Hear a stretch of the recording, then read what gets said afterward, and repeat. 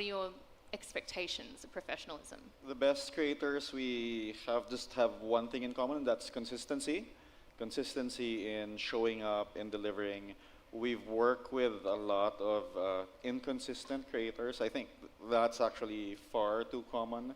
Some people would take a piece of work and then you'd have to chase them down for deliverables or never show the results. So the best creators, of course, both included here, they are consistent. Sam is very consistent, Dub is very consistent, and I can go on. We have a lot of great partners to work with, but consistency is one thing that actually really makes a creator stand out. All right, final question for you, because sadly we are running out of time, but I've heard you both say in the past that there's no blueprint for becoming a great Web3 creator. So how did you actually develop your own playbook? And I'm wondering if you can give us something really practical that people could take away from them. Like, was there guiding principles, habits? I know you've done a banger workshop about exactly this topic. So, IC, do you want to kick us off? Yeah, there is no blueprint. We're all figuring it out as we go. And the best way to go is to go together. Together we play, together we build, together we game. And I've been really fortunate to find my home with not only Wolves DAO, but YGG Play Summit. And I came up together with YP and Sam and Dub and Matt DeFi's and Doug Hype and everything. And maybe people don't know this, but we have a mastermind. We have a weekly mastermind in the Wolves DAO where the creators come together and we learn from each other. We share what's working, we dissect what's not working, and we give each other feedback. And YP and I have been doing that for years. We built through the bear market. So you want to find your people and go all in on them. And that's the funnest thing, because then you get to grow together and be successful together. It's such an honor and a blessing to be here with Sam and Peyton and the Wolves and to be gaming and to be on stage with YP. It's a dream come true. And Pleasure's it ours. wouldn't have happened had I not found that group to be. Wait, what was the question? I was asking about, how you actually came up with your own playbook or blueprint for... There's no playbook, right? So like a lot of these things. How did you write yours though? I'm still cracking it. Oh, you're still drafting, okay. So like, I want to do more than just be within gaming. Yeah. Like, so I'm still cracking out the code outside of gaming, Web2 content. How does my Web2 content will bring value to my Web3 branding, or how does my Web3 branding will bring value to my Web2 side of things? What makes sense? What doesn't make sense? Ask yourself all those questions. So as you go, then you just figure it out. What does a YP logo look like? Bam, that's the question I asked myself. What does a community look like for me? It was a newsletter like yours, like a news outlet, but it became one of the biggest gaming community worldwide. So ask yourself questions and then find the answer. It's a very fun journey, because if you don't ask yourself questions, you'll be like always on the spot. Okay, I'll just go back to my daily routine. I would highly suggest and recommend the students and like the young people out there to always challenge yourself to be outside of your comfort zone, because it's just as simple as it is.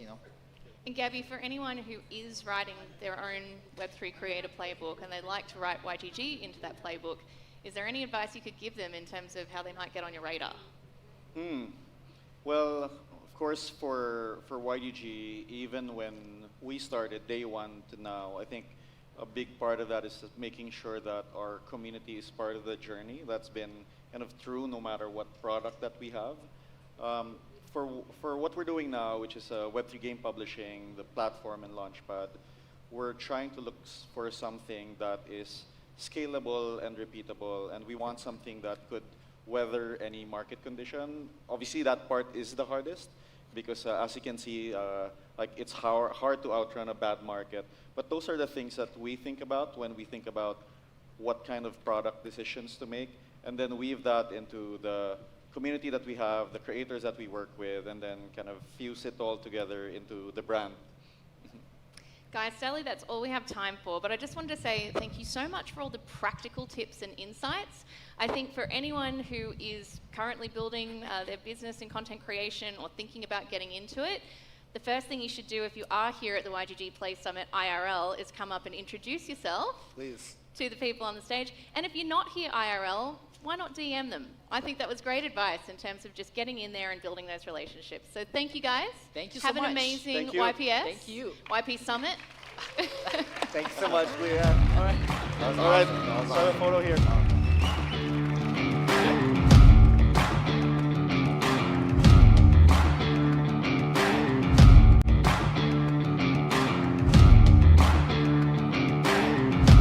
Give it up for Law Lounge Live. What an incredible conversation between Gabby, Leah, Yellow Panther, and Icy.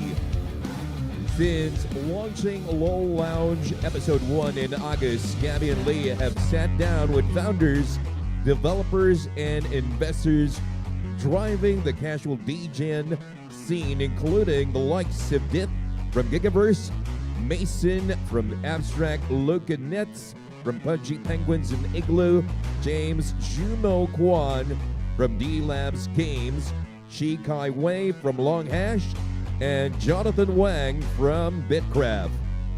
So be sure to check out YGG Play on YouTube and Spotify and subscribe so you don't miss an episode.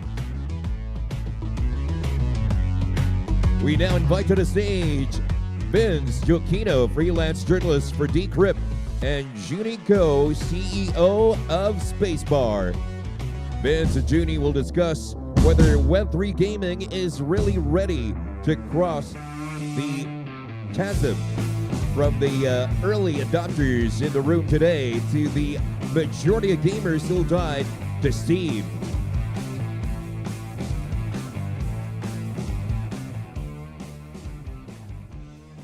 Hi everyone, good afternoon. Everyone left, so everyone else probably left, so it's a little better for us, right? Anyway, today we're digging into a pretty simple question, but it's not really that simple, maybe. It's that Web3 games have been around for a while, like 5-6 years, right? But why is it that most of them still feel like early prototypes, right? What would it take for the space to finally hit some sort of its own version of real fun, right? I'm here with Junie from Spacebar. Junie was already building games way before, back in the pre-iPhone days. And it turns out that, based on our conversation earlier, it feels a lot like where Web3 gaming is right now. So we'll start there. What was it like working on mobile games before the App Store reshaped everything? Take us back for a sec, Junie. Okay, so before diving into that, I'll give you a brief intro on myself. So I've been in the games industry close to about 20 years, very similar to Gabby. And I've been like building OG mobile gaming and also jumped into crypto in 2017 and currently building a meta front-end social platform on Web3 called Spacebar. And the topic that Vince you raise is really interesting because like I think there's a lot of resonation between the innovation that happened with mobile games and what's happening with Web3 as well. And it's a bit of a history lesson, I guess, which might be intriguing to some of you. So back in the mobile gaming days, and this is pre-iPhone era, there were a lot of developers. I mean, they started springing out in like 1994, 1997 when the first mobile device ever kind of came out as a communication thing, device. And it was probably the most primitive games you could ever think of, like Snake. And these games were, and as that industry grew, most of the games that you played on a featured phone were very generic ports from online games or games that existed or IP that existed because basically if you jumped into what we call WAP, on these featured phones, like you would have to pay a few $100s just to look for what games are on these freaking phones. So the friction on these phones were as hectic as the frictions that we see in crypto and Web3 and blockchain. For instance, if you want to play a game or a new game that's on this new chain that just popped out yesterday, then you'll probably find yourself going onto this new chain, making a new wallet for that chain, like getting an invite code from somewhere and starting everything all over again. The experience back then was in some way very similar, and there wasn't much innovation with the contents that were going on these devices. Oh, okay. There are two games that I vaguely recall being addicted to back when there was a proliferation of Nokia phones. Two games, Bantumi. There's a Filipino equivalent for that. It's called Sungka. Also, this game called Space Impact. So these games, they were pre-embedded, right? They're already on the device when you get to the device. And you've told me earlier that, or in our conversation earlier, that you used to try and make that happen with lots of providers during your early time. That was around 2006 because the iPhone was introduced by Steve Jobs. I'm not sure if it was CES, January 2007, and then it was released around June the same year. I think June around 2009, 8 or 9. But yeah, so pre-embedded games, like if you think about it, just as I explained, if you want to find a content you like on a featured phone, you need to go through this WAP service, which the carriers painfully charge you a lot of money just to look for these games that you like. So what that means is most of the games that end up on a consumer were either provided by the device manufacturers pre-embedded, so you didn't have to download and pay the data fee, or by the carriers, because the carriers could decide which games are shown on the front page of their platform, which is in some ways similar to where we are right now. Like for instance, if there's a new chain coming out, let's say Monad soon, that's launching and going on mainnet, they will be curating 20 games, 40 games that are going to be launched with the Monad mainnet. And probably most of the people who wants to farm a Monad, the games they will be able to play are probably these games. And it's the same for every chain, and it's the same for every game that ends up on your desktop. Yeah. Does that imply some sort of loop into how games are produced, distributed, and how there's like a parallel between what happened before during that era before the App Store and what we're seeing now in like the past couple of years, where the distribution and discovery of games has been sort of an issue or a bottleneck for gamers and not just gamers but also game developers who are trying to build these games. And do you see an issue where they get stuck on something, on a loop, or they focus on something too much, like let's say they focus on creating tokens too much instead of developing the narrative of a game or a game's community, stuff like that? I think the question is threefold, but let me unwrap all this because when the iPhone came out, it didn't come with an app store and it didn't come with an in-app purchase. So when the iPhone actually did come out, and which was actually an amazing game device, but nobody thought of it as a game device back then. A lot of the games that were introduced in the iPhone were related to, they were ports. So whatever games that existed on the featured phone or on the web or online PC games, they were quickly ported over onto an iPhone. So these games were not utilizing any native features of an iPhone, like drag and drop or dragging on the phone, gyro sensors, these primitive things that has become the norm for making iPhone games.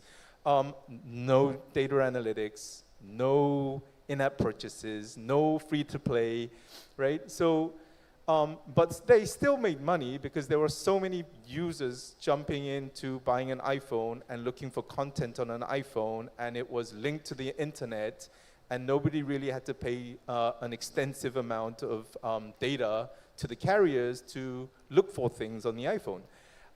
So basically that iPhone moment, I don't think has happened in crypto or Web3, but I do want to address like the fact that most of the game companies that really succeeded from the launch of the iPhone or the App Store were the studios that were thriving to try to make something innovative on the featured mobile games. So it wasn't the ones who were porting over games to the featured phones and they're doing the same thing over to the iPhone that became successful. It was the ones who were trying to look for the innovative, like native feature phone games or iPhone games. They went through that struggle of figuring out what that was that actually succeeded when the iPhone came out and the ecosystem kind of matured and developed. Now, I think then the third part is the loop, because the reason why I think we haven't really crossed the chasm on like the native Web3 game of this era is because most of the games on Web3 are extremely focused on the token economics and model. Now, when you put a token into your game, and right now most of the games are existing ideas that existed in the history of gaming. Like, I mean, TCGs like Axie Infinity or Parallel has been existing for multi-decades now. And it's just adding blockchain and a token on top with NFTs on top is innovative enough if you think of it between 18 and 22. But there isn't much nativity regarding Web3 gaming there. They end up, most of these mechanisms end up focusing too much of the tokens. And when you do that, it creates a vicious cycle of pump and dump, repeating based on the cycles that the game companies or the users just cannot control. And it is so difficult to redesign or counter-design a token economics that has already been implemented into the game. Okay, in terms of what you just said, do you think that's some sort of design failure, or is it something that works more like a phase? So the thing is, like, I'm sitting here without an answer to what a Web3 native game is and all its mechanisms should be.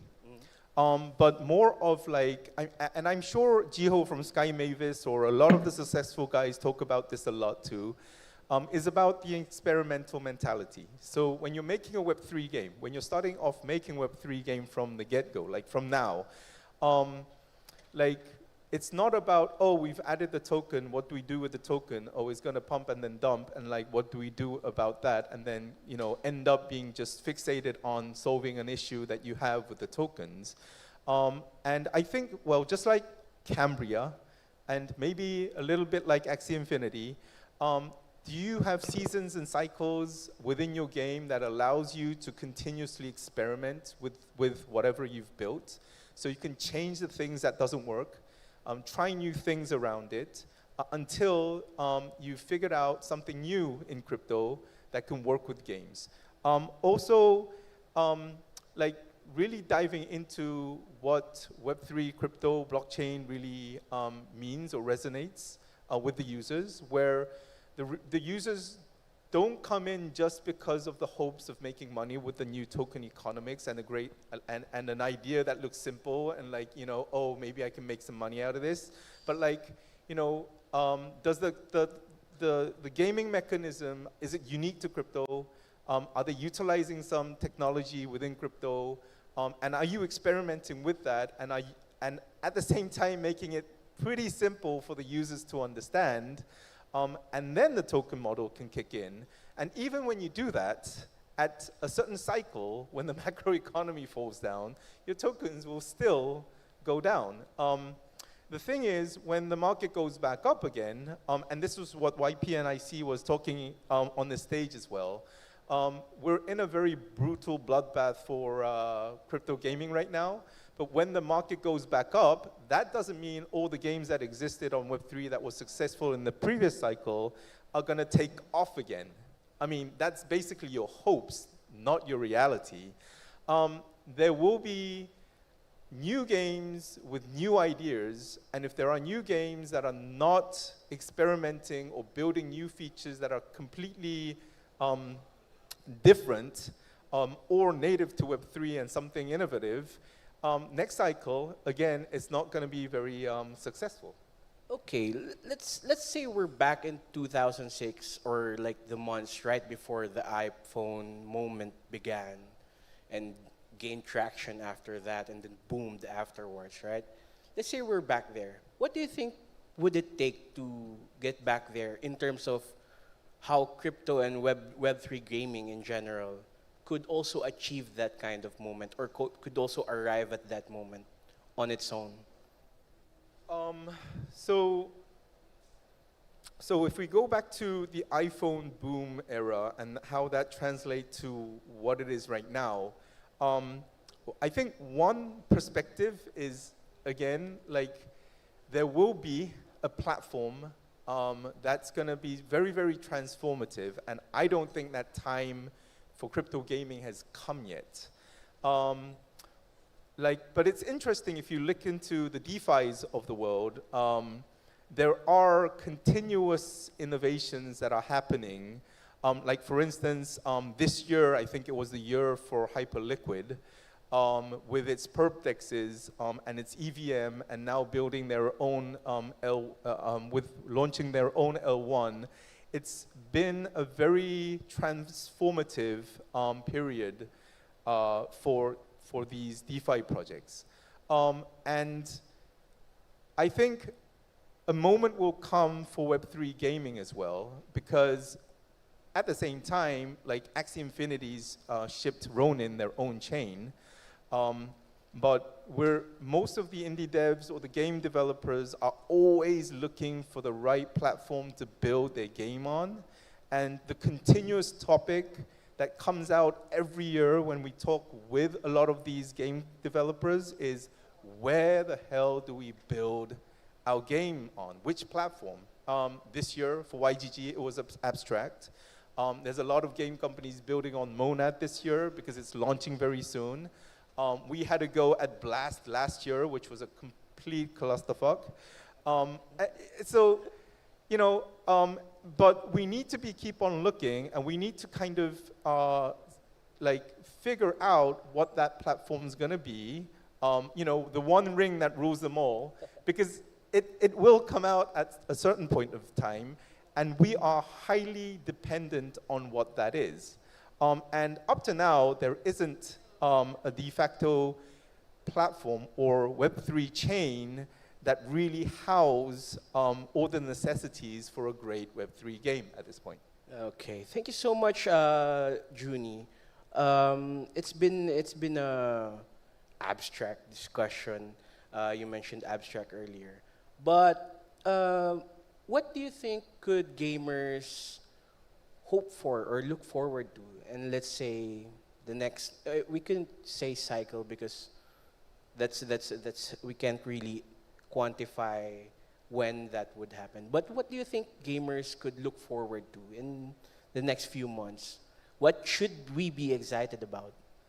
I think it kind of coincides with the previous panel as well, because like most influencers, they go through the struggle of 0 users, followers, to whatever 100K, 200K that they reach into, not by following all these games that they think are now successful, but actually digging deep into what is going to be successful.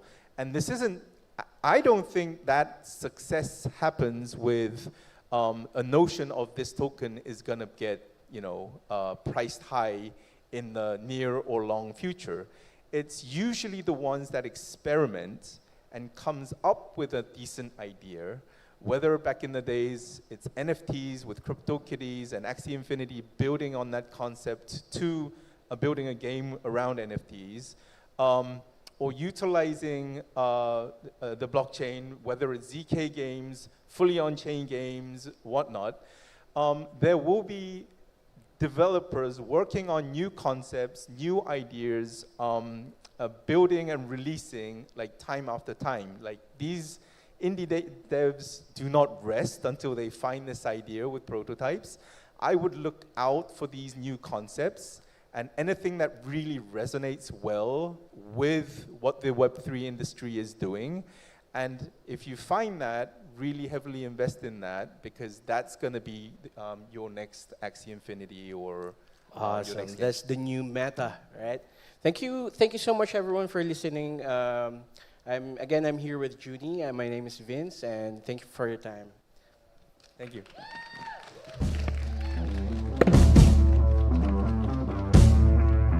Thank you, Vince and Junie. Next up, we look at those at the cutting edge of technology. We examine the role of AI in gaming and its potential impacts on business models and investment. We have Joe Hoswe of Ahansha and Shikai Wai, co-founder of Long Hash Ventures and advisor to Virtuals Ventures, the dedicated fund supporting the Virtuals AI ecosystem.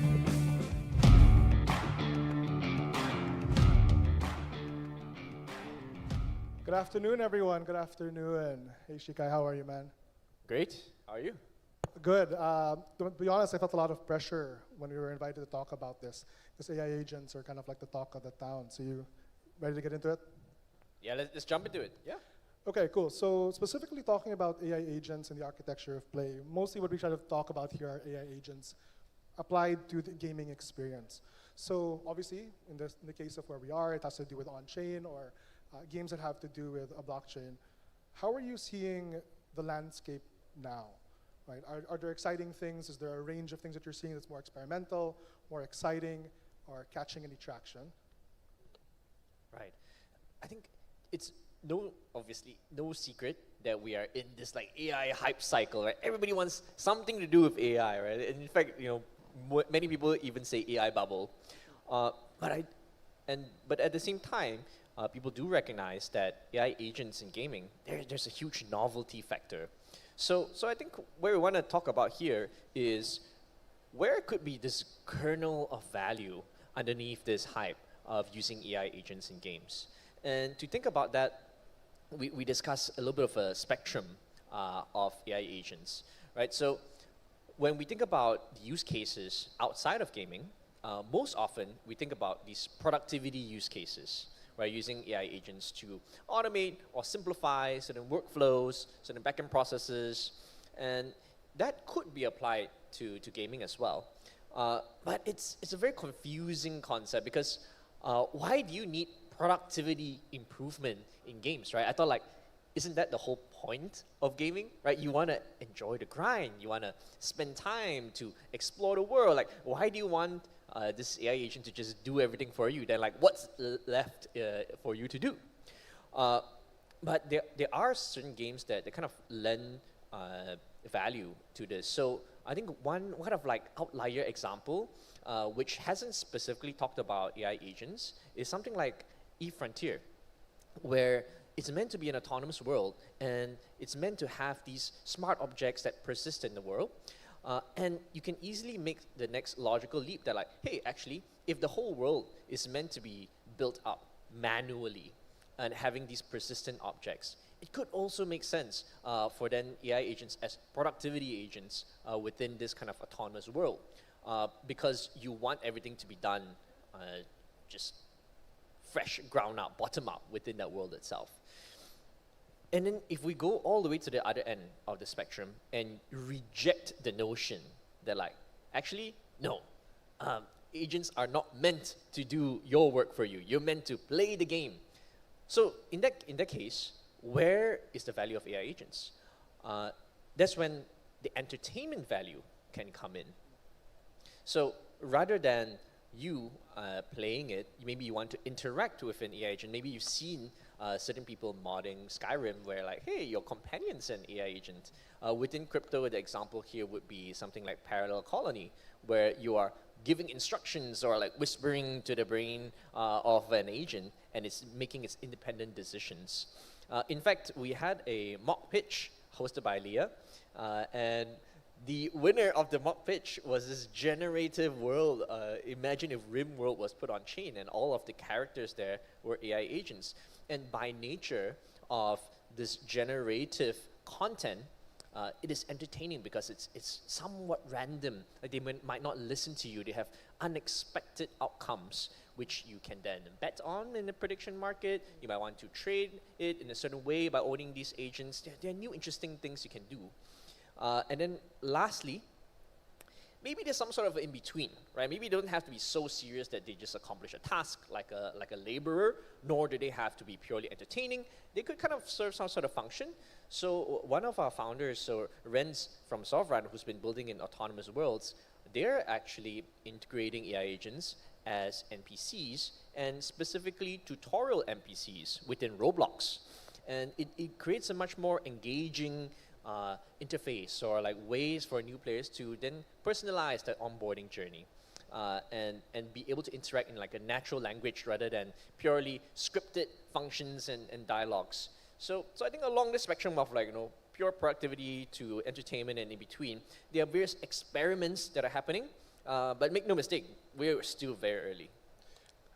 I like that you put it on the spectrum and it gave like clear examples in this area. So again, as you mentioned, like the more productivity tool-like things, like with something like Eve Online or Eve Frontier. For those who don't know, it's a massive multiplayer online space battle with real resources and all of this. And the others, and on the other end of the spectrum, which is about maintaining entertainment. With today, even like in non-Web3 related kind of like gaming, a lot of the challenge these days obviously is at least what I've seen working with them across the board, has mostly been kind of distribution, trying to get the players to understand or even try the game and retention. Is there any novel use case or do you feel is kind of stronger along the spectrum where agents can kind of solve that problem? Just I think a lot of this is very nascent, a lot of experiments that exist, but do you think that there's a area that agents actually add value into that conventional problem for game designers and developers? Yeah, I think personally, there's actually one category that's really interesting. So maybe Ryan from Sonzai, or Rise, as he's known online, he's building something like this, where when you interact with your, I guess, companion or your twin. Digital twin sometimes, is it the thing? Digital twin? I don't want to spoil it, like he should pitch it. But the point is that it can be a very personalized experience, and it's a generative experience. So the reason it can be sticky is that it's different every time. You cannot, it's not scripted. It responds to you. It remembers what you're doing. Okay, maybe actually a better example would be to compare that with a Grok companion. Maybe you've tried it and it's... The waifus and husbandos of Grok, yeah, sure. Right, it's pretty addictive. It's pretty, and why? Why, right? It's purely audio. It remembers you. It remembers the context, all your previous conversations. It can adapt to you according to like backgrounds and whatever. The conversation goes where you want to go. You can switch on your camera and show it various things in the real world and can respond. So it really feels that you're engaging with somebody or some sort of entity that's perfectly attentive to you, always there for you, always ready to engage and like so adoring of you. And you can craft different engagement models there, but this is something that there's no human that can give you that level of interaction. Do you think that there's some hindrance, or sorry, I think the better word might be hesitation from players with that kind of level of new kind of companion situation? I don't know on the ground per se, but I'm wondering in your experience and what you've seen, that if that solves like engagement to a new level, do you see any hesitation to the technology in terms of like questioning very meta, like reality, or does it devalue the human connection between gamers that sometimes has a lot of times been pushed as what's good or pushed gaming forward was kind of like the human connections you make through it, right? Do you see any of that becoming friction rather than an advantage, or is it just pure advantage and we're gone into this solo journey almost with AI agents within the game experience? It sounds like you're trying to drive home a point. Like, so are you trying to tease out some examples? No, of, I just think that, again, I'm a mid-millennial, right? And a lot of the value when I go back to kind of like deciding what, we talked a little bit earlier about how, in my experience, and how this has been used in kind of like some Web 2 distribution is if something, and something is just a personal litmus test, is if it's recommended to me by a personal peer outside of the profession, because we obviously work and dabble in gaming.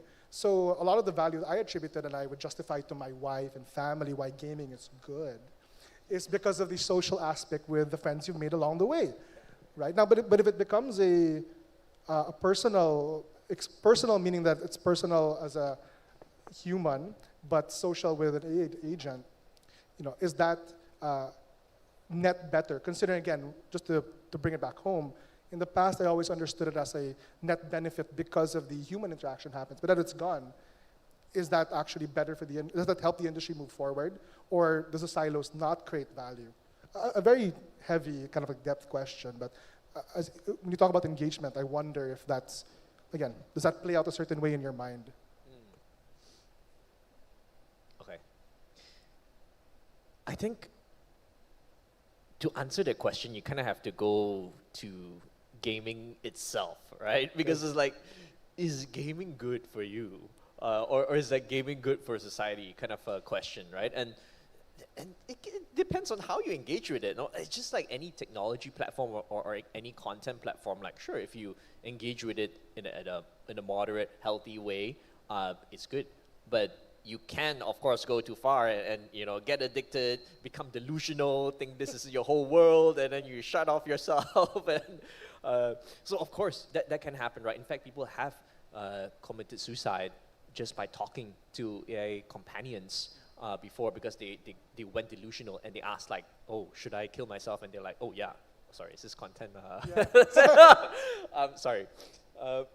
But yes, as a form of like creativity or as a form of like content creation, why not? Why not? And I think that even in an individual interaction, it can become a social thing. If let's say I interacted with my companion or my agent, and then maybe I'm sharing about it with you, or maybe we are collectively interacting with a certain agent in a certain universe, right? And there's some sort of let's say prediction that's going on, or we're collectively interacting with a personality, or maybe you yourself, you're finding things out about yourself by interacting with an agent that knows you deeply and can engage you all the time. There are certain benefits to that. But yeah, just don't go too far. Yeah, definitely not too far. So to bring it back, I think, because these are considerations that game designers actually have to make. So, the talk earlier, they were talking about how complex Web3 and crypto economies layered on top of games already are. You'll be probably one of the people most exposed to kind of these experiments with founders as an investor in all of this. So now it feels to me like there's a parallel experience for the game designers having to deal with tokenomics and the economies on top, and then now this entire genre of AI. So if a founder is going to come to you, and at least what you've seen, is layering these two experimental concepts an advantage, a disadvantage? How would you advise a founder or try to guide these two nascent, new, evolving things that are trying to win? Like, how should a founder think about these things when you have conversations with them? As an investor, I try not to get in the way of founders. And we have learned over the years that especially the most contrarian, idiosyncratic, quirky founders, they have their own way, right? So I wouldn't try to say, oh yeah, you must use AI agents or you must use crypto. But I often find that the founders who like to tinker at the frontier are curious about what are the technologies or disruptive frontiers that can impact gaming. And many of them, if they already tinkered with crypto, naturally become curious with AI agents as well. So rather than saying that this is something you should do, I see it as like this is a natural consequence of trying to go where the industry is leading us, right? And sure, you can see it's very obvious today, crypto gaming is not mainstream, right? The panel right before us was talking about, oh, have we caused, like, of course, not yet. Is there a path there? Perhaps, right, once we figure out some sort of model. It's also obvious that AI agents in gaming is not mainstream. You look at all the top games today, all the games that won top awards, top sales, top player counts, whatever, they don't have AI agents in them. But does that mean that the top 10 games in 5-10 years will not have it? I think there's a good chance that significant amount of them. So if you want to stay ahead, and if you want to look into disruptive forces, I would say definitely pay attention to the AI agent space. I see. So is there any particular experience with AI agents that you've tried in the past 2 years, I guess, that they've been integrated into blockchain or to on-chain games that you've been deeply curious about or interested, or you're waiting to still launch, that you just can't wait to kind of try? Again, my litmus test is, are you going to tell your friends outside of the industry of it? Is there anything like that that you're excited about? Yeah, for sure. I think there's certain magical moments, right? I think you've seen the video of the parallel colonies, like Yes. test gameplay Yes. as well. Yes. And when you see it, you're like, oh, it can do that? Like, hey, it can decide to do this, and you can just instruct it. I think that's something you would share. So I think right now, similar with a lot of frontier things, like in crypto or in AI or robotics, when it's very experimental, a lot of the value lies in entertainment and novelty. And also because the cost of using an LLM or AI agent may still be prohibitive for every single individual to use it extensively, unless you're paying like a hefty subscription, right? Or the platform is really subsidizing it heavily. So in this interim process, we have to rely on this like novelty attention factor, right? Similar to robots, right? A lot of robots are not yet, in your households, but people like to see them dance, see them fight, see them compete in sports. Same thing with the agents in games today. We're like, oh, just the fact that they can do that is good enough. Is there any particular, I think within you mentioned companions, and I'm extremely excited, kind of like the companion concept. I think personally within that same area, there's a bit of a spectrum as well. Things like digital twins to agentic pets or companions to, I think, parallel is interesting, which is you becoming an inner voice. Is there a particular format that you think is particularly interesting to break out? Or what I like to look for when I look at kind of games, when I try to work with projects or just in general, is things that do genre bending. I think genre bending is one of the most powerful things that determine new formats or make net new areas within the space of just general in gaming, even again within blockchain gaming. Is there any kind of things in the spectrum of the specific areas of companions or that you see Yes. pushing that? Yes, I think they're not there yet, but there's one thing that has been on my mind, which I just spoke with Rise about just now, which is I love to see agents that can tell you no. No, okay, you have to expound politely, please. So if you think about all the AI platforms, ChatGPT, whatever, they are made to be completely subservient and loyal and attentive to you. But what makes a companion or an entity interesting is that they have their own mind. I think you've seen the little hints of that in Colony, where like ask you to do this thing and they're like, no, I'm not going to do it. Right? And like that's a very visceral reaction, because you're like, wait, what do you mean you're not going to obey my command? And immediately it feels much more autonomous and much more alive than a typical kind of tool. So like the essence of agency is to be able to decide. So you're thinking that programming rejection of some level within it is, you're right, actually have not seen anything kind of close to that. So for anyone interested, to look out, there's something probably to look out for. Okay, so I guess to wrap up, is there any particular thing that you think people should check out within the genre, or a particular thing that we should look out for anybody watching or for anyone listening, to keep up or to follow or to try things in the AI agent design space within gaming and blockchain? Sure, time to show my bags, right? So I think within crypto, there are quite a few ecosystem or teams that are really experimenting here. Of course, I have to shout out to the Virtuals Protocol guys. They started off in the gaming space, but now it's also expanded to DeFi, entertainment, memes, everything more broadly. So there are a ton of agent builders there trying out different things. Among the founders that we've backed, we mentioned just now with Sovran and Renz, like they're building stuff in the autonomous world within Roblox, within like virtual sports and so on, which I think is for them to announce as well. And then, or something like what Sonza and Rise are doing with AI companions. I'm afraid I'm giving away too much. So yeah, I think definitely check out these guys. I think the end of it, what everyone should take away is that there are a lot of exciting things to check out. Yes. Oh, and check out Zentry as well. Also our portfolio company. They're doing like AI intelligence within crypto, but also within their games, right? They have Ragnarok, and as I understand it, there are AI plans in there as well. So yeah, everyone. I think generally, like I mentioned before, crypto gaming founders, many of them are already dabbling. All right, so everyone's homework is when you go to the convention center is to go ask every booth with a demo, are there AI agents in your game? All right, that's all the time we have. Thank you, Shikai. Thank you, everybody. Thank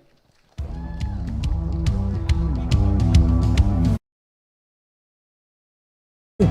Now let's shift gears and discuss how games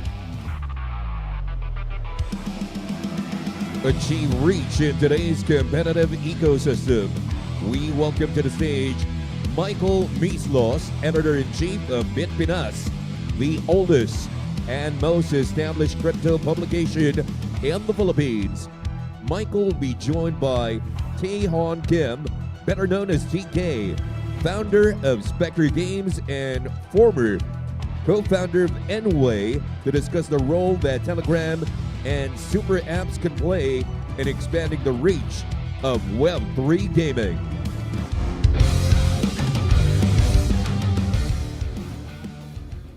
Alright, GM, everyone. My name is Michael. I'm the editor of Bitpinas. It is a crypto publication here in the Philippines, and we've been covering YGG for quite some time, and happy to be invited here again at the YGG Play Summit. Now, thank you, Gabby, Leia, and the team at YGG. So, we are joined here by Web3 entrepreneur TK, all the way from San Francisco. TK, thank you for joining us here at the YGG Play Summit. First of all, as a way of, the first question, like, how is the Philippine experience so far, and what are you looking forward to in the conference? So I've been to Philippines before, but only like the resort, like island areas. And it's my first time here in Manila. And I just landed last night, so I haven't had the chance to kind of look around yet. But still looks beautiful, especially this area. And first time for the YGG Play Summit as well. And so much great energy here. It's like feels like being in the capital of Web3 and Web3 gaming. So yeah, I'm just so stoked to be here. Thank you, TK. And I saw your booth below the Spectre booth at the exhibition floor, and I see that there's a lot of interest with your product. So TK, I saw your your background, and I see a pretty diverse background all the way from Samsung, working with stuff like Pixelberry, and then to Nway, eventually to Animoca, then Spectre. I see that your career right now in Web3 like spans every major gaming or Web3 gaming era, no, if there's one. So, but first, I would like to for you to walk us through that time, no, by way of an introduction. Walk us through that time before Nway, before Web3, before Animoca. What are the things that you learned from there that led to a successful path later on, and eventually, with Web3? Yeah, so I've been in kind of gaming all my career. Like you alluded to earlier, I started my career at Samsung, and this is like pre-iPhone days, early 2000s. I was in their new business development team, where I was a PM for their gaming phone. It was like a first game-dedicated phone at the time, and I was kind of traveling the world trying to source games and content for that platform. And then I fell in love with the game industry. I left Samsung and joined a new startup at that time called Real Time Worlds, founded by legendary game designer Dave Jones, who created Lemmings and also Grand Theft Auto. So I kind of teamed up with him. I was one of the early employees. We created games like Crackdown, APB, basically like an online version of Grand Theft Auto. I left right before the company was acquired. I started my own company called Nuyen Software, which is like a combination of a virtual world platform, kind of like Second Life, and like a music dance game called M-Star. The game was very popular in Southeast Asia, and the company was acquired by a South Korean giant, Netmarble. Continued to be like a very profitable game for like over a decade. And then I left and created Pixelberry, which focused on social games on Facebook and other platforms. And then I moved to San Francisco and started Enway. Yeah. All right, now so it is interesting because you know, for example, Gabby of YGG, and then earlier Junie, and then Vince, Joe. Much of the speakers, you know, they been in gaming from way back, like you. So now with Enway, I believe you guys are responsible for some of the products, like I believe Power Rangers and WWE. Maybe I can ask you who is your favorite wrestler, no, if ever. But you know, Power Rangers, WWE, these are games, or these are massive IPs, no, massive brands. They have mass market appeal. So, like, can you tell us lessons from there? So with Enway and then building these games based on massive IP, what have you learned from those things in making sure these games have mass market appeal? So yeah, I love to, my thing is like, whenever a new technology emerges, trying to create a new gaming experience that could kind of go viral on its own instead of having to spend too much on UA.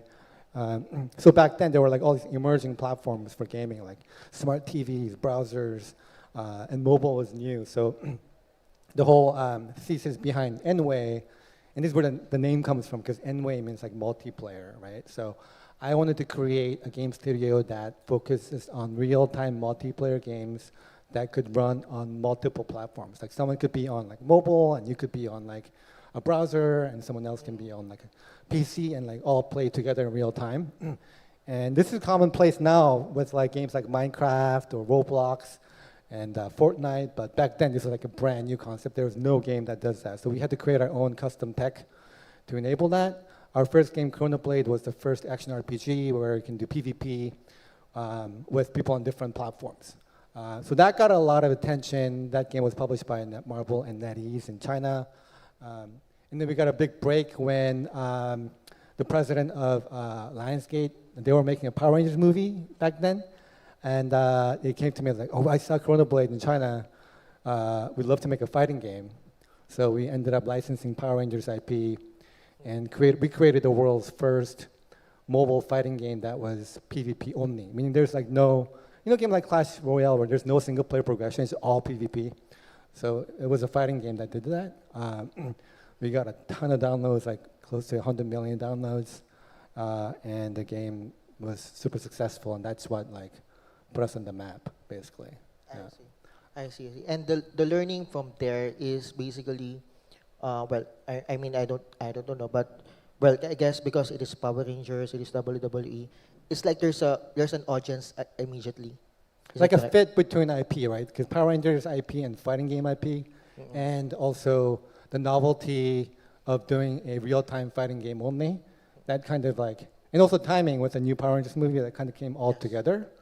And without spending too much on marketing, the game just went ballistic and went crazy. Oh, and then another fun story is our fans were asking for like a console and PC game too. So we created a second game called Power Rangers Battle for the Grid, which became like a fighting game on like all platforms, like console, all the consoles, Stadia, which is like a streaming platform, and PC. We're the only fighting game to do that. And on San Diego Comic-Con, I met with the producer of Street Fighter, and he was like, oh, I'm a big Power Rangers fan. So we ended up kind of working together with Capcom. So we brought like all the major Street Fighter characters and made them into Power Rangers, like Chun-Li Ranger and Ryu Ranger. And And that kind of also made NY famous because it was like such a new concept to make Street Fighter into Power Rangers. Yeah. All right, no? So thank you for sharing that. And so now with Web3. So I'm sure you've heard about reports of, may I state now what was mentioned, like Web3 gaming might be struggling due to friction in onboarding and designs that take the fun out. So that's not my quote, no, someone else said that. But what do you think about those statements about the friction in onboarding users to Web3 and on your vision on how you solve those things? Yeah, so NY was acquired by Animoca Brands early 2000, and then my contract was to stay for 3 years, and during those 3 years, that was like our mission. So they were like, hey, like you guys figure out how to bring on board like the typical mainstream gamers onto Web3 because we were able to create like all these amazing games. And so we worked with like mass market brands like the Olympics IP, right? So we were the exclusive game developer for the Paris Olympics and Beijing Olympics, and we became the exclusive partner for Olympic NFT pins, and we created a marketplace for that. And so we did that, and was also like partner with like top tier Web3 IPs too. Like we partnered with Yuga Labs to do a mech fighting game using the Bored Ape IP. And we also collaborated with a lot of the Animoca brands, like subsidiaries. We tried a lot of things. We were able to excite the Web3 gaming community, but yeah, we weren't able to bring on board the typical mass market gamers because of all this friction and other stuff. Yeah. So at Spectre Games, my goal was like, okay, I'm going to try to finally achieve that goal using super app platforms. All right, so now we move to the super app platforms, no? Chat apps like Telegram, for example.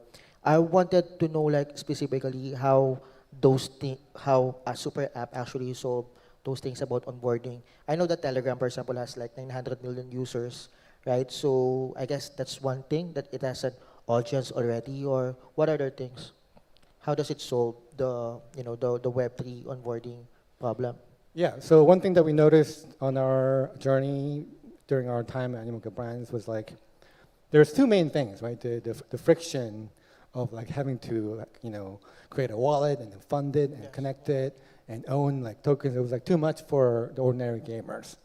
And then the game design model and like the monetization model and the core loop behind the gaming changing. I think that was also like very difficult for typical gamers. If you think about it, like the Web 2 industry spent billions and billions of dollars iterating on how to best create core loops and monetization tactics for gamers, right? We can't really try to change that too much because that evolved over a lot of time, a lot of money. So we try not to change that. So our thing is like, okay, let's not try to change the Web 2 gaming. Take the typical free-to-play Web 2 gaming formula, and we've done it before, so we know how to do that. And then add to it a incentive platform learned from Web 3. So Web 2 gaming and Web 3 incentive platform conjoined together to make it seamless for gamers to start playing, and then also make it seamless for gamers to also receive on-chain rewards. All right. And I felt that the emergence of chat-based super apps like Telegram and Line was like a perfect place to do this because it solves distribution issues. That is like common problem for Web 2 games. It makes payment frictionless because you can just you don't have to enter in credit card. You can just use the Telegram stars or their platform currency to pay. And then also it has a connected wallet already. Everybody who uses Telegram has a wallet that you can just turn on. And so you're able to receive rewards easily, right? So I was like, hey, this is a good place to have a publishing company that can make Web 2 and Web 3 frictionless for ordinary gamers. Yes, Yeah. thank you for that. No? And I do understand that when you, with Telegram, you actually do not need to install another application because it is already there. It is already on your phone. So now I want to move forward because you mentioned about on-chain rewards, and I believe this ties up to your new product, your new game IP, the Spectre Agency. Let us know more about it. And I guess one key thing about what is non-negotiable for you when you build Spectre. So Spectre Agency is a roguelite game, kind of similar to the Survivor.io or Archero 1 and 2. It's a bit more advanced. The graphics are more advanced. The gameplay is more fun because Survivor.io is kind of an old game. So we made a game we think that can totally satisfy ordinary gamers. And then we added the Web3 incentive system that we announced today at YGG Play Summit at our stage about an hour ago. We call it the Spec Hub. We didn't want to do the typical play where you just airdrop tokens to players. So what Spec Hub is, basically you play our games to receive Spark points, and at the end of every season, there's a leaderboard for Sparks. And if you're on the top of the leaderboard, you're able to kind of claim what we call Spec Vaults. And these are digital collectibles that contain our token, Spec. And you're able to retrieve the token by burning it, or you can collect them and increase, and each of them has a collector point associated with it. So you can collect them, increase your collector points, and if you have a lot of collector points, then you kind of go higher up on our membership tier. And if you're high up on our membership tier, kind of like airline membership, with like bronze, gold, silver, diamond, whatnot, then we continuously provide like more on-chain rewards, more benefits, more ecosystem benefits, perks, and things like that. So yeah, people have a choice: burn it to get tokens, or keep it and create more value on top of it. So we wanted to try something innovative there. We're innovating on how loyalty system works and how incentive systems work, and then combining that with like a top world-class Web2 game with its own in-app purchase model, so that the game itself can also generate revenue, and we can also take a portion of that revenue and then kind of feed it back into like the ecosystem as well. All right, Yeah. and I can imagine the feedback has been good so far, no? On this announcement. What I have, prior to that about stuff like Spark Point, if I remember, or Spark Hub that you guys had, and your thesis about the unified rewards layer, no? So across all your games, eventually, I guess to wrap up, like, what is the ultimate value for for your users about that? And then, how do you see, Web3 gaming in the next few years? Well, I fundamentally believe that there's some sort of Web3 kind of technology will seep into gaming, and everybody knows that the goal has to be bringing on board the mass market gamers to achieve that, and that's what we're tackling. We believe that it already happened here, but like we believe super apps like can become something that is mass market in the Western world too. Like Kakao is big in Korea, Line is big in Japan, and WeChat is big in China. And they've all evolved to become like super apps, but it really hasn't happened in the Western world, and I think that will happen. And these can become a powerful platform for all sorts of things, including gaming. And I think it's a perfect platform to enable a hybrid Web 2, Web 3 gaming. So I think it's still early days, but I think the future is bright for this type of gaming on super apps, because we're just getting started. All right. Actually, I guess to wrap it up now. So I was at this conference last month in Singapore, where the guy from Robinhood was mentioning about a future where crypto and traditional finance will no longer be divided. They will just be finance. Yeah. So I believe that's also the same for Web3 gaming. Web3 Yeah, it'll just gaming, be gaming. traditional games, everything will just be games Yeah. in the future. Yeah, So thank you so much, TK, for this conversation. And Thank you so much. Thank you, Michael and TK. Next up, we have Daryl Lim from Drive Digital, a consultancy that's helped nurture various early-stage crypto projects. Joining Daryl is Alessia Baumgartner, VP of Ecosystems at DWF Labs, one of the leading partners for crypto projects at scale. Daryl and Alicia will lift the lid on the lesser-known aspects of a crypto founder's role.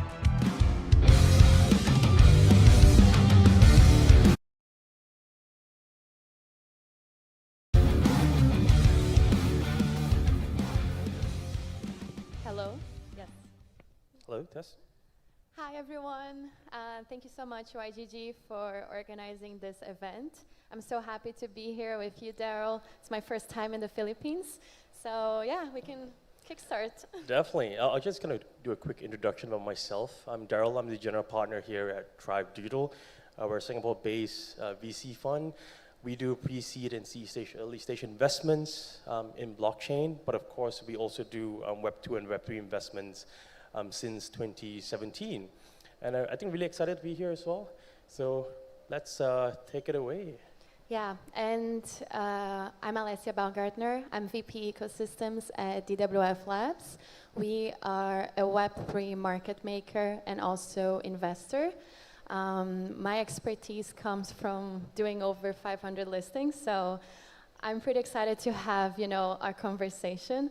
But before we kick off, so the lawyers don't kill us, I think it's important for us to do, just before the conversation, we should just clarify that this is for educational and entertainment purposes only. So whenever we're mentioning any token, any platform, or any service, please don't take it as financial advice. Yeah, don't quote us.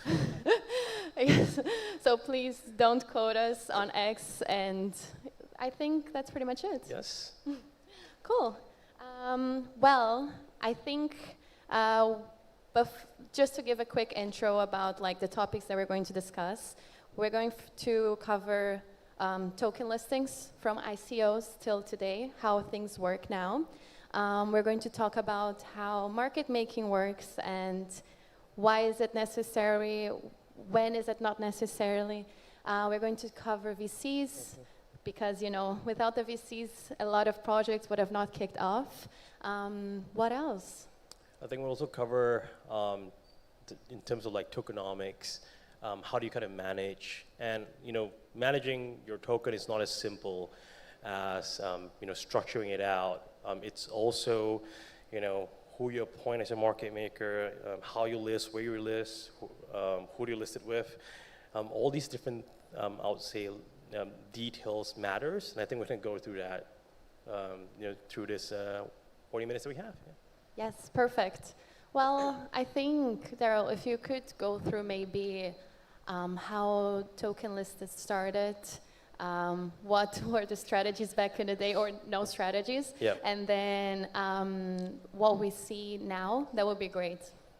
I think when it comes to token listing itself, if some of you have been here, or some of us have been here long enough in the trenches itself, since 2016, 17, it's kind of like the ICO era, the era whereby all you need is a white paper, and apparently you can raise multiple millions of dollars, right? But that kind of Undoxed team. Yeah, undoxed team as well. You don't need to be doxed. You don't need to provide any kind of documentations, no due diligence, just white paper, and you're good to go.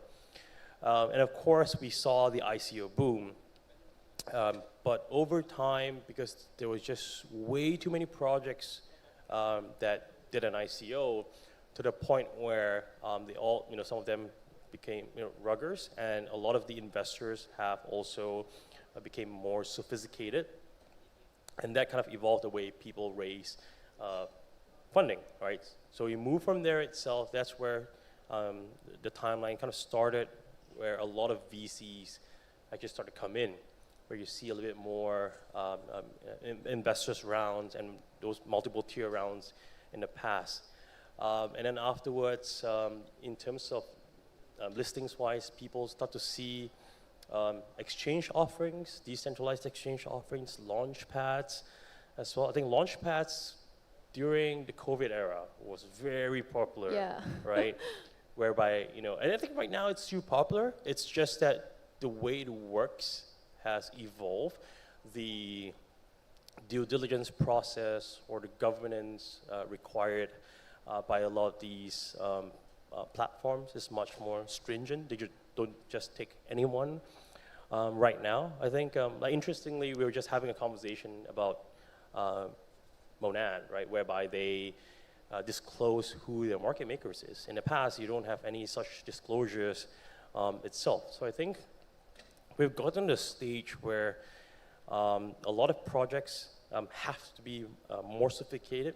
They have to provide more information. And I think a lot of these launchpads, the whole idea that they have, or even any exchanges, decentralized, centralized otherwise, is to protect the investor's interests. And that's kind of like the ultimate goal, right? Kind of like self-regulatory itself. So yeah. Yeah, I think we learned a lot with the past, with a lot of these token launches or tokens that ended up not getting launched. And of course, we see a lot of retail users and VCs getting rugged, pretty much. So I think that's the importance of regulation coming into crypto. It's not just to say, oh, what is a security, what is not, but it's, after all, it's just to protect everyone's interests. And then, of course, when we are talking about token launches, as we're saying, there are different ways to launch, right? You can either go through a decentralized route, you build a pool, and then you provide liquidity, or you go through a centralized exchange. Of course, each region will have their own rules and laws in place according to the regulators. So if we're talking about US markets, they have their own frameworks. Europe as well, Middle East, especially in UAE, we see a lot of VARA, which is the virtual asset regulator. Singapore, we also have different regulatory framework. Of course, anywhere in the world, different rules. So I think it's important for token issuers to take note on that as well, because each exchange, if you go through a centralized exchange route, will have their own demands. And then there's a third way, which would be a hybrid mix between centralized exchange and DEX. I think that's the most common route right now. There's pros and cons between each one, and we will cover them throughout our conversation. And lastly, just a normal public sale round, fundraise a bit before the launch itself. Yeah, I think when it comes down to figuring out, I think token management itself, figuring out where to launch and how. I think a lot of the projects have a misconception that you simply can, or you should focus on just going towards T1 exchanges and or CXs and just launching there, and then paying $250,000, $500,000. You don't have to. In fact, it's funny because most of the time when I ask even my portfolio, why are you launching on all these different exchanges? I didn't ask you to, right? My fund life is 5 years, so no one's pressuring you into doing this. So I think it's more on figuring out what strategy works for you. Is it necessarily to to kind of launch on a T1 exchange, or sometimes you can actually use whatever liquidity you have in your treasury, start an LP, launch on a DEX, and spend the rest of the money you have on marketing or building up your user base itself. Because I think people don't understand that the art of token management really boils down to communication. It's pretty much running a public company. People fail to realize that most of the time, that a token is like running a public company. I mean, token for me is when the real work starts. I think a lot of founders and projects think that, oh, I've done the TGE, now it's over. No, that's actually when the real work starts, because your company is public. Every single decision you make will be reflected on the chart, because people will think your news is bullish or bearish. Yeah. And of course, when it comes to the token launch itself, there is a tokenomics factor. How are the unlocks scheduled? So yeah, I think that's when the real work actually starts, and that's when people just. It's funny how people don't realize that even in the Web 2 world, like TradeFi, when you go for an IPO, the real work starts after. Yay, okay, you have a celebration, that's great, but now your job is to maximize shareholder value, right, and provide, and basically try to make as much money as you can for your shareholders. And in your case, in Web 3, it's your token holders itself. So it's always about what's next, what has to be done. But I think we mentioned a little. You're mentioning a little bit about how token investing, cliffs, and all these different requirements in tokenomics itself. It's pretty interesting. So one of the interesting things I want to talk about is how a lot of projects, especially when it comes down to working with centralized exchanges, getting listed on them, they ended up changing the terms because they say that, oh, you know, I'm not going to name names, but whatever exchange wants us to change at the last minute. So basically, whatever we've agreed with you in the last, like, you know, 2 to 3 years is just, you know, thrown out the window, right? So that was kind of like a big problem. Now, to a lot of projects out there, if you're kind of thinking of doing that, my advice is that you can burn bridges with your VCs itself, and they're never going to come back to work with you ever again, right? From a token management perspective, think of what makes sense for you economically and the value, and if you need more time to build and take it slow, just do it. Don't kind of just rush in, because sometimes it's also about the market conditions that we talk about. It's not just your tokenomics, where you're listing, how you're listing, but it's also about the market condition at hand. Because if it's a really crappy market, you can't expect, you know, to have a very successful launch, or even like your token price is going to sustain its price action. So those are things to consider. Yeah, I mean, another point that I see some projects do, they create a group of their investors to keep them updated. I think that's a great idea. And not just to keep updated, but also request help. Yeah. Hey guys, you know, we're talking to market makers. Who should we speak? Do you guys have, you know, suggestions? Or which listing strategy should I do? I think that's, you know, a great way for, you know, especially first-time founders to interact. And yeah, be transparent always. It's not nice to have changes in tokenomics. I'm just going to say this. I don't know why projects have this innate fear to share too much to their investors. We are probably in the same boat as you and worse off, because we have usually the worst terms. Like 4 years, who holds 4 years? Even your kill rounds, your strategic rounds, nobody holds 4 years. We do, right? Most of the time, we're probably the last to exit. Okay, or maybe right before teams. But teams, you guys can unlock from other categories of your token structure, right? Like your marketing treasury, your community treasury. You can unlock those. We can't. We're stuck with whatever we're given, right? So if you're transparent about it, it helps us, helps you. Because only way you'll succeed, to be honest, I mean, we succeed is that you succeed, right? Because if your token doesn't go up, I can exit as well. So I think, you know, one of the key things in token management is really just be transparent, and you'd be surprised how much value the VC. I'm not saying that all VCs are useful, right? But we know some VCs that will just give a check and like not speak to you until TGE as well. yes, but what I'm saying is that some of them are useful, and you should speak with them, right? In fact, I encourage my projects to speak up. I'm like, what do you need? How can I help you? Do you need connections? Do you need resources? And not just more money. Like that's like the last thing you should ask, because, you know, for example, I've been, you know, I have 9 years experience in both corporates, working multinationals, doing multi-billion-dollar deals. You can ask me about how to do those deals, or connections to do those deals, rather than just, oh, we need more money, right? That's, everybody can give you more money, but the resources, the knowledge, the expertise, it's what's invaluable, I would say, yeah. Yeah, it's also funny when some projects come like for their next round and like, oh, but you invested in the first one, so please invest in the next round. I'm like, have you shipped something in this meantime?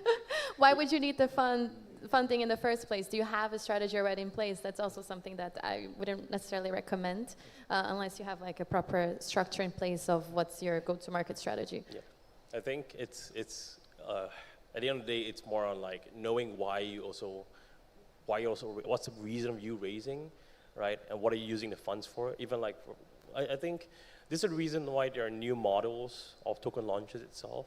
For example, one thing that we can learn about how MetaDAO does it, right? The way that they ensure that it's unlocks based on futarchy. Basically, the investors that back the projects have to back them even more to pass or fail or approve certain proposals itself.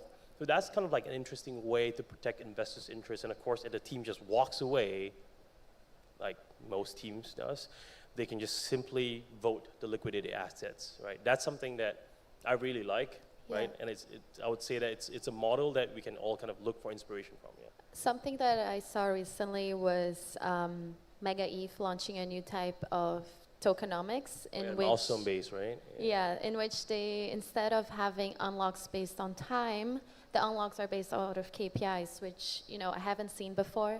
Of course, we will see in practice how it will work out, but I thought it was interesting because it shows that the team has to deliver in order to receive their tokens and, you know, rewards. It's also, I think just to kind of like finish up, right, like on this conversation itself, we can learn from how Web2 does it.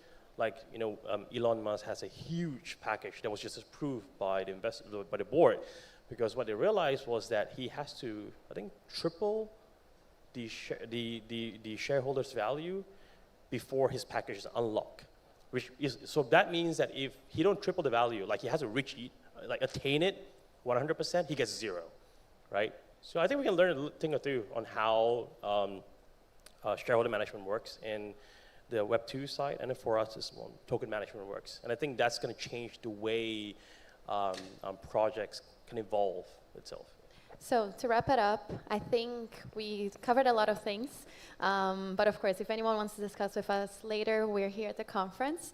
I think key points. Evaluate your project. Which route makes more sense to you? You don't have to follow what everyone is doing. Be transparent to your investors and community. And of course, if you have to do any changes into your tokenomics, please notify clearly. And other than that, yeah, let's take more examples from Web 2 and apply it to Web 3 and test it out to see if it works or not. So yeah. All right, thank you. Thank you, Daryl. Thank you so much. Thank you.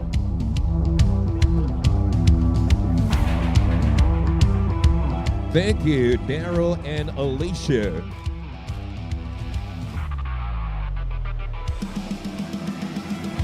Next up, renowned podcast host Hugh Rainbow from Pewcast will be sitting down with Jared Dillinger, the 9-time Philippine basketball champion who has successfully transitioned from professional basketballer to co-founder of New Frontera, the company behind the Web3 AI agent Daredevil. Hugh will now explore the Daredevil's playbook for creating impactful brand experiences in the modern era.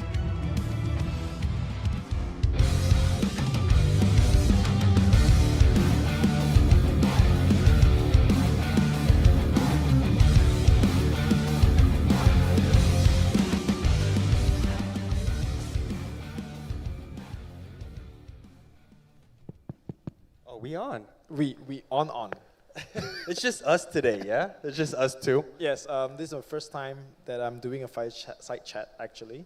I'm doing it Is with it you. really? Yeah, it is really. Okay. No, I mean, I'm pretty excited for this. It's just us, and we get to talk about ourselves and share some value to the community, obviously. Yep. But obviously, I'm really excited for this, man. Let's go. Let's do this. For sure. I think like the topic of today is brand engagement. Sure. Don't need to suck. And I think like these days, especially walking around this conference today, I realized that majority of the conference don't emphasize a lot on creators. But when you come over to this during the sign up moment, I saw like you have passes that is just for creators. You have creator lounge where it's a podcast studio that everyone can just go there and film. Sure. And I realized that, hey, you know, in this country itself or even this conference, content creation has become a really huge thing. And obviously, last year I met you briefly. Very brief. Very brief. Yeah, hot second. Yeah, super brief. And I got to realize that you are doing a lot of wonderful and amazing stuff. So before I share my story, love for you to, you know, kind of share JD, Daredevil, where it comes from. Age before beauty? Is that how we're going about things? Beard before. The beard before, sure, however you want to take it, bro. No, sure, you guys. So, you guys, thanks for being here and sharing your time with us here on stage. Hopefully, we can give you guys enough value through our lens, through our story, and hopefully it can help you guys out in some way or some capacity. So a little bit about myself, really quick. My name is Jared Dillinger. I'm an ex-pro athlete here in the Philippines. I was born and raised in America. I started my tech, media, entrepreneur, business vibes around 2020. I worked in front of the camera, behind the camera. I had my own CNN show. I have the #1 sports podcast here in the Philippines. Used to work for Gala Games.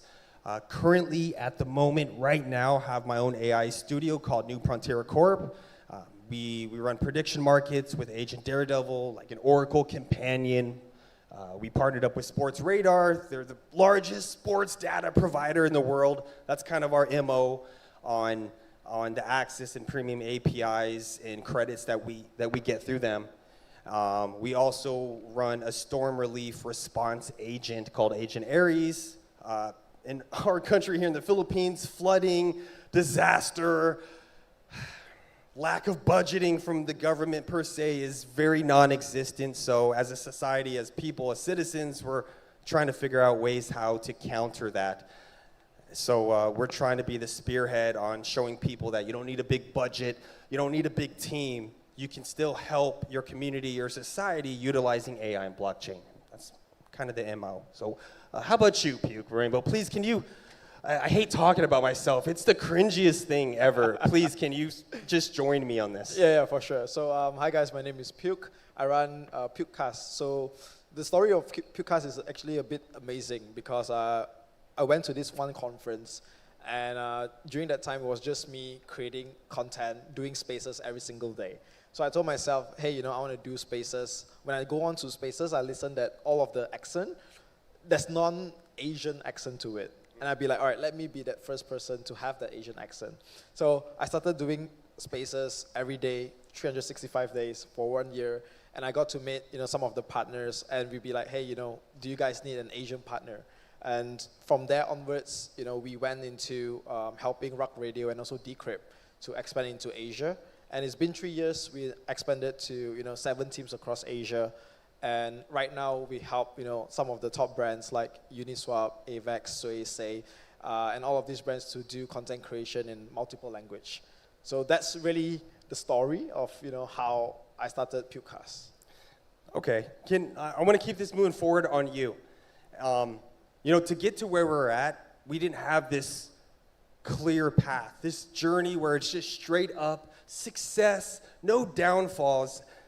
I would love to hear in the audience, I'm sure, what was your moments of cringe, the moments where you're trying to build something out of nothing and it's not working, or you're getting a lot of flack or failure. Like, if it's okay, I would love to hear some of these stories or moments of, damn, this sucks, bro. Like, what's going on? Yeah, no, please. I think that's a super valid question because before this, I have never thought that I would be a content creator in my life. Okay. Why? Because I hate taking pictures.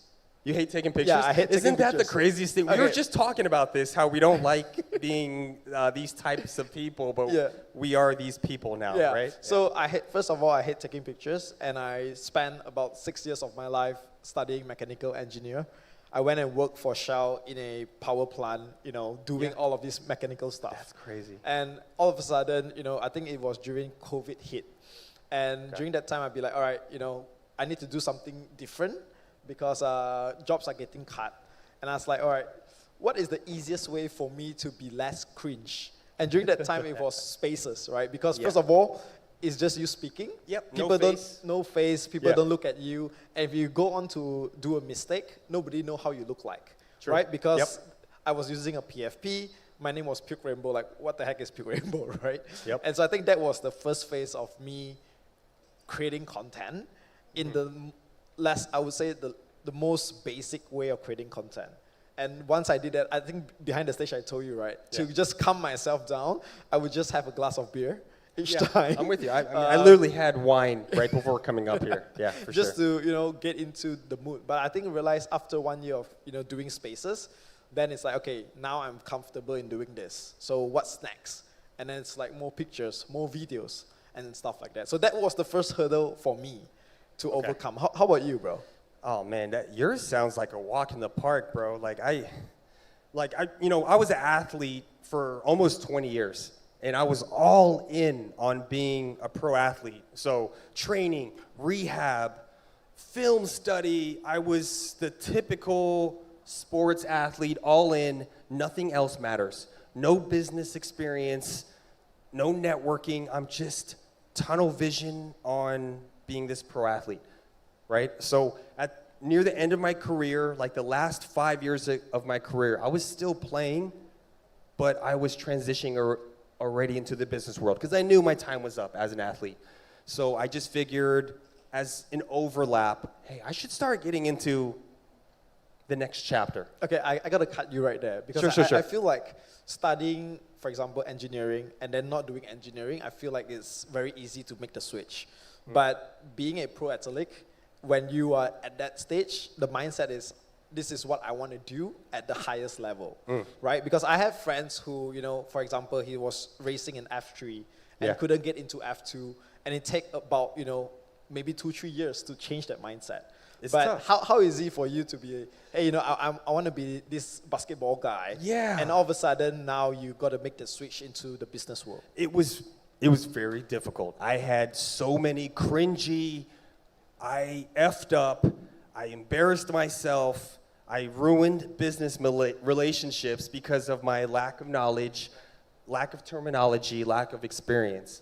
But to be honest though, gosh, this sounds like a motivational speech, like Tony Robbins.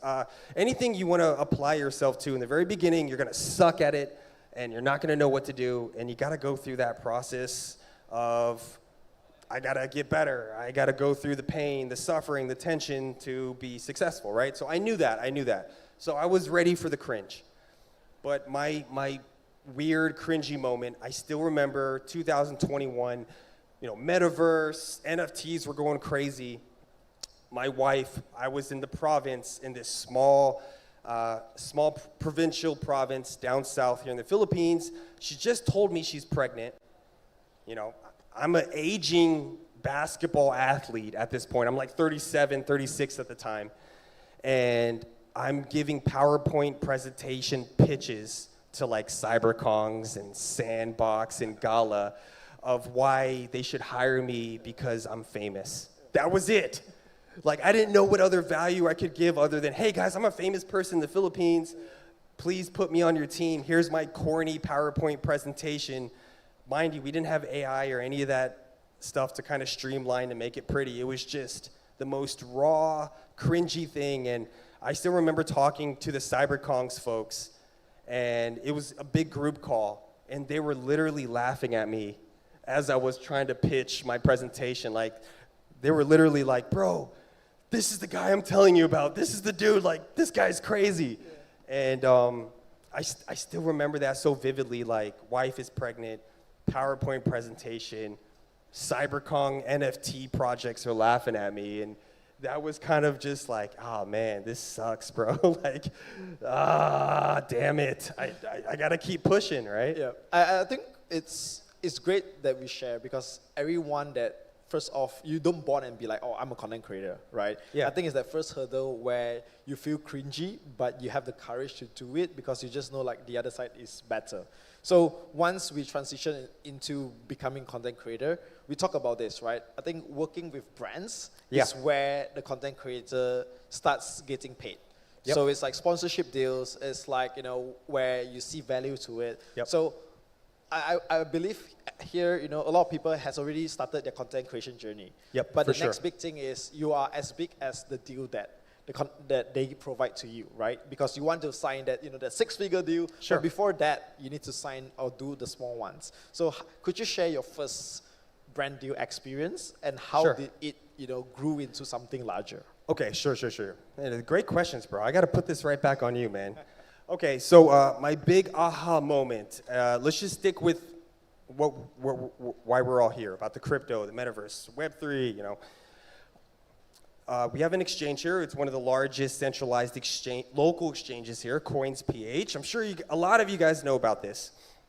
So I cold pitched these guys that I should be your head-facing product, your main ambassador. I will be the spearhead of everything you guys are doing.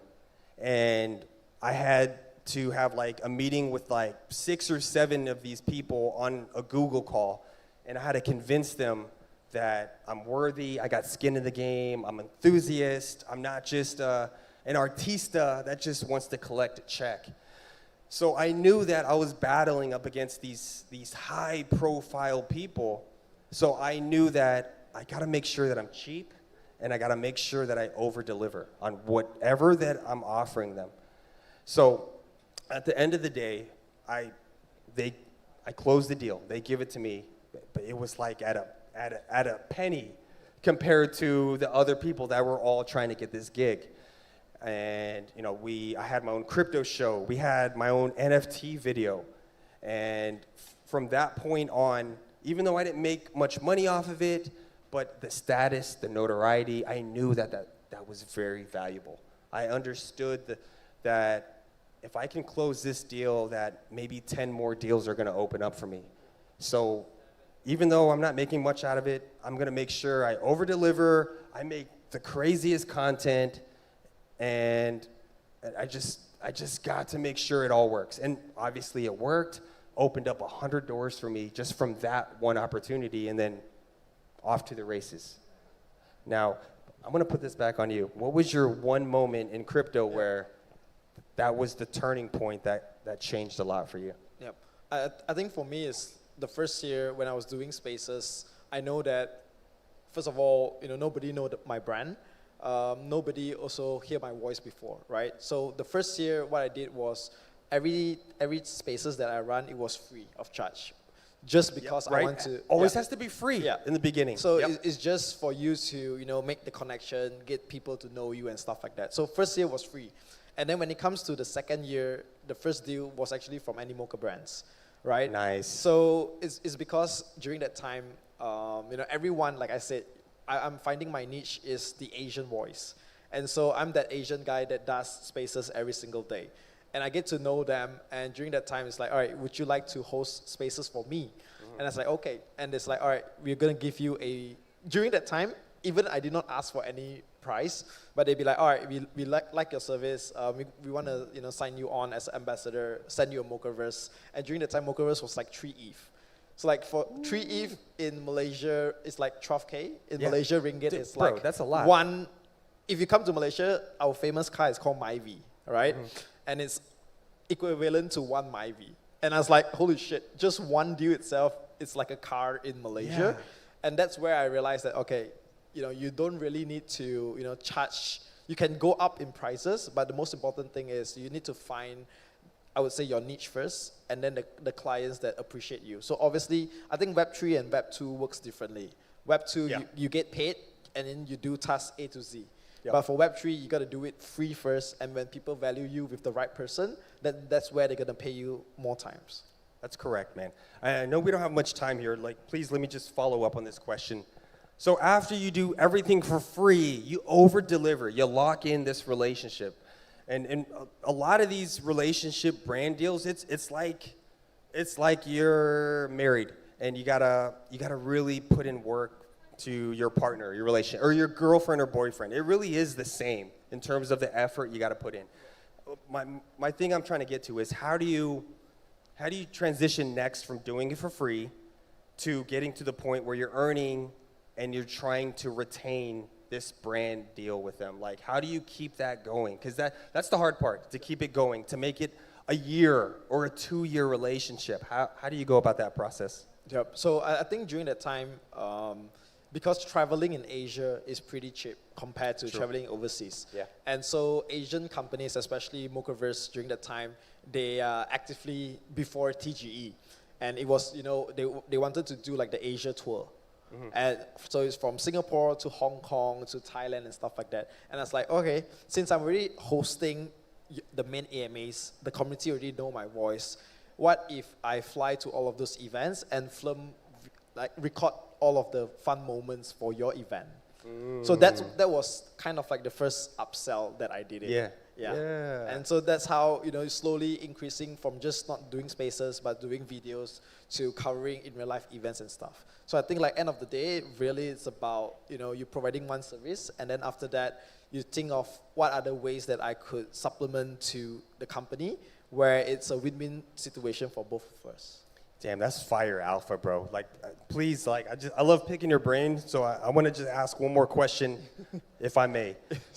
I'm sure people watching online, the people here in the audience, as an aspiring content creator, whether you're starting from scratch, maybe you're in the middle of your journey, what type of advice would you like to push out right now to the audience, to the people online watching, how to be a content creator, how to get brand deals?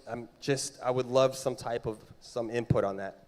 Yeah, I think like the easiest way, or some of, I would say from our community that we advise them and they get started and they grow really big, is first thing is to find what sort of content you want to do. So it can be video, it can be audio, it can be written content. The next one is really find, in Web3 especially, find the next thing that you have conviction on. So I see, for example, the last 2 months, people who have been crushing on the base app, as a content creator, their account blew, right? Because that is going to be the next narrative of creator coins and stuff like that. So for me, it's these two things: find what you're good at, and then the next thing is hop into like an ecosystem that you have conviction on, and be the loudest person in that particular ecosystem.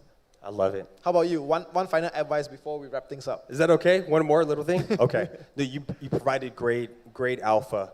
I don't want to be an echo chamber and say the same thing. I agree with you 100%. I'm going to keep it simple. You guys, no one cares, really. Ultimately, like, I don't want to get too deep on the galaxy stuff, but we're just a speck in the grand scheme of things. So if you feel cringe and you're shy and you don't want to put yourself out there and be exposed to people's opinions, no one cares. I promise you, I don't care. I'm sure he doesn't care too.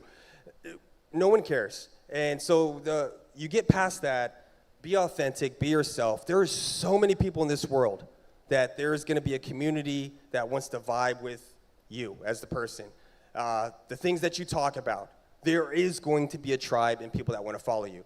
Now, working brand deals, I know that's a whole nother realm, and that's a different beast in itself.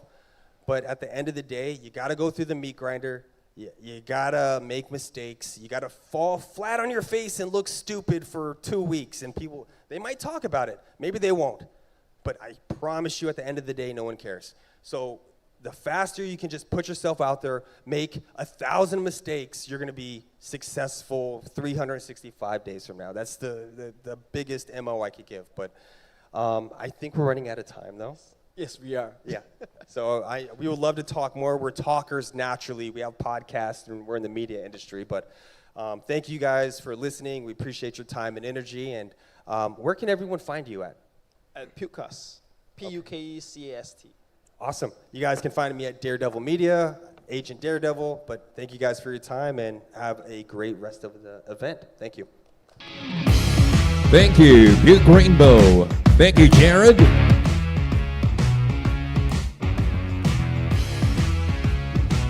Before we continue, let's once again acknowledge our incredible partners who are making the YGG Play Summit 2025 possible.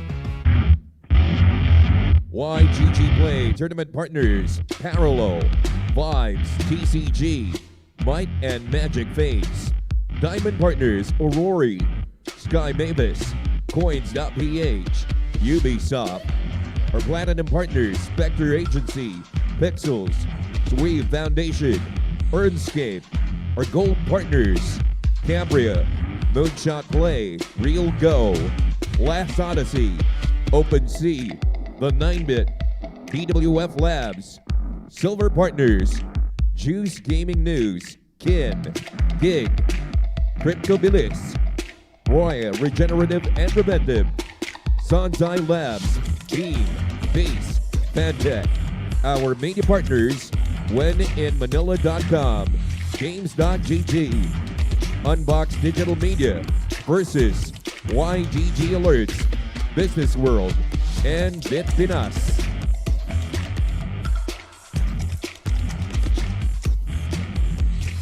Next up, we're diving into game design and its unique power to preserve cultural heritage.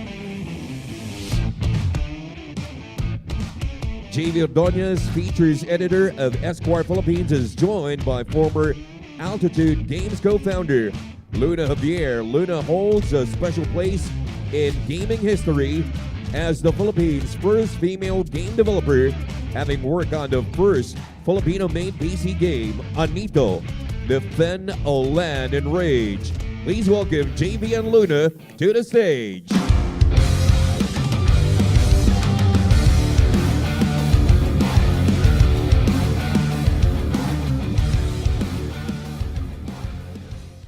So, good afternoon, everyone. So, today I have the absolute pleasure of speaking with Luna Javier, the Philippines' first female game developer and co-creator of Anito. And with a career spanning 2 decades, proving that Filipino stories belong on the global gaming stage. Luna, thank you very much for being here. How are you? Nice to meet you, JV. I'm good. I'm excited. How is everyone doing? It's been like a full day of panels, super interesting. How many here are gamers? Like, oh yeah, raise your hand. Gotcha. Okay, good. My people. So you've been called the first so many times in your career, maybe the first female game developer in the Philippines, the co-creator of the first Filipino PC game. So what does it feel like being a pioneer, and is there like a sort of pressure, and does it start feeling like a superpower? Ooh, that's tough. Yeah, so just for context, after college, I joined a company, my first job. They were making the first Filipino game, but I didn't really know what that was. It was a job, right? And you just want to do well in your job. But we were making a game called Anito, Defend the Land and Raged. And we didn't really know also that it would be historically significant. Again, we were just trying to release it. We built our own engine. We learned everything on the job. It was like, this was in 2002. Was anyone not born yet in 2002? Oh, my back. Oh, okay. Yeah, so back then, we had to do everything ourselves. So we were all firsts, right? It just so happened that I was the only female on the team, and so that's what made me the first female game developer. And I didn't really understand what that meant until much later. Like, you know, the game industry was very, very male-dominated before, much more than it is now.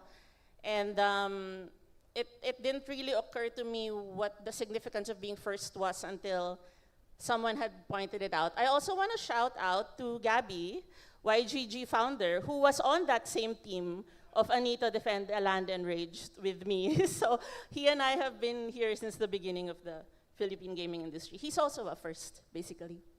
So yeah, you gave us a brief rundown on what Anito is. So could you also go into the unique storytelling that you guys crafted into this seminal project? Sure. Because I asked a few of you and some of you weren't born yet, has anyone actually heard of Anito, Defend the Land and Rage? Oh no, it's one person, thank you. It's totally okay, before your time. This was also before like YouTube and all of that. Like the game, we packed it in physical boxes that we had to drive to Data Blitz. Like, it came on CD-ROMs with keys. Like, it was before your time.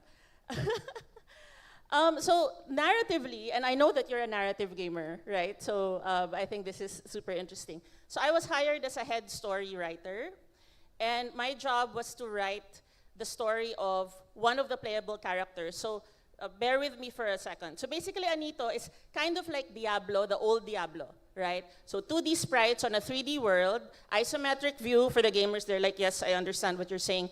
But it was set in like a Filipino fantasy world. So it had Filipino names. They would use Tagalog sometimes, Filipino weapons, mythology. I wrote the character of Maya, and there was another playable character, Aguila, and they were brother and sister. And if you played the game, you choose. Like at the start of a game now, you're like, choose your character, whatever, right? But we were super ambitious, so what we did was, if you chose Aguila, he had a completely different story, started in a completely different place in this RPG that we made, and then if you chose Maya, then she started somewhere else. And so we basically made 2 games in one, which was kind of crazy. And so it was very, very story-driven. There was combat, there was puzzles, there was magic, you have all of this. But really, what we did was, how do you create a story about the Philippines in the 16th century? How do you tell the story of like the tribal peoples fighting against colonizers who were coming into the islands and trying to restore this magical land that was getting hurt by all the war that was happening, ravaging the lands? but make it in such a way that if we publish this globally, which was our dream, that people who didn't know about the Philippine history would still enjoy it and understand it. Because obviously, if you're Filipino, you're like, I know exactly what they're talking about, right? I know exactly what this period was in Philippine history, when the colonizers came, etc. But we didn't say it was in the Philippines. We made up a whole fantasy world about it. So I'm super proud of the story that we had written, because if you're not Filipino, and we were super popular in like Russia, like random countries. But like, if you're not Filipino, you can enjoy this fantasy world for what it was. But if you were Filipino, you're like, I know exactly what that is. And so that was kind of our goal with the narrative of it. So I'm curious, could you still get a copy of Anito on platforms like Steam or any other online? I think it's in abandonware. It is truly abandoned. But actually, like even the executable file doesn't work anymore, but like somebody had figured out how to make it run, because this was old, y'all. This was like 2003, right? However, there is a guy who actually played the whole Anito and recorded this playthrough on YouTube. So that's interesting. You can actually watch the whole game being played by this guy, Neil Corey. So that's an option. But yeah, you can't really buy it anymore. Are you like expecting a remaster anytime soon? I don't think so. Gabby's laughing. So the company that made Anito is called Anino Entertainment. They have been rebranded as Anino Games, and they are still around. But the original team, we are all in our separate companies and countries. So unless somebody found a team that would want to remaster it, I'm not sure. I will like to say that De La Salle University is trying to develop a Filipino computer game engine, and they are calling it Project Anito. And they're doing that in homage to the first Filipino game. So what is it like? Maybe is it difficult to try to convince even the global or even the local audience that a Filipino deity could be as compelling as maybe a Marvel superhero, without the budget, of course? Yeah, so back then, again, this was pre-YouTube. The internet existed, we're not that old, but like it wasn't, like pop culture wasn't like it was now. So in order for you to know what the latest game was, you had to buy like gaming magazines that were physical to kind of find out what it was. So Anito was a very indie game, right? So in the Philippines, we had a lot of press. We were on the covers of magazines because they're like, this is the first Filipino game. We had a big launch party. So it was a big deal here. Internationally, you know, like people didn't even know that the Philippines made games. And why would they? Nobody had made games before this point. But what happened was we got nominated in the Independent Games Festival. If you're familiar, the IGF, it's kind of like the Oscars of indie gaming. And that takes place in San Francisco at the Game Developers Conference. And we won in innovation in audio. So someone from our team actually flew to San Francisco, went on stage and said, this is a Filipino game. And the reason that we won innovation in audio is because we used Filipino instruments. Like, it was like Filipino tribal music as the soundtrack. And they'd never heard this before. So they were like, that's so cool. And we won Best in Audio. And that's what made Anito something. Like, that really put not just the game on the map, but the country on the map. Because now people are like, the Philippines, like, where's that? What do you mean? Like, you make games? And because of the attention that that award got, you know, we started traveling, going to international conferences, and then other studios started popping up here as well because they read it in the, you know, magazines and the newspapers that, oh, you're making games in the Philippines, you can do that? Okay. And so I think more than any success the game itself had, and it didn't have a lot of financial success, it really jump-started the Philippine gaming industry as we know now. So you talked about that milestone in the IGF Awards in 2004. So 2 decades later, would you say that the industry has moved past non-Western culture, music, as innovative rather than just being a valid musical style? Yeah, definitely, because the access that we have now to the world is insane, right? Like, think of before Spotify, before streaming, how would you ever hear the music of another country unless it was on the radio, unless it was on MTV? And that already assumes some kind of success, right, in order to get onto those platforms. But now you can stream music from anywhere, and you can publish your own music easily.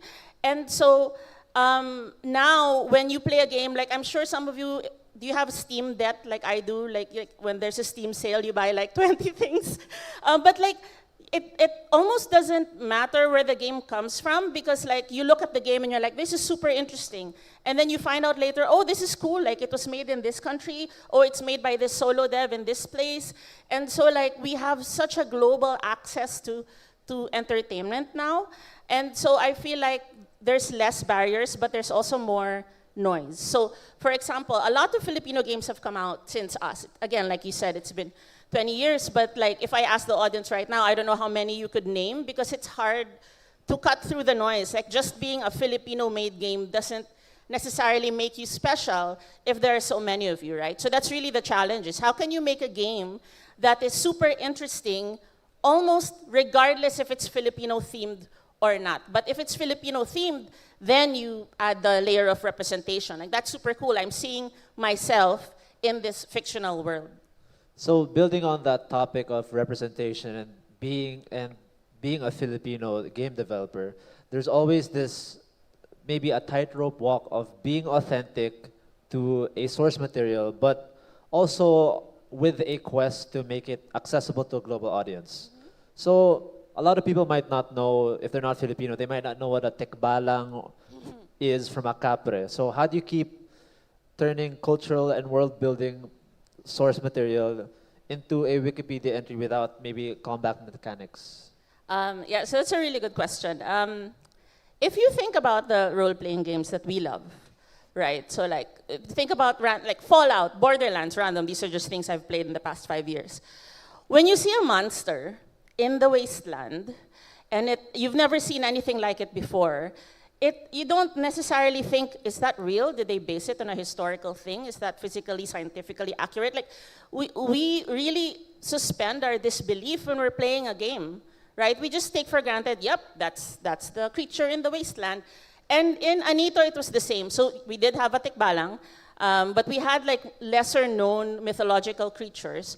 But they are interesting creatures that fit the world, rather than let me tell you about the history of the tikbalang. Like, because nobody wants to be like, talked down to when you're playing a game. You just want to enjoy. And so if you come up with a creature that is fitting for the world, that has great combat, that's maybe terrifying or huge, like our tikbalang was huge. It was twice the size of a man, and it made these terrible horse sounds that was actually our engineer snoring. We had recorded him and we used that as the tikbalang sounds, and it was super crazy. But like, you don't necessarily have to think, I wonder where this is from. But then if you read the entries, because every single creature had an entry, you're like, oh, this is called the tikbalang. Oh, I see. Oh, this is actually a historical, like mythological creature from the Philippines. Okay, that's cool. So that was my goal also as the writer for this, is we're not gonna put representation for representation's sake. You want to make it still serve the gameplay, like serve the world, make sure the game is fun. And that's a bonus, is that the things that we put there are very, very Filipino. And just a bit of background for the audience, like you're also an educator, right? So your students may not have grown up with titles like Anito, but more so titles like Genshin Impact, Valorant, Mobile Legends. And a lot of these games actually, highlight Asian culture or were made by Asian studios for global markets. So how do you teach your students that there's maybe an option to make something locally rooted that is unapologetic for it? So right now, just for context, I exited my company, Altitude Games, about 6 months ago, and so I'm teaching game design now. So for game design, when they pitch their game, I don't limit the topics that they need to pitch about. There are competitions where, for example, the Cultural Center of the Philippines had the first grant, like government-funded grant for games that were made about Philippine culture. So they did this a couple of years ago. And so for the games like that, you had to use like the CCP encyclopedia and use like Philippine culture as your topic. In my classes, I don't do that because I'm not here to gatekeep their ideas. I'm trying to teach them how to think about games, but the content is from them. However, next term I'm teaching game writing. And for me, game writing narrative is different because I believe that the best narratives come from something that is true to you. So like, if it is a story that somehow comes from your life, even if you have to fictionalize it, right? You set it in a sci-fi world or whatever, whatever it is. But like when the narrative is true to you, then you recognize that as a reader, or in this case, a player. So maybe next term, I may be more discerning of their content. So how would you teach your students to, when they craft a game, how do they keep things non-derivative while introducing these Filipino elements, for example? It's a lot of prototyping. I think it's healthy to look around the market and see what succeeds, but you want to try something new. But I always tell my students, everything is great on paper. Like all designs are equal on paper. It doesn't matter unless you build it. So you have to build it, prototype it, and that's how you come up with new ideas. And it's the same, I would say, for whether it's, again, a Filipino-themed content or not. It's like, you can write anything that you want on paper, but until you put it in a game and play it, you won't know if it fits. I do believe we have to wrap it up, just letting you know about the time. Okay, just for the last question, does Filipino game development need to be about culture, or can a Filipino game developer make a great sci-fi game, maybe set in space, with this valid representation, and proving that Filipinos can play in any type of sandbox they can choose? Again, I don't want to gatekeep content, but I think it's more like the best stories or the best experiences come from things that we know. So even if you set it in space, but maybe it's a story about, somebody who's lost a loved one, and maybe that comes from real life. Or, the way that an area in your fantasy world looks like the area that you grow up in, and it just becomes a richer source of material rather than trying to create everything from scratch. And the Philippines, we are so rich in material, y'all. You know this, the people who live here. You look around, you take a photo, you can put that in a game, it's incredible. So yeah, I would encourage, if there are any game devs in the audience, like look around and be open and try to put your experience in the game. Well, personally, I'm not a game dev, but I'm just someone who loves games as well, and I really appreciate the conversation, from one gamer to another. Thank you very much for your time, Luna. Thank you, JV. It was great. Thanks, everybody. Thank you, JV. Thank you, Luna.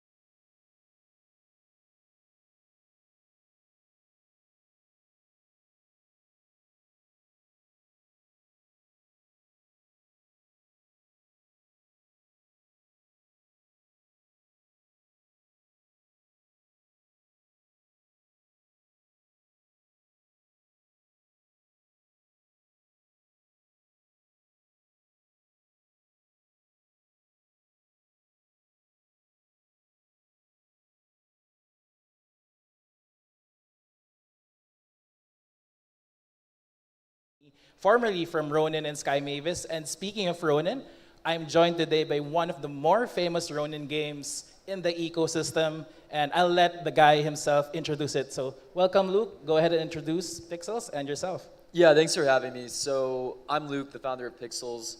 Pixels is one of the leading games in Web3, and how I like to kind of describe what we're building is we're more than just a game. We're kind of trying to be the play-to-earn company. So essentially what we're trying to figure out is how we can build out new types of games that grow differently than a normal Web 2 game would, where users can actually earn rewards for the contributions that they make to the ecosystem. And yeah, we've been grinding away at that problem. We have a couple of things on the back end that we're working on, a new game shipping. We've been tweaking and kind of iterating on this concept since 2021 now.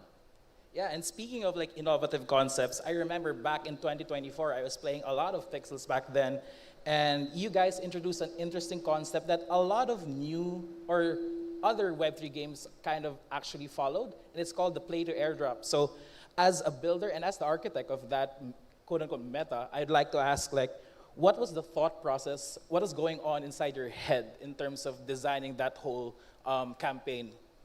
Yeah, so like I said, I think the earn aspect is probably the most interesting part of Web3 gaming and what the differentiator between Web3 games are compared to Web2 games right now, right? So I always knew that we wanted to launch a token and we wanted to have an earn component to our game.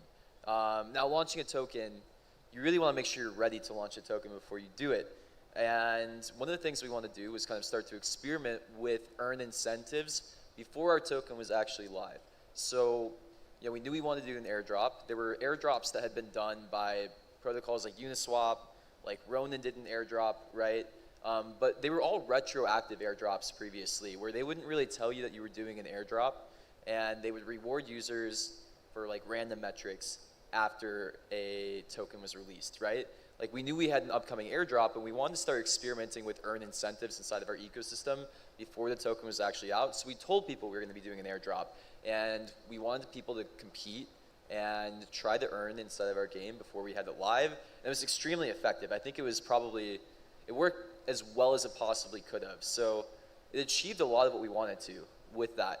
I don't know if people remember, but back in like 2022, 2023, when we were running this, the Web3 gaming space was very, very different than it is now.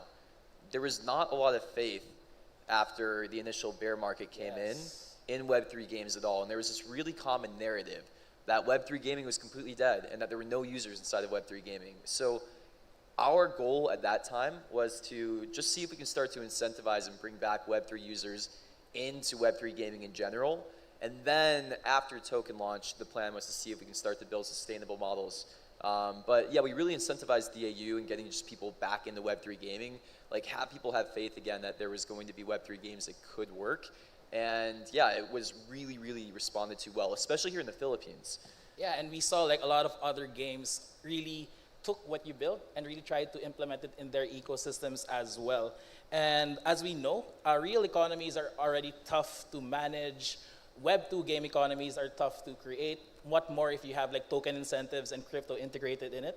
So I'd also like to ask essentially, when you try and create these game loops, what is the thought process behind it? Yeah, so a lot of what we're thinking about inside of Pixels and all of our games right now is, how do we add these earn components into the game while still making them like financially viable games as well too, right? So it's not just getting users inside of a game, it's also making sure that long term the game will be able to support itself and also grow itself as well, right? So tokens are amazing because they can allow you to bootstrap an ecosystem at the beginning stages, right? Like Pixels, the airdrop went really well. People earned from it, especially in the Philippines. We came here last year and we heard all these amazing stories about what people did with their airdrop, right? They were able to pay for surgeries. They were able to pay for medical bills, like start businesses. That's amazing. Now, if we wanted to keep going in the long run, we need a system that can actually support itself in the long run as well, too. And that's where the tweaking post-airdrop has been a lot, right? How do we build a model where we can keep this going forever, even regardless of short-term market fluctuations, right? So a lot of the tweaking that we've been doing in the last year has been around the business fundamentals, which is not as fun to talk about sometimes. Because it's really fun to talk about earning. It's really fun to talk about all this flashy features that we might be building. But the core of what we need to solve is how do we actually build a model here where players can be rewarded for what they do inside of an ecosystem, where the game can still make money and support itself, and where we can grow the game as well. And that's kind of been the main focus. So it's not as straightforward or as easy as you would like to think. You would like to think, oh, just make a fun game and then all of it will fall in place. But the issue is when you start to add in tokens or real money incentives or earn mechanics into a game, everything gets a little convoluted and it gets a little bit more complicated to actually pull it all off. So the type of game that you make really matters. The mechanics that you use to do earnings in the game matters. How you monetize matters. And there's a whole bunch of different levers that we need to play with right now. So we've been taking an approach where, one, we have kind of an ecosystem of games now where we introduced kind of a decentralized publishing model where we can start to work with multiple types of games at once to experiment with token incentives, because we've found that the type of game changes how people use tokens, how you can earn inside of a game, and how players respond to different mechanics. Like, for example, we have a more risk to earn game inside the ecosystem right now called Pixel Dungeons. And that game it's a little bit more straightforward in how it monetizes and uses tokens, right? You go into the game, you take a risk, maybe you earn. Pixels, the core game that we have right now that everyone really knows and loves, it was monetizing more like a free-to-play game, right? And we found different strategies work there better than others, right? Like when you monetize like a Web 2 game, if you have earnings involved, it doesn't feel as good to the user. Like for example, Web 2 games are basically trying to extract as much as they can out of a user when it comes to monetization. But when you have real money on the line, those tactics just don't feel as good to a user, and they're not quite as effective either. So we've been tweaking that model a lot too. I think all these different types of games have a viable path to play to earn. Some are easier than others. And I think the real jackpot and like the real thing that we're trying to do is like make a game feel like a normal game, have a real money component to it, have the play to earn aspect to it, and still be able to grow it in a way that feels good to users and is sustainable. Yeah, and you mentioned a lot about tweaking, and I'm pretty sure from most of the builders' experience here, the community has a lot to do with, the feedback from the community has a lot to do with how you would tweak your ecosystem and stuff like that. So basically, I also wanted to ask in terms of how you as a builder would prioritize which features to focus on, to roll out and develop, essentially. Yeah, play to earn adds some complications because, obviously earning a lot inside of a game is very fun to a user. And, most users in the short term will probably advocate for more earnings inside of a game when you first ship your game. However, you have business objectives you need to balance as well too. So you can't just give out earnings forever without any, business plan or monetization as well. And that's been, a lot of what we need to balance with community feedback. Now, I think Web3 gaming is actually in a really interesting spot right now where the people who are still in Web3 gaming, I think they kind of get that. Like they know the games they love. If they want them to stay around, they need to do something that's like fair to both parties. And yeah, our community's been really great about that over the last like 6 to 7 months, to be honest. Like people understand that we need to find a way to actually make this work. And the feedback's been super helpful. We've been releasing a bunch of different types of features inside of our core game to see what fits and works best. Like the most recent mechanic that we added around like unions and sabotage has been quite effective, and that model has actually been really good for us too. It's like kind of a light risk to earn a model inside of core pixels, and that's probably where we'll start to end up long term, but there's also other things that we can do too that also introduce these mechanics. Yeah, that's great. And yeah, I'm pretty sure you're really, really focused on pixels, but then there are also other Web3 games out there. And you're also monitoring the market for essentially new, I'd say, metas that could possibly work. I just wanted to ask you as well, from a builder's perspective, have you seen anything in the current market that interests you? Yeah, so a lot of people keep asking me like, oh, what Web3 games are you looking at, and like where are you trying to get inspiration from right there? To be completely honest, I am looking way more at what's working inside of Web 2 right now than I am in Web 3. People don't know it. There's actually Web 2 play-to-earn companies that are actually kind of effective right now. Yes. And that's what we're taking more inspiration from, because we actually have a huge advantage being in Web 3 against these Web 2 play-to-earn companies because we have tokens, because we have all this experience with live token ops. Like one app that I've been looking at a lot lately is called Mistplay. And it's a play-to-earn platform. And you can basically download this app and earn money by playing new types of games. They're just Web 2 games. However, the missions that you might get inside that game are not very complex. It's mostly just like incentivizing you to download the new app.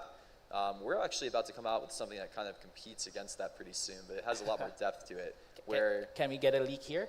Yeah, you'll basically get like, we're coming out with a new app that you'll download, and it'll show you like a bunch of different missions you can do inside of our games first. So in Core Pixels and the new game that we're releasing around like pet care and all the other games inside of our ecosystem, it'll give much more targeted and precise tasks in the games that you're already playing.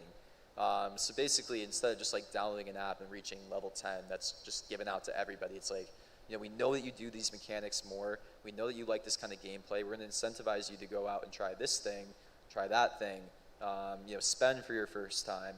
All of this, and I'm really, really bullish and excited about it because we're seeing it work in Web 2, and we think we have an even better solution there just based on what we know about play to earn.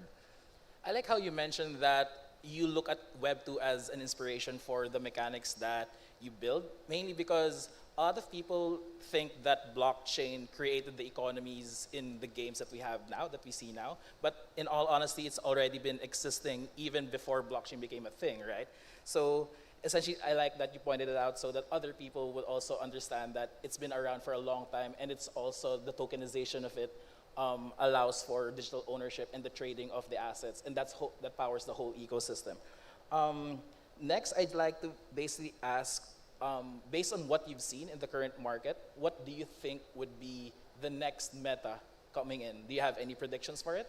Yeah, no, it's funny because I was really against paid user acquisition for a long time, but we've actually been experimenting a lot with paid user acquisition over the last 2 to 3 months, and we're seeing a lot of really interesting promise there, where I think long run, if a Web3 game wants to actually make it, they're gonna have to experiment with a blended strategy of user acquisition where they go and do their normal Web3 tactics, play to earn, incentives for referrals, bottoms up growth, combined with traditional Web2 UA tactics also of just running paid ads. We've been running some experiments on like introducing play to earn concepts to a Web2 audience, and it's super powerful. Like our cost of acquisition when we do that on our paid ad experiments is really, really good. And it's actually pretty viable to be able to grow a Web3 game when we're doing this stuff as well too. Now the issue is you can't really talk about crypto when you're talking to a Web2 audience. And honestly, think about it. Do you really need to? Like, crypto should really be powering a lot of the back end, or at least making your app and experience better. If you're making people log in with a wallet, if you're making people understand, cryptocurrencies and markets and price fluctuations, all of this, it's going to turn them off. But you can give them the best parts of crypto without making them do that. Like, for example, crypto is amazing for instant cash outs, right? If you're building a play to earn game and you want people to earn quickly, crypto is the best way to do that in a really short amount of time. You don't need a KYC. You can get something into a wallet or even into like a Coinbase account instantly. If you want to go and earn in Web2, you have to connect your bank account. It takes 1 to 3 days. You have to do bank account verification. It's crazy. So yeah, it's kind of our thesis here. Basically, vampire attack Web2 at play to earn mechanics, make the crypto really make sense to these users, and only bring the best parts of crypto to them. In terms of vampire attacking like Web2, right? There's gonna be a lot of friction there. Have you seen any, or can you share any strategies on how to really talk to the Web2 gamer and bring them on board to the Web3 side of things? Yeah, so our strategy is we're basically not gonna mention crypto to these users until they actually go to cash out their earnings.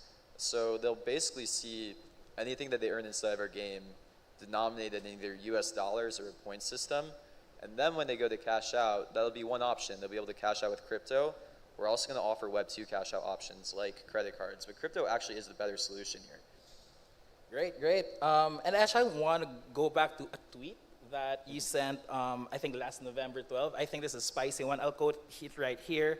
You mentioned that the only way to save crypto gaming is to not build for crypto gamers. Since we're already on that topic, right? I just want to let you expound on it, and yeah, basically, what did you mean by that tweet? Yeah, so when I say that, it's not a knock against any crypto gamer. We're here in the Philippines. We obviously love people who are on board in the Web3 gaming, but the thing is, the market's too small. So there's not enough Web3 gamers out there right now to actually build viable products inside of Web2, and also the Web2 audience will really help support the Web3 audience as well. So everybody here, they understand the value of being a Web3 gamer. It's amazing, right? You can literally play a game and you have the chance to be rewarded for all the work that you would do to help the game.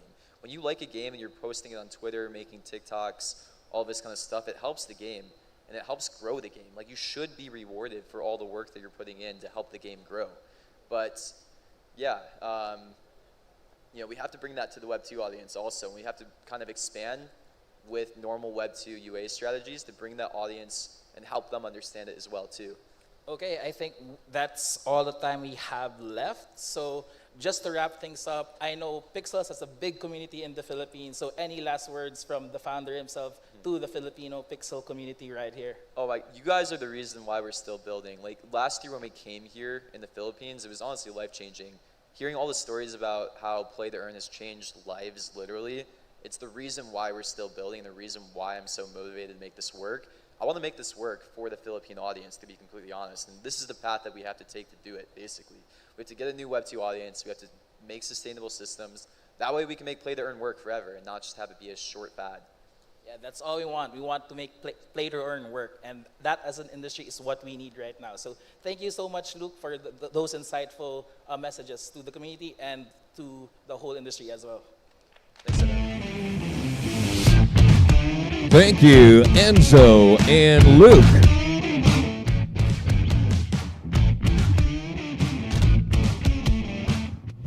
much has changed in the gaming and MMT space over the last 7 years, but OpenSea has remained strong at the intersection of gaming and NFT culture. Today, we have Picture Pen of Super Connector fame in conversation with Oliver Maroney of OpenSea to discuss the evolving role of culture and community in Web3 gaming.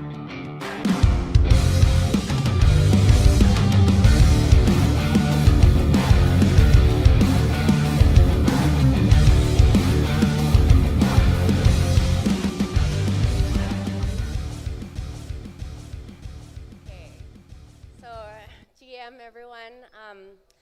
Day one of YGG Play Summit. We're back here again. For me, this is my many years now, like third year since. Wow. Yeah. How do you feel being back here? Yeah, it's great. It's great. It's been awesome to see it grow from year over year. That's my favorite part about it. This is your second year. Second year. Yep. Wow. Yeah. So this session we're diving into, the cultural hub of gaming, and so excited to see all the stuff that you guys have been doing this year. Maybe you can go a little bit more into, I guess, introduce yourself first. Yeah. For those who don't know me, I'm Oliver. I lead business development and partnerships over at OpenSea.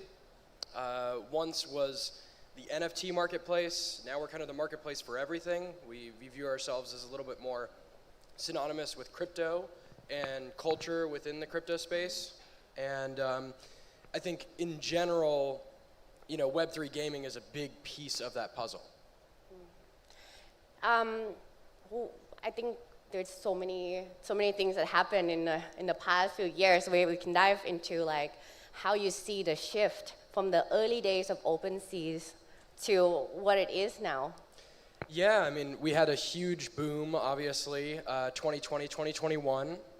And as obviously the ebbs and flows of crypto, there's definitely I guess you could call it a bear market.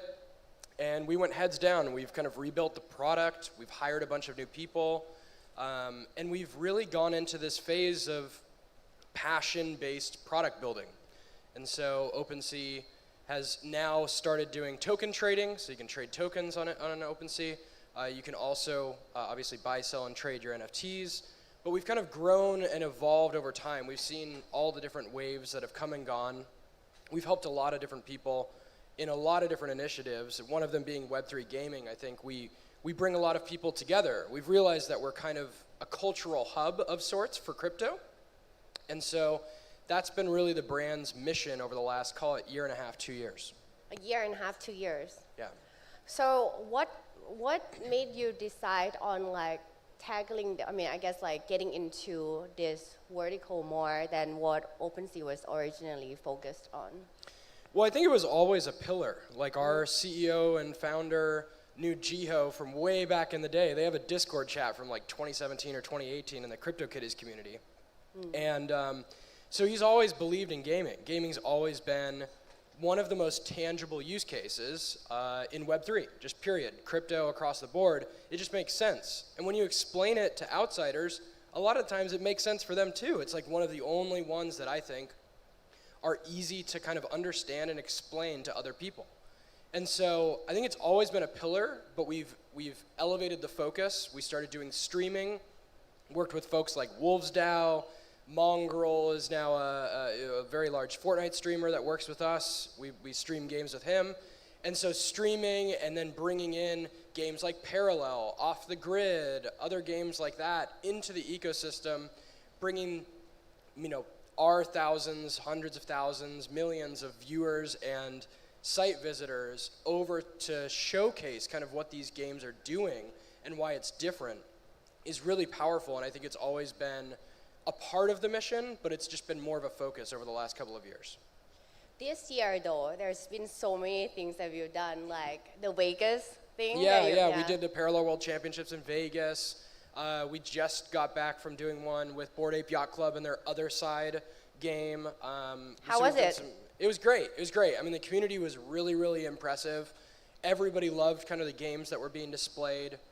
I think there's a level of I think excitement in communities in this space right now, because the games that people wanted 3, 4, 5 years ago are starting to show some signs of validity. I think some signs of actual playable versions of them. And I think that there's some maturity that's gone on over the last year. You look at like Off the Grid having guys like Ninja streaming the game and playing it and talking about Web3 elements. That just wouldn't have happened 2 or 3 years ago. And so I think we've made a lot of strides, even though we may not be where everybody wants it to be. I think we've made a lot of strides. Going back a little bit, because from the States, the experience, the expectations of the community or players, different, much different Very different. from Asia. And now you're in Manila. So maybe you can share more on like how you see it. This side of the world is, it seems like the adoption has happened. People understand it to a degree. People are open to it. They're receptive. And I think in the US, it's a very tough nut to crack. Obviously, you have the news that is out there, and the media and the way that they portray crypto is very different, I think, from out here. And so I think that's a lot of where it stems from. When you see streamers in the US talk negatively about crypto, right? That impacts the viewers that are watching it. That impacts everybody down, that trickles down from that. And so I think here you've seen some reception and some openness to things that you haven't necessarily seen in the US. And so for us, a guy like Mongrel is super important to getting that adoption to the next level, showing people that it's not just, oh, crypto scam X or crypto scam Y. Here's a game that's actually building something, and I can own the skin, and it costs a few dollars, and then maybe a week later I can sell that skin and buy another one. And so I think it really comes down to the grassroots narrative that you bring to the table, and it's working with creators, it's working with communities like Wolves DAO and other folks like that to drive that narrative forward in the way that you want to. When you, I guess when you shift the focus to Web3 gaming and you start approaching content creators and to get them to, I guess, explain to their communities, their fan base and so on, I guess there's been like phases, right? Yeah. Of communication, because the product also have shifted a little bit. It's evolved, yeah. And I would just say, generally speaking, it is hard to find content creators to work with crypto, because there's been a lot of burned bridges. And that's not obviously on us, but it's our job, in my opinion, to make it more acceptable, to make it accepting for people out there. And so getting a guy, as I referenced before, like a Mongrel or other folks like that, to actually play crypto and Web3 games, talk about why they're important or why they matter, is a very big piece of that puzzle. And I think it started about a year ago. I give Off the Grid a lot of credit. People look at the game, it's a great game. They've done a tremendous job, in my opinion, of developing it and building it over time. And they got guys like a Tim the Tatman or a Ninja or a Scump to have skins in the game for their fans to buy them, for their fans to want to be a part of it and see kind of how it all operates. That, to me, is like the unlock. And we saw it happening. Obviously, they didn't have the token live. There were some other pieces to the puzzle that I think could have been done better. People will point to all the different things that could have been done better. But I think in general, what they did was they opened a lot of people's eyes to what this could become. And you had people, for the first time ever, streaming and talking about openly, oh, it's just like CSGO, but you get to own the item and you can sell it wherever you want. And that, it clicks in those people's brains. It clicks in the fans' brains. And I think that is like the next iteration of where we need to go, is to get it normalized. And I think Off the Grid did a great job. Maple Story is another great example. Even folks like Parallel from 2 or 3 years ago, getting folks like Ali and world champion Hearthstone players into their ecosystem, talking about it openly and saying, hey, this isn't bad. Like, I like the game, I like the format, and the fact that I can own the cards digitally and sell them. Like, this is just, this makes so much sense. And so the more people you get to talk about it in that way and not negative, that's what's going to drive this next iteration forward of what Web3 gaming is. And the experience of them like trying out OpenSea now in this current version, like how has it been? Yeah, I mean, we work with a lot of partners now, like Off the Grid, we integrated their guns chain. I think there's been over 1 million guns transacted on OpenSea, so people can seamlessly buy and sell their skins on OpenSea. We work with folks like Parallel, where you can use your in-game currency, your Prime token that you you earn in the game or you've gotten for something or another, and you can actually use it on OpenSea to buy any NFT on the marketplace. And so it's really cool to see the iteration of what our platform has become and how games are leveraging it as a utility for players to come in and be like, well, maybe I want to use my Prime on some of the Parallel cards, or maybe I want to use my Prime on a Pudgy Penguin. It's a really cool synergy to see, and I think that's the steps we need to take to get crypto adoption to the next level. You basically have to abstract all the chains, the currencies, the tokens, and it has to all be very seamless and easy to understand. And so if I am a Pudgy Penguins holder and I have Pengu, I should be able to buy my Lowland item with one click on OpenSea. And you can do that. You can also do that with the Parallel's Prime token, and you can buy their cards, or I could go and buy an off-the-grid skin with Prime. And so to me, that's where we're going. That's the narrative. And I think it's a really strong one when you consider what people need in this space, especially games. You need liquidity to make sure that people who are buying and selling these things actually have a place to do that. And then you also need the visibility of what OpenSea brings to the table and the ability to kind of bring a bunch of different cultural kind of entities together into one place. And I just can't name that many platforms out there that do that very well, from an NFT and a token side, and bring it all into one. That's a good point, because what I wanted to discuss next is because we tap into like the early days of OpenSeas where NFT was the main focus. Yeah.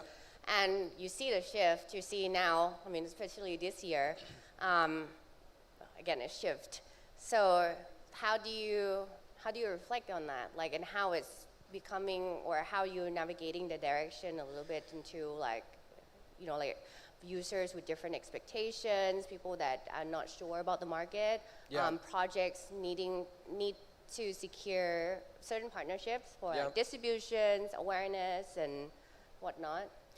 We take it in stride. I mean, it's really hard, candidly. I mean, I have thousands of projects in my messages asking me, hey, can we do this? Can we do that?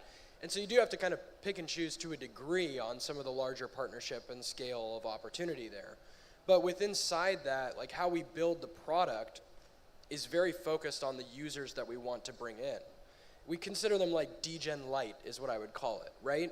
The people who have maybe $50 in crypto somewhere, but really don't know maybe the next step to what they could do. Yeah. That's the like target core audience of maybe what OpenSea is targeting and looking at. And I think really what we want to try and prescribe to as a company and as a culture is to be able to say, hey, you can take your tokens and buy this, you can take your tokens and buy X, you can go and sell your NFT and then use your tokens to swap to another token. And I think all of that needs to be done very, very easily. And so we've actually built out the product where, if you're a Parallel, if you're a Pudgy, if you're Off the Grid, if you're Lowland, you can actually go to the page today. I showed you the Lowland one.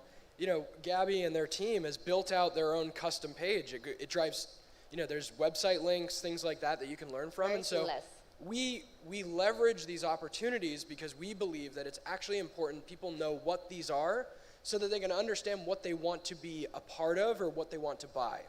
And I think that whole infrastructure layer and the way it's set up is really, really compelling for a lot of people. And so if I'm a game, I'm going to OpenSea, I'm creating my collection page, I'm adding my website link, I'm showing them what the gameplay looks like. You can upload your own videos, you can upload your own images. And so that narrative and storytelling thing is the differentiator between OpenSea and a lot of places.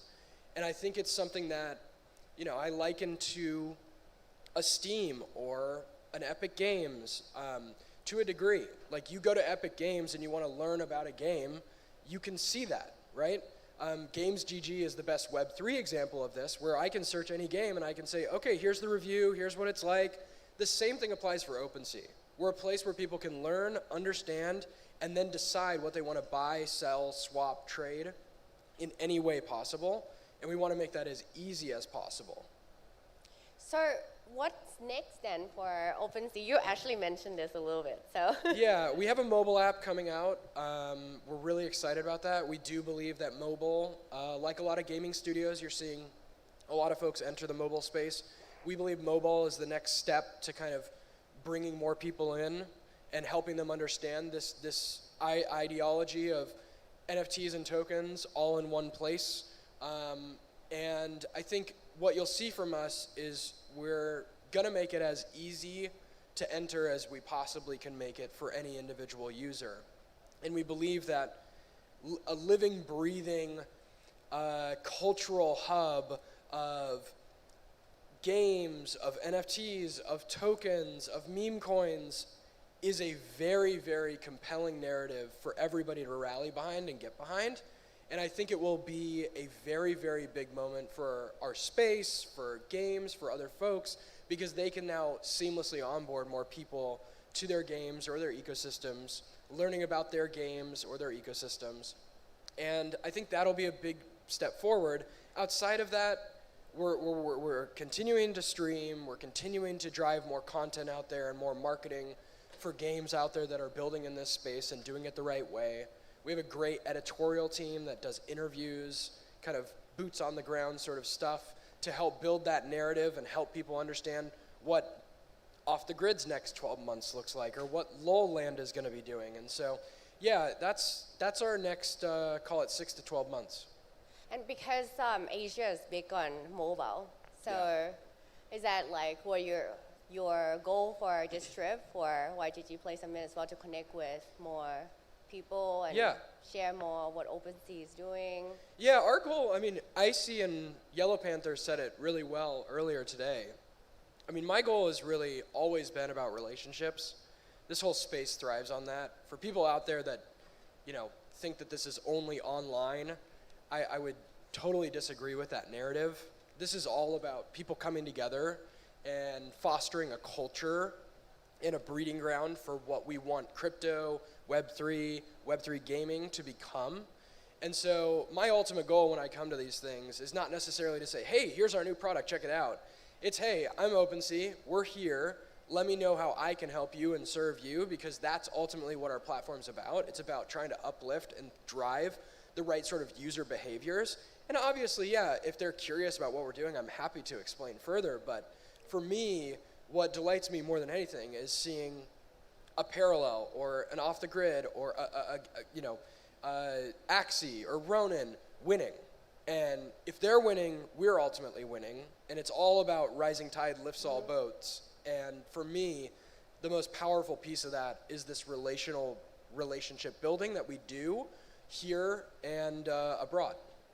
Would you say that, I guess we have to wrap up soon, but would you say that part of OpenSea being able to thrive throughout the year was because you continuously reflect on the cultural needs of like different markets or like different stages of users wanting different things, wanting to be able to do things with OpenSea?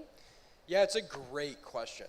I think it's very hard to build in this space and have a very core thesis on what you're trying to build and why, because there is so much noise. You go on the timeline and someone says, well, Parallels UI is terrible. And then literally the next minute you see someone else say, Parallels UI is amazing, I love it, it's the best thing ever. And you constantly chasing. Constantly chasing. And so you do have to be careful with the community narrative here to like how much you lean into one individual and how they influence maybe your entire community. But I do think there's areas of opportunity for us to do more product testing, more driving through Asia, Europe, LATAM, places like that have very different cultural needs and user needs than what we have in the States or otherwise. And so I do think it's important. We do a lot of product testing as is. We have tons of people across the world that test our products, that are engaged and give us feedback. And I think that's a big piece of it. All right, that's like, I need to get more into OpenSea with trading and exploring. Actually, you mentioned the part what makes OpenSea so wholesome was because you can do anything now, like discovery, Yep. content, trading.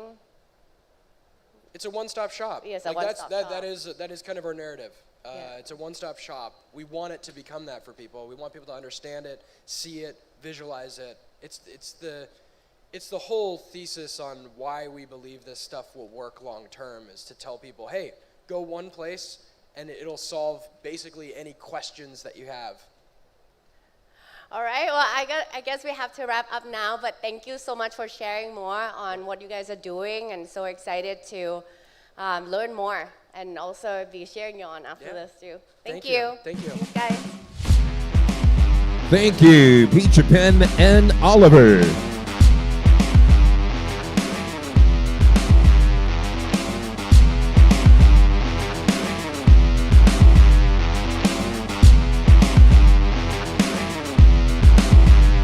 In 2024, Off the Grid won Game of the Year, Best Action Game, Best Shooter, and Best Multiplayer Game at the Game Awards.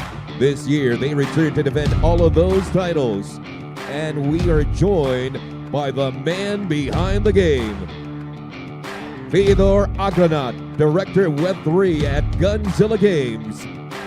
Joining Theodore is gaming content creator Chada to discuss Off the Grid's journey, its march to mainnet, and what Gunzilla has in store for the masses.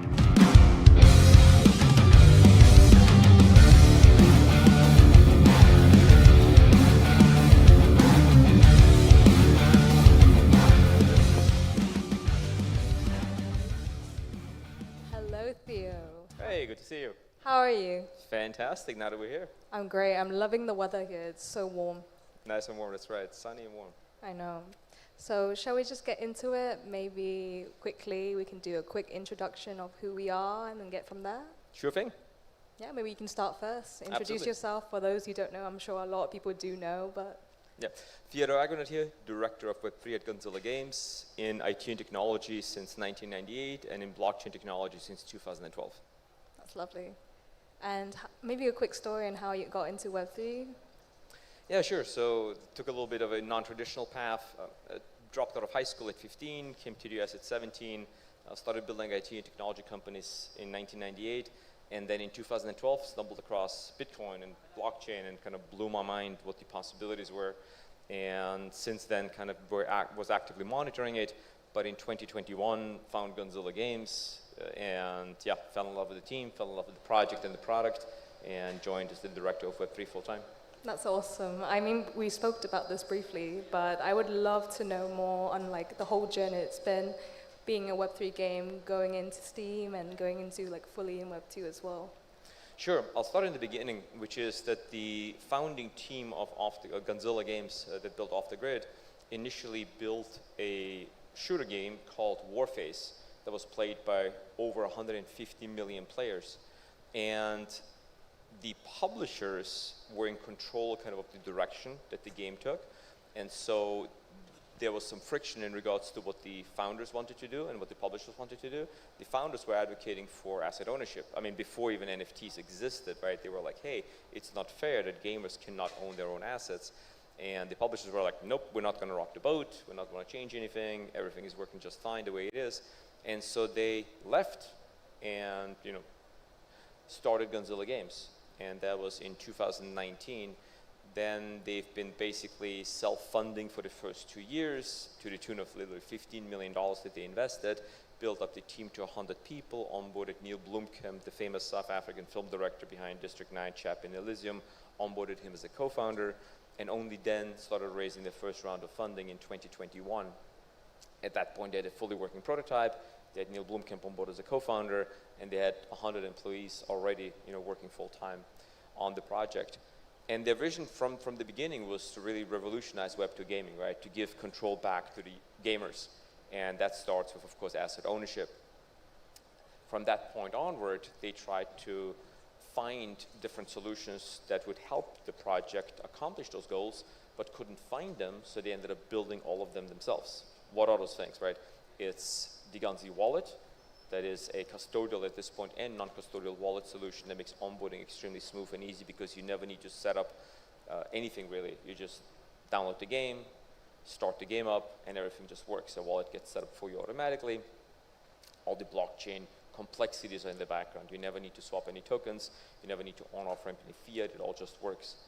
And so, yeah, they set out to give control back to the gamer, and that starts with complete asset ownership. Everything in the game is ultimately an NFT, from the skins and the cosmetics to the limbs to the weapons to the dances and emotes and everything in between.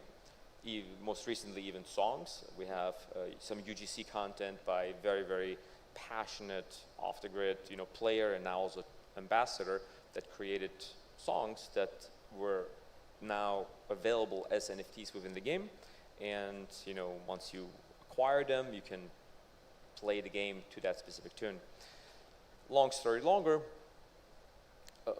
we have, since those humble early beginnings, been able to become the first ever blockchain game to launch on Xbox, on PlayStation, most recently also on Steam, obviously also on Epic. We are available on mobile devices through the NVIDIA GeForce Now program, the cloud program, so you can play on lower-end PCs or on mobile devices, tablets, etc. We have reached over 1 billion transactions in testnet, which is no small feat, and under really a year. big. Yeah, it's pretty huge. And over 18 million wallets in testnet.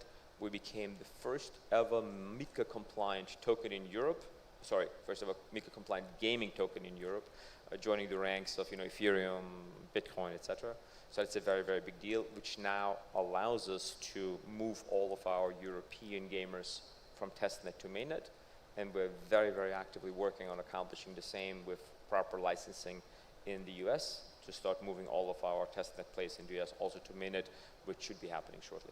That's an amazing journey. I think it's also a really big milestone to be, on Web2 platforms, like you said, on Xbox, on Steam, and PlayStation. What are some, if you could give us a story, like some takeaways that you learned going to these, these big companies and trying to launch? Well, it's not just about the big companies per se, but I mean, the biggest takeaway, which kind of seems obvious, of course, in hindsight, is that you have to make it all about the gamer, right? It has to be a game that has feature parity or better than existing games that gamers are used to. So we have a lot of folks that have never even touched Web3 that come from, playing Apex Legends and Fortnite and, Call of Duty Warzone, etc. And they, in some instances, right, like our game better. So I usually, when I don't travel, I load into the game practically daily, and I always play with random folks because I always ask them the same questions that I'm very, very curious about. And those are, number one, how do you hear about us? It's usually TikTok, Instagram, etc. Or a friend invited them. And number two, what did you play before, and why did you start playing off the grid? And in 9 out of 10 cases, at least, over the last couple of months as I was playing, people had, found out about us on Instagram, TikTok, etc., played Fortnite, insert your, currently most popular, whatever, battle royale game here, and like our game better simply as a game. Not because we have blockchain technology, not because we have a token, none of those things, right? But because we have a very, very unique movement system that's very unique in this genre. We have an actual storyline. There are no battle royale games out there that have an actual story. We will have eventually 60 hours of storyline on both sides of the conflict, and we released already some of our initial storylines, earlier last month. And in addition to that, you have a very unique limb system that no other games have. But other games, you can change weapons. In Apex Legends, you can lock into a specific character with specific skill sets. In our game, you can acquire skill sets on the fly. So you can find limbs that could be an energy shield, or a grenade launch, or a grappling hook, or a katana. You could find legs that make you run faster, jump higher, etc. And you can shoot somebody's legs off, which makes for very comical moments. Shoot somebody's legs off, run over there, steal their legs, and they're kind of crawling away with just their arms looking for other legs. So it has very, very unique gameplay components that brings it to a traditional gaming audience that just looks at it as a regular game and says, wow, this is awesome. This is just as good, if not better in some cases, right, than the top 4 battle royale games out there. Actually, a lot of my friends based in France, they already know Off the Grid without me even onboarding There you them. go. So it's very known as well onto the PlayStation community. What's been your sentiment so far with, the Web2 audience, like coming into, console and Steam, knowing that it's a Web3 game? Has it been pleasant, or how's the sentiment overall? So I would say that, not to pat ourselves on the back too much, but last October when we launched with a massive amount of streamers and the ninjas, initially the ninja skin, we saw a massive switch and a massive shift happening in news and media, whereas before people would say NFTs, blockchain equals instantly scam. Exactly. Here, traditional gamers were saying, oh, this is no big deal. This is just like, why build a massive backend when you can just use blockchain technology to accomplish the same thing? Oh, it's like Pokemon trading cards, the NFT, referring to the NFT aspect. And there were some, very large publications writing in a positive light about the blockchain aspects of our game, and primarily because they're all completely optional. If you don't want to interact with the blockchain components, you don't have to. Like, yes, everything on the back end is still an NFT, you still own all your own assets, but from a gamer perspective, you have an in-game marketplace where you can sell the assets, buy some other assets, and it's a totally smooth and seamless experience. Again, you never are forced to set up a wallet, you're never forced to buy any tokens, you're never forced to swap or on or off ramp any fiat. So we're changing, or already have changed the narrative to a very, very large degree. So now, people that have never heard about, or some people that have never heard about blockchain technology before, are now for the first time ever exploring in setting up wallets, because they do want to be able to monetize the gaming experience, which in our case you can only do if you take the in-game asset out of the game, and then connect your wallet to OpenSea, and then sell the asset on OpenSea, etc. But we have whole clans that were traditional gamers now all rocking Web3 wallets and selling stuff on OpenSea. It's really, really cool to see. I think, as personally, I've been gaming, especially on PlayStation, since I was 7. And to me, like what you mentioned, like if you onboard them slowly and they understand more like the Web2 audience, I really feel like it makes sense for gaming with the assets, the NFTs, and it's just, you get to really own your stuff. So I think it's a really great way. You mentioned earlier about Tim and Ninja and working with them. Maybe you can give some takeaways again and just see, would you work with them again? How was the overall experience and what did you learn from it? Well, in general, working with traditional gaming streamers has been absolutely fantastic and awesome. It's very, very well received by our gaming audience, and not just Ninja, but the specific skins that we did. We did a West Coast skin. Obviously, the Ninja skin was very popular. It's been really, really rewarding, to see these things come to life and to fruition. People absolutely loved those skins. We were the first ever company or game to give Scump his own skin. Yeah, I saw He was that. so there was a huge, uproar in regards to that, because everybody kept kind of saying that he should have gotten a Call of Duty Warzone skin a long time ago because he was one of the biggest players, etc., or maybe the biggest player. And Off the Grid came in and gave him a skin, so there was a lot of uproar, and positive uproar in the community around that. So it's been really, really good. It's been really good to see these kind of communities kind of merge and intersect and overlap. I always say, and I know this is obviously a Web3 event, but I always say that it doesn't matter, right? A Web2, Web3, Web55. In the future, nobody will care what the underlying technology is. And the example that I always bring, nobody ever walks across Times Square in New York City, points at the pavement and says, I wonder what brand fiber optic cable is underneath there and how fast it runs. Like, it'd be absurd, right? Or nobody opens their iPhone, opens an app and says, oh, I wonder what technology stack it's running on. Nobody cares, right? They want to open the app, consume their entertainment or complete their tasks, close the app, and move on with their life. Similarly here, it's not about the technology stack, right? It's about the game. Exactly. It's about the game, it's about the experience, and it's about the ability to feel like you're getting something back for the time that you invested or the money that you invested by buying stuff or by having a subscription, etc., right?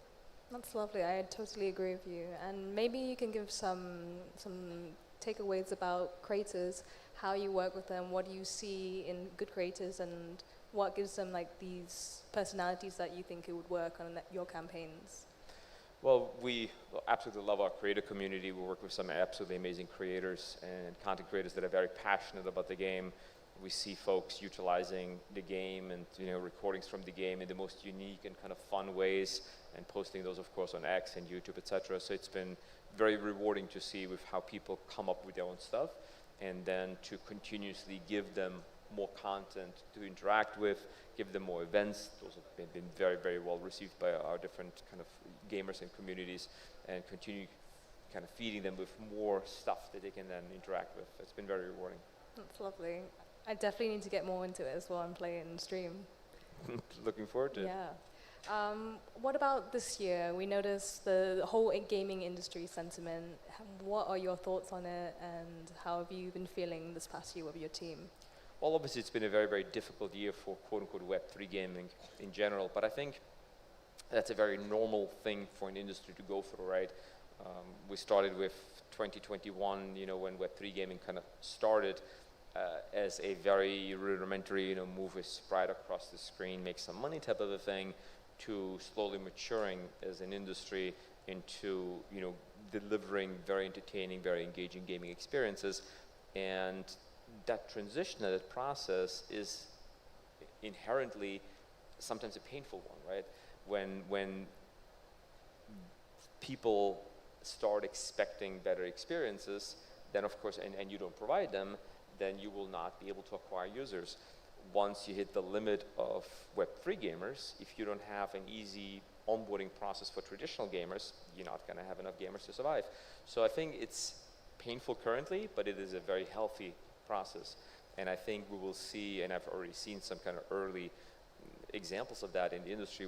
We're going to see much, much better gaming experiences. We're going to see many more folks kind of following into Off the Grid's footsteps of focusing on the gamer first, focusing on a very immersive, entertaining experience first, and then all the blockchain components will kind of move into the background and become more transparent and give the project the ability then to tap into a much, much larger gaming market than the fairly, fairly small and limited gaming market that exists only in Web3. I feel also right now in the gaming industry as a whole, Web 2 or Web 3, even Web 2, they are also struggling, and it's been a slow year, but... I mean, in general, I think gaming is a difficult industry, period, Yes. right? You have so many games coming out, especially over the last, I would say 5 to 10 years. So many more advanced tools came out. You have obviously Unreal Engine 5 now with so many templates and so many tools that make basic game development so easy. And people love games, people love game development, so there's so many more people develop. I forgot the exact stats, but I forgot whether it was per week or per month, but there's like 10,000 plus games coming out each month, or even more right on Steam every single month. Or again, might be even weekly, I don't remember exactly, but it's an insane amount, right? And of course, by the definition, most of them will fail. But I think it's still, kind of a healthy process, and gaming is here to stay. We've seen also during the COVID pandemic that gaming has now transcended quote-unquote gaming and has become a very, very social activity. It's how you socialize with friends, it's how you stay in touch with friends. I remember when COVID started, I have also two older boys that are not here, but they started, and we had this whole thing of like, hey, we're limiting gaming based on, you also should be outdoors, and you should do this, that, the other thing. And the boys were like, that's how I hang out with my friends. Like, this is literally a social activity. It's not anything, gaming specific. So, Well, yeah. I mean, I think you're right. We're still very early too in Web3 gaming as a whole, and I feel like we can go more and more about it as later, but we have to wrap up now, and I wanted to say thank you so much for your time, and yeah, I hope to see you again. Absolutely. Thanks so much. Thank you so Thanks, much. guys.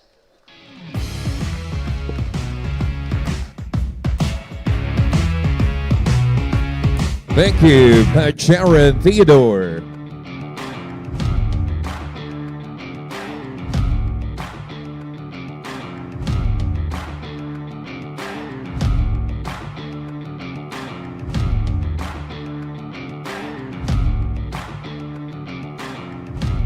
Jeff Razor Lynn, better known as G-Hoss, co-founder of Sky Mavis and one of the visionaries behind XC Infinity and the Ronin Network, has never been afraid of making bold statements on X.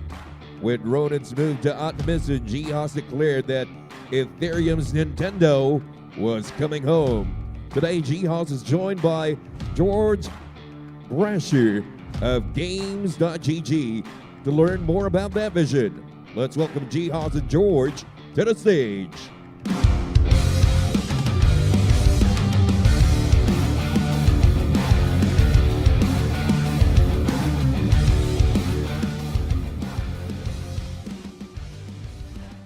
Hello, everybody. Hopefully you can hear me nice and loudly. My name is George, and I have the pleasure to be joined once more by Jihan. Welcome to the stage for me, sir.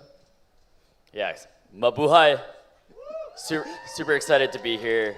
It's an annual tradition. You know we got to do it. It's November. We have to be in the Philippines. And it's always good to be here in the Philippines, and I enjoy being here and being with you guys and seeing an event that is more a business to customer event compared to the normal business to business events that we do attend. Today we're talking about, is Ronan going to be the Nintendo of Ethereum? And some of you look considerably younger than myself and Theodore, so I'll give you some context of what this could mean. Back in the late 80s, early 90s, Atari was pushing out basically garbage, and they had basically killed everybody's trust in the idea of a gaming console. Then came along Nintendo, and they released an entertainment system that was not a gaming console. This turned everything, the Sega, the PlayStation, everything then became a Nintendo to your grandma. And that's the kind of thing we're thinking about today. Nintendo didn't just dominate their market, they created a whole new market for them to dominate. And we're going to think about, is that what Ronan is doing with their move over to Ethereum? Before we dive into that, we need to think about what Ronan has already done. I assume everyone here is very well versed in what Ronan has previously done. But if you could give us like maybe a quick 1 minute of what Ronan has done to get to the mega powerhouse point they are at now.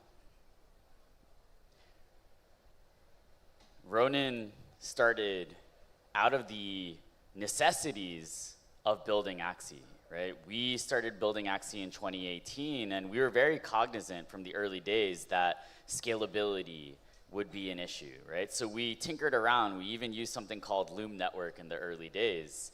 And we realized, hey, nobody's gonna know what we need to build other than ourselves. So we ended up building Ronan specifically to scale Axie Infinity. Axie was the first game that scaled with Ronan. We deployed Axie on Ronan in March of 2021, and within 6 months it had exploded from 19,000 DAU when we deployed it on Ronan to around 2 to 3 million by that fall.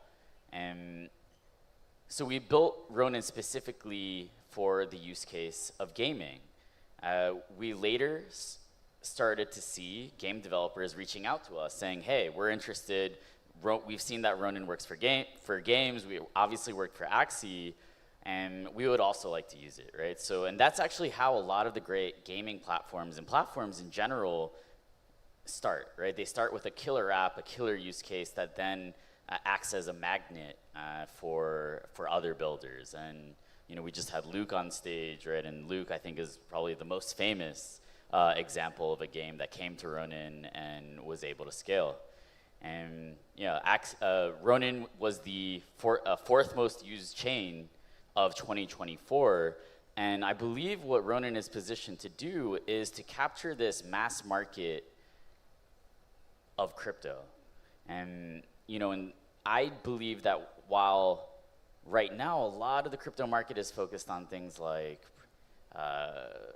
perp dexes or even prediction markets, those are very niche use cases compared to the final potential use cases of crypto, which are more focused on mass market consumers. You saw this with chips as well, right? The initial demand was from the military, it was from the space explorers or NASA, but obviously, right, the larger market was chips, computers for the everyday person. And this is the only place in the world where you see everyday people using crypto very comfortably. And I think that's the magic of the Philippines, and I think that's the magic of what you see on Ronan, is crypto for everyday real people, and you undeniably see that when you come to this event.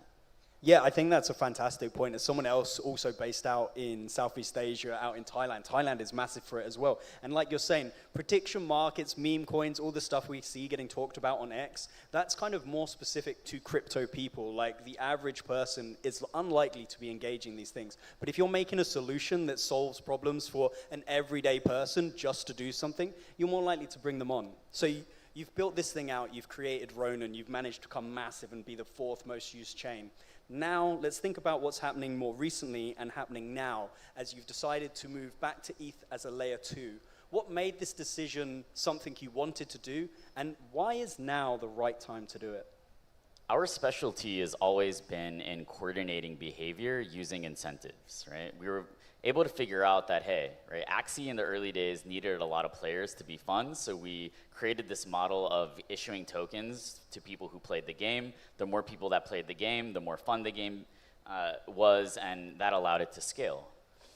Right now, Ronin is using a ton of incentives to incentivize security, but that's not needed. We can rely on Ethereum for security and then use those saved token incentives that we used to be spending on security to now incentivize builders, right? Because what does a gaming, a mass market chain need? It needs amazing builders that can attract users.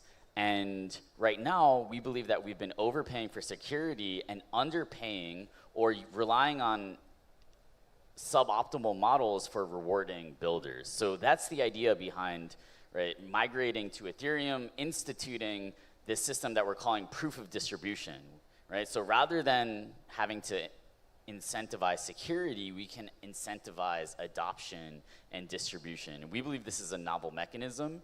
We believe that a mass market chain, a gaming chain, the consensus mechanism or the issuance model needs to reflect the needs of the chain. And thankfully, Ethereum has made so much progress over the last 7 years that we can now, right, basically become an L2. That wasn't the case when we created Ronin. Ethereum was still very early in its scaling roadmap, so we're super proud of the work that the Ethereum core developers have made, the progress that they've made, which has basically allowed us to come home and basically save incentives for incentivizing adoption. That's a great way to look at it as well, and the idea of there's something you have to spend on that you don't need to spend on because someone has now made what you have made. You made Ronin because the thing wasn't there. The thing is now there. You can go and rely on them to do that for you.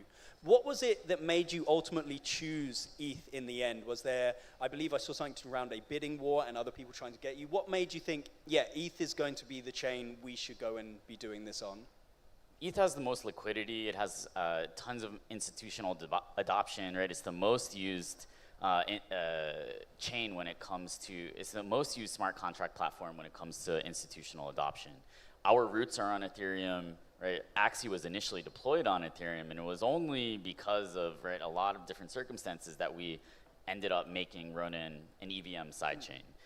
But we've used ETH as money on Ronin for many years now, right? So, there's tons of kind of legacy, cultural reasons behind the switch, and I do believe that we are seeing a renaissance in the Ethereum ecosystem. L1s, I believe, will continue to become Ethereum L2s because it just doesn't make sense to have to pay for your own consensus when you can outsource that security to Ethereum, retain those tokens. You can even, right, and then you can put those tokens to incentivizing other things other than security. And that's actually the fundamental idea of what made Axie blow up, right? Was that, hey, why does Bitcoin is incentivizing security, but a game doesn't, right? A game needs to also incentivize adoption, right? And now that you can basically outsource the security to Ethereum, okay, right? Now you can actually put those tokens to incentivizing what the chain needs beyond security, which is actual users, actual developers. Yeah, awesome, man. Is the idea of going and doing the thing you were always set out to do without having to worry about the peripherals that was just a cause of trying to achieve the thing you wanted to do. So we've seen why you're going to Ethereum, and I think the idea of moving where the liquidity is something that a lot of people overlook when they think they're a game. They think they're going to suddenly generate liquidity over on these chains. And as I said at the start, with my opinion on how Nintendo and Ronan relate in the idea of the analogy we've been using of you're just going to make a market that you can dominate instead of dominating the market that was already there. To you, what does the analogy mean to you? Is it the idea that maybe Ronan's going to be pushing out hardware, or is it more in line with just creating a market to dominate as Ronan? Because you have been one of the leading gaming chains as it is already for many years now. Gaming is a hits-driven business. And what have we seen work for Ronan? It was Axie. It was Pixels. It's this idea that a hit on the chain can drive and lift up everything else on the chain. So the metaphor of Ronan being akin to Nintendo is this idea that, hey, we have the best content. And we use that content to reinforce our market position. And having the best content, having that killer game or games lifts up everything else in the ecosystem, right? Nintendo is known for having a ton of quality. Ronan is known for having those breakout hits that define the next paradigm, define the next meta, right? That's why people ask me, ask Luke, ask the builders on Ronan, hey, what's next? You even see Risk to Earn coming out of Cambria, right? So when I look at, right, let's be honest, it's been a fucking brutal year for crypto gaming. But when I look around at the room of what's interesting in crypto gaming, most of the innovation that I see is happening on the Ronin network. It's Pixels continuing to push forward their reward model. It's Cambria with Risk to Earn. It's Fishing Frenzy, right, deploying ERC20C app tokens that basically allowed people to stake their tokens before the actual TG even happened. That had never been done before, not just within gaming or crypto gaming, but in the entire Web3 industry. And you have games like Fableborn. You have Moku, which just released a digital Tanuki autonomous athlete game that's like mind-blowing and mind-bending. And so when I look around, right, I see the innovation, right? Because what's the thing that's going to get us out of the current market turmoil? We've always seen that we need to innovate our way out of the bear. So when you want to look at, right, what can actually end our pain, you have to look for where's the innovation happening? What is going to introduce something net new that hasn't been tried before?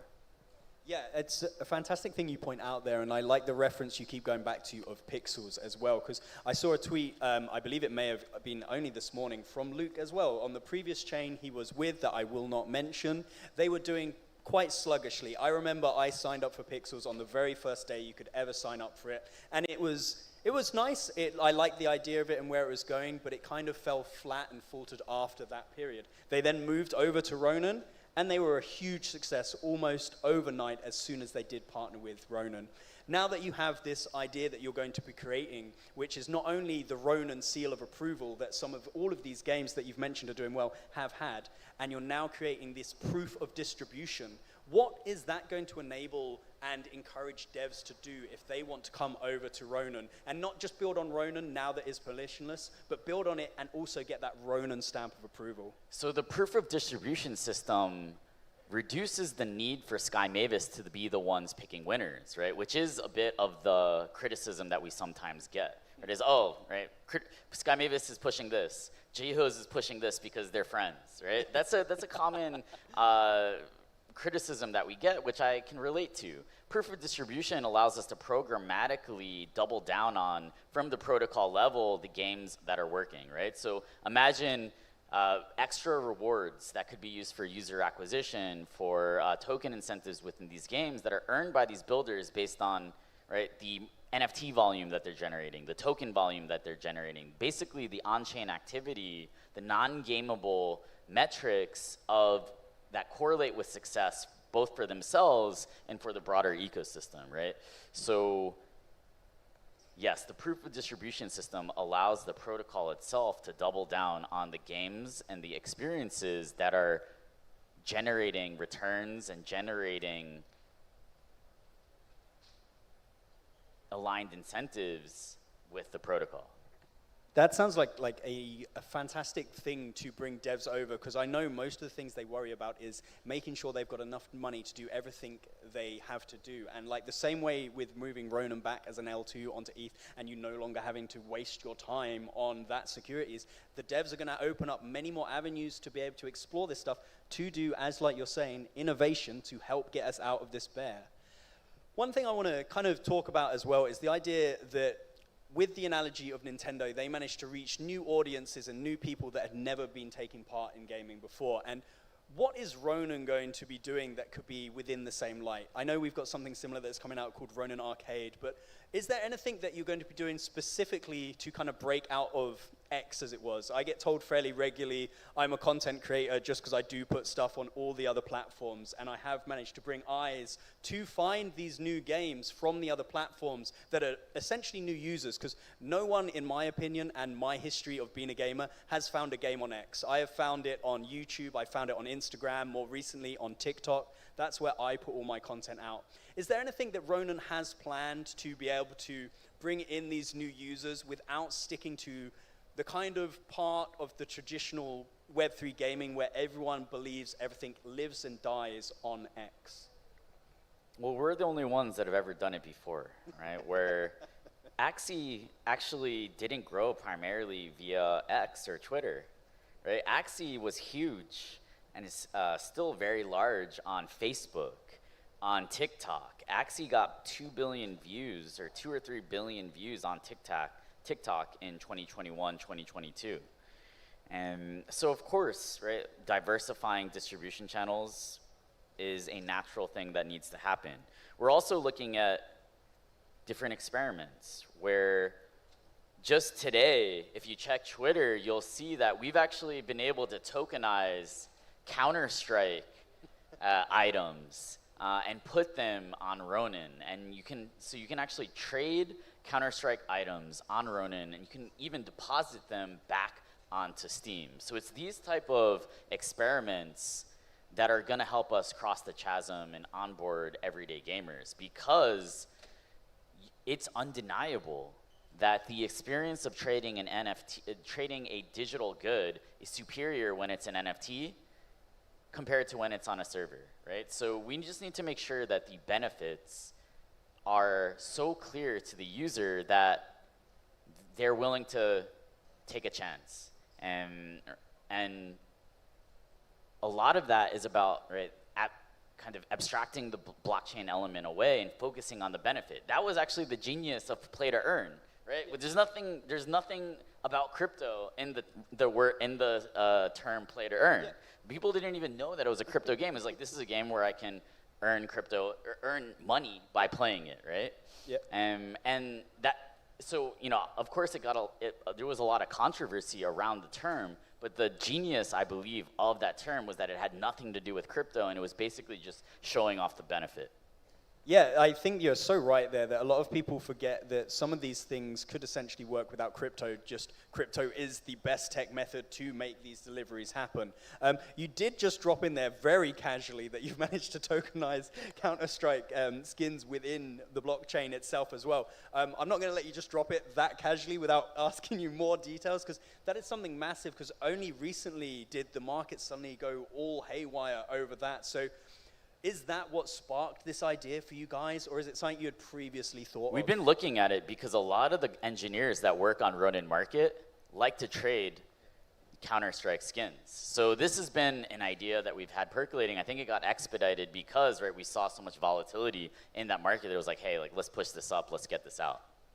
Excellent, that sounds awesome. Unfortunately, this is all the time we have got. I think this is the shortest interview me and you have ever done, so a pat on the back for both of us for keeping it in time. Before I do wrap up, do you have any one thing you would want to tell the Ronin community and they need to take away from here? A little bit of alpha or anything that is going to make them think, yeah, this is good. So we have an announcement coming tomorrow, but I'll tease it a bit here on stage with you guys. So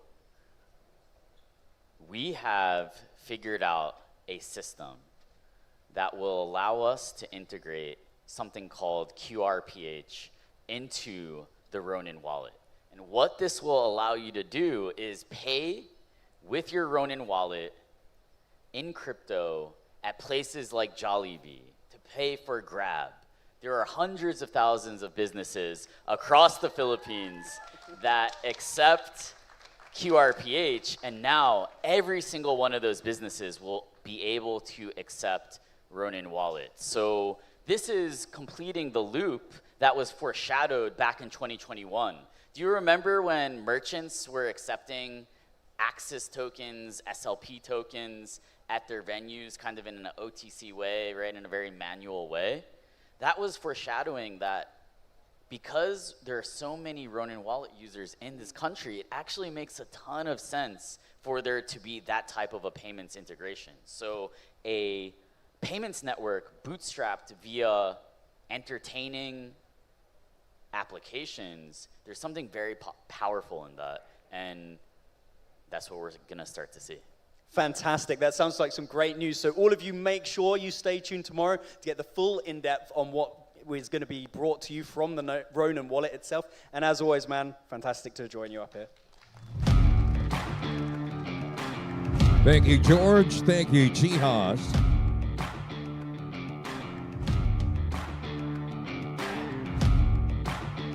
Before moving on to our final special presentation, we want to give a quick shout out to our amazing partners who have made this year's YGG Play Summit possible. YGG Play Tournament Partners, Parallel, Vibes, TCG, Might and Magic Fates. Our Diamond Partners, Aurori, Sky Mavis, Coins.ph, Ubisoft, Platinum Partners, Spectre Agency, Pixels, Sweet Foundation, Earnscape. Our Gold Partners, Cambria, Moonshot Play, Real Go, Blast Odyssey, OpenSea, The 9-Bit, BWF Labs, Silver Partners, Juice Gaming News, Kin, Kid, Cryptobilis, Royal Regenerative and Preventive, Sansai Labs, Beam, Base, Fantech, our media partners, WhenInManila.com, Games.gg, Unbox Digital Media, versus YGG Alerts, Business World, and Bit Pinas.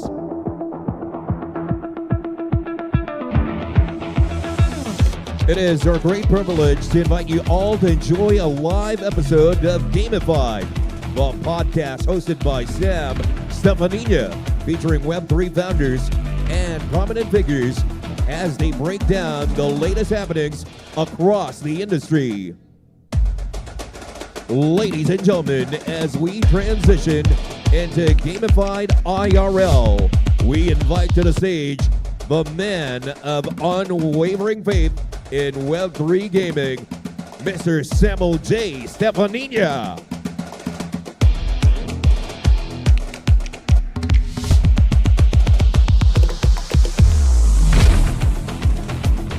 What's up, guys? Wow, the best part of that was I looked down and Gabby's like, oh, that was awesome. Thanks, Gabby. I appreciate you. Welcome to Gamified. We've done almost 150 episodes of this, but nothing anywhere near as cool as this one, so thank you again for the opportunity to do this. Every single time we bring together 8 to 10 amazing founders, content creators, what have you, and try to have an honest, emphasis on honest, discussion about Web3 gaming, what's going on, what the future might hold, and what we should do in order to position ourselves accordingly. The show lives inside of a glorious pressure cooker. Ideas get poked and prodded, stress tested, and occasionally suplexed through a metaphorical table. If a concept survives the chaos of Gamified, it's probably good enough to survive the internet, which is what we try to leave all of our founders and content creators with every single week. I also do these all too elaborate intros, so sorry you guys are gonna have to sit through about 10 minutes of those in a second. Your favorite project, my favorite project, and the projects we work at all are inbounds. Shout out to Koji. We're gonna do one on Parallel. Very excited for that. He never reads the topics anyway, so don't worry. It's gonna be good. But up first, he is the co-founder of Parallel, the shroud-standing strategist, building not one but 3 worlds and a finance-changing tool. Parallel for the card duelist, Sanctuary for the extraction shooter enjoyers, Colony for the simulation schemers, and Wayfinder AI for the curious chaos agents. Welcome, the Prince of Parallel, the captain of all things chaotic. It is Koji.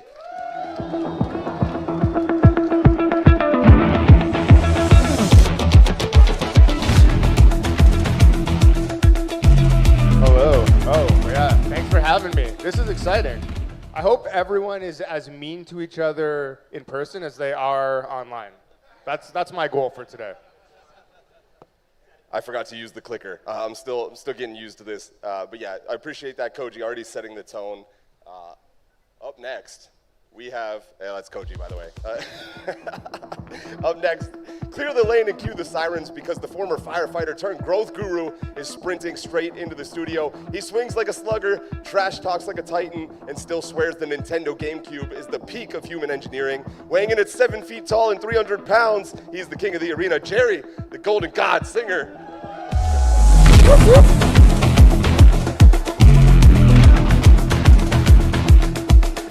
Do I say something now? I'm excited to be here. Sam, this is going to be weird to do in person. I don't know if we're all going to be as brave as we usually are. Yeah, I'm looking forward to seeing that myself. It's also some kind of like weird psychological study to see what stool they choose, which I'm really curious about. Up next, he's the one-man army protecting the optimism of on-chain gaming, the engine behind YGG, the official orchestrator of the Game Awards. Shout out, be here on Friday, where projects become prolific and games become great. He is the grandmaster of games. He is Omar. Let's go.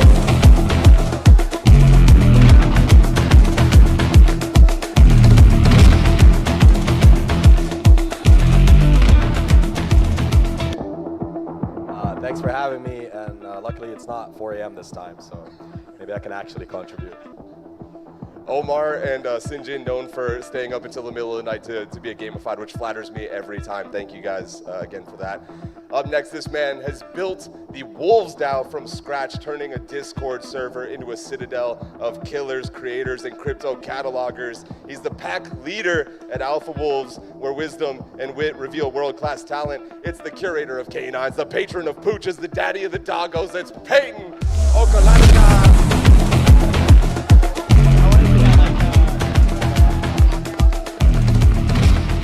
Yo, what is up, guys? Super excited. Great to have you, brother. Up next, you know this one.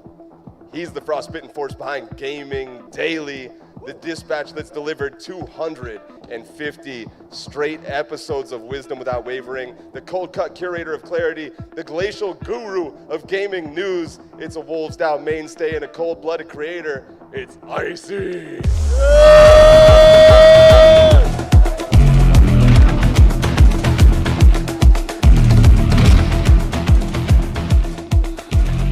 It's Icy. Twitter account in a dream. Let's freaking go! Up next is an NBA reporter. He covered Kings of the Hardwood before commanding the high seas of NFTs as the head of BD at OpenSea. A Call of Duty commander with a catalog of clutch plays in Web3. It's time to release the Kraken from OpenSea. It's Oliver Maroney.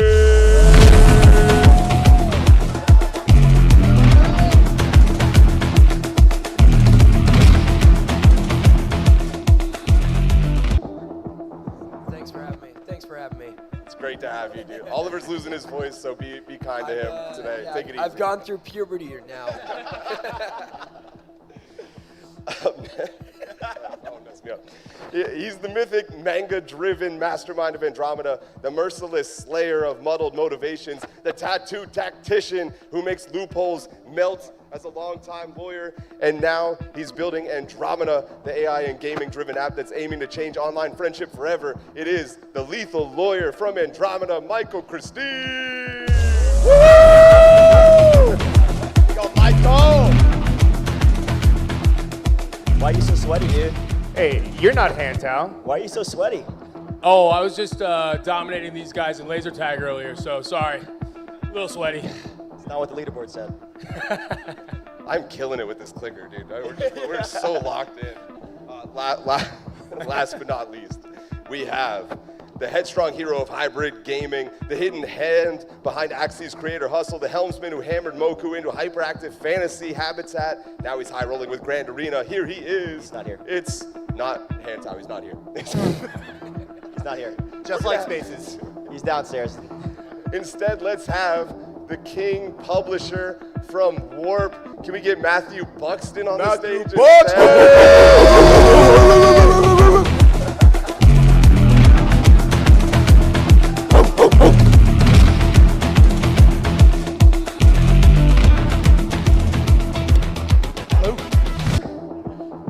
Nice to meet everyone, and yeah, see everyone in person. Let's see if we're friends after this. Amazing to have Matthew, known for bringing some of the spiciest takes in all of Gamified. Last but not least, who am I? Like I said, Gamified, we try to keep nothing sacred. This show, as I get messed up on my notes. Nice. You know what, we're gonna move on. You don't need to know who I am. Up next, ready to play? Are you ready for Gamified? Yes, sir! All right. Let's jump in. Football.fun's been getting a lot of headlines, now with NFL.fun coming out. But one thing struck me, it is nominated for a Games Award. Yes, sir. And it's essentially fantasy football, fantasy soccer, depends on what you're looking at. Is it a Web3 game, Peyton? Is it a Web3 game? I think so. I think it is a Web3 game, mostly for the fact that the on-chain elements, fantasy football, it really has the makings of the specific game mechanics. Like it kind of like plays into the debate of like gamification, right? Is there like a very high user interface and graphical interface? And it does. It does have that. It does have these game type of mechanics. And so I do think so. I think it's a Web3 game. I know what do you think, Omar. I'm gonna go to Koji. Koji, what do you think? Is this a Web3 game? Yeah, I'm not gonna gatekeep what a game is, you know, like, and it doesn't even need a high, whatever you said, interface or whatever. It's just like, you know, people played with marbles before, and they would just like shoot a marble at another marble, and that was a game, you know. So like, as long as people are having fun playing it, and there's like some level of rules and mechanics involved, yeah, then it's a game. Omar, I am going to go to you and ask, should it win the category? Are you allowed to say that? I have no comments on who should or shouldn't win. I just, to both their points, think rock, paper, scissors is a game. And if you make it on the blockchain, then that's a Web3 game. So it doesn't really matter like how much. I know Adam jokes around a lot and says, like, the founder says, oh, it's not a Web3 game. But it's just because he wants to kind of be seen, I think, more as like a consumer app or like something that's bigger than a niche that's currently struggling. But it is a game and it is Web3. So yeah, it is a Web3 game. Matthew Buxton, if this is a Web3 game, does that mean like Fantasy Top is a Web3 game, or are we going to see a social category pop up?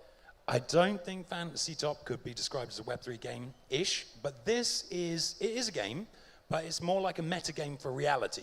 So the game is played out in reality. It's an idle game. You don't participate in it. You just kind of bet on the outcome. So yes, it's a game. Is it like a full game? No, but I mean, I'm not going to say it shouldn't be a game. Yeah. Michael, you guys are dabbling in AI, and that's a big piece of what it is that you're making with Andromeda. That's kind of bridging what's a game and what's maybe a social engagement with a robot. What do you think about football.fun? Yeah, so the one thing that I personally can't stand in the Web3 space is gatekeeping. Who the hell is here to decide what's a game, what's not a game? If the game uses blockchain mechanics, if there's some kind of earning potential in the game, and people have fun playing it, then it's absolutely a Web3 game. And I'm impressed with how successful they've been so far, and absolutely deserves to be nominated for one of the games of the year. Oliver, do you agree? I agree, but I would say there needs to be a new category for the game, potentially. That would be my only caveat. But you have Pro Football Manager, you have FIFA, you have Madden, and all of these games inside of it have a fantasy element to it. So you can't sit here and say that it isn't a game. Jerry, you're known for giving us a little spice. What do you think? You ready to tell me this isn't a game? Yeah, I mean, I think like me of 2 years ago would have argued this point a little bit differently, and I said it's probably not a game. But like, you know, people like Koji, who called me a gatekeeper for a long time, have kind of like broken that part of me down. And you know, I think like the bigger discussion is like, we need to find a way to actually define what a Web3 game is or is not, and so we can actually just come up with like, you know, better rule sets for things, and we can stop having discussions of like, is it a game or is it not, right? Like, Shout out to Kevin Lambert, who's usually a panelist with us, but like I think crypto just itself is a game, and it's like one of the most fun games. I think a lot of things can be gamified, and it's adding a financial layer to what you said was fantasy football. What are you going to disagree with me on? No, nothing. But I'm going to yes and just say like the debate shouldn't be in Web3, and this isn't pointed at football.fun, but the debate shouldn't be, is this a game? The debate should be, is this a good game? Right? I mean, that's the difference. It's like, whether or not it's a game doesn't matter, really. Is it actually worthwhile for your time, your money, or whatever? That's the debate. Who cares if whether or not I consider it a game? If you like playing it, fine. Is it a good Web3 game? Yeah, Koji. I haven't played. I also think it shows the evolution of Web3 gaming and what it's becoming, because 3 years ago people said Web3 gaming's this, and now we have so many new different genres, so many new different segments of Web3 gaming. So I do agree that there needs to be more categories now for like what types of games are getting nominated for what, because Web3 gaming is growing. Even though people think it's dead, people think it's dying, it's doing the exact opposite. There's so many new builders, so many new games, and it might not look the way we thought it would look 4 years ago, but it doesn't mean we're all here right now on a stage at a conference completely dedicated to this industry. So the proof is in literally us being here right now. Go ahead, Matt. I was going to say it should have an award for itself for being finished and actually released. Because, I mean, we've got Game of the Years. It doesn't have dark mode, so it's not finished. No dark mode, no game. It still doesn't have dark mode? Doesn't have dark mode Yo, to this Adam day. likes the light, Devs, dude. devs, do something. My eyes. When? Icy, is it a game? You guys are going to make me disagree. I think it's, so I love football.fun. I love the team. I love what they're doing. I love to see them succeed. And I'm happy to claim them as a Web3 game. I'm more than happy. But like Omar said that they joke about not being a game. And I'm not sure if they consider themselves a Web3 game. So I'm not sure. Like I asked Caleb when they were coming out, I'm like, tell me more about the game. Do you guys consider yourself a game? And they're like, I didn't really get it. And fantasy sports is huge. And I think that they can totally win in fantasy sports. And the way that they're bringing that on chain is incredible. But yeah, if they don't consider themselves a Web3 game, then like, I think that says it. That doesn't mean, like Koji said, it doesn't matter. Like all they need to do is have a great product that people love. But I'd love them to be like, yeah, we're a Web3 game, because then I can champion them and be like, yeah, look, we're crushing, guys. It's inevitable. I think there's something to say, though. Like, Adam's been in the space for a very long time, right? He's been part of Wolves for the last 3 years, has gone through a lot of iterations. This is his second time at bat for football.fun, not soccer, football, right, in terms of that. And so on that side of things, though, he understands the narrative drives a specific market, and you're getting looped into Web3 gaming. That means your token and your NFTs pretty much go straight down, right? Because no one really pays attention if it is, quote unquote, a Web3 game. And so I think the category as a whole, people usually try to push the side. As much as like, don't put us into that narrative, because that means that people will start having these conversations that we're a Web3 game, which means Web3 tokens equals going down, you know? So that, I think that's the reason why Adam and Caleb, who's been in the space now for 4+ years, are like, please don't put that on us, even though we would probably consider ourselves as that. Don't do that.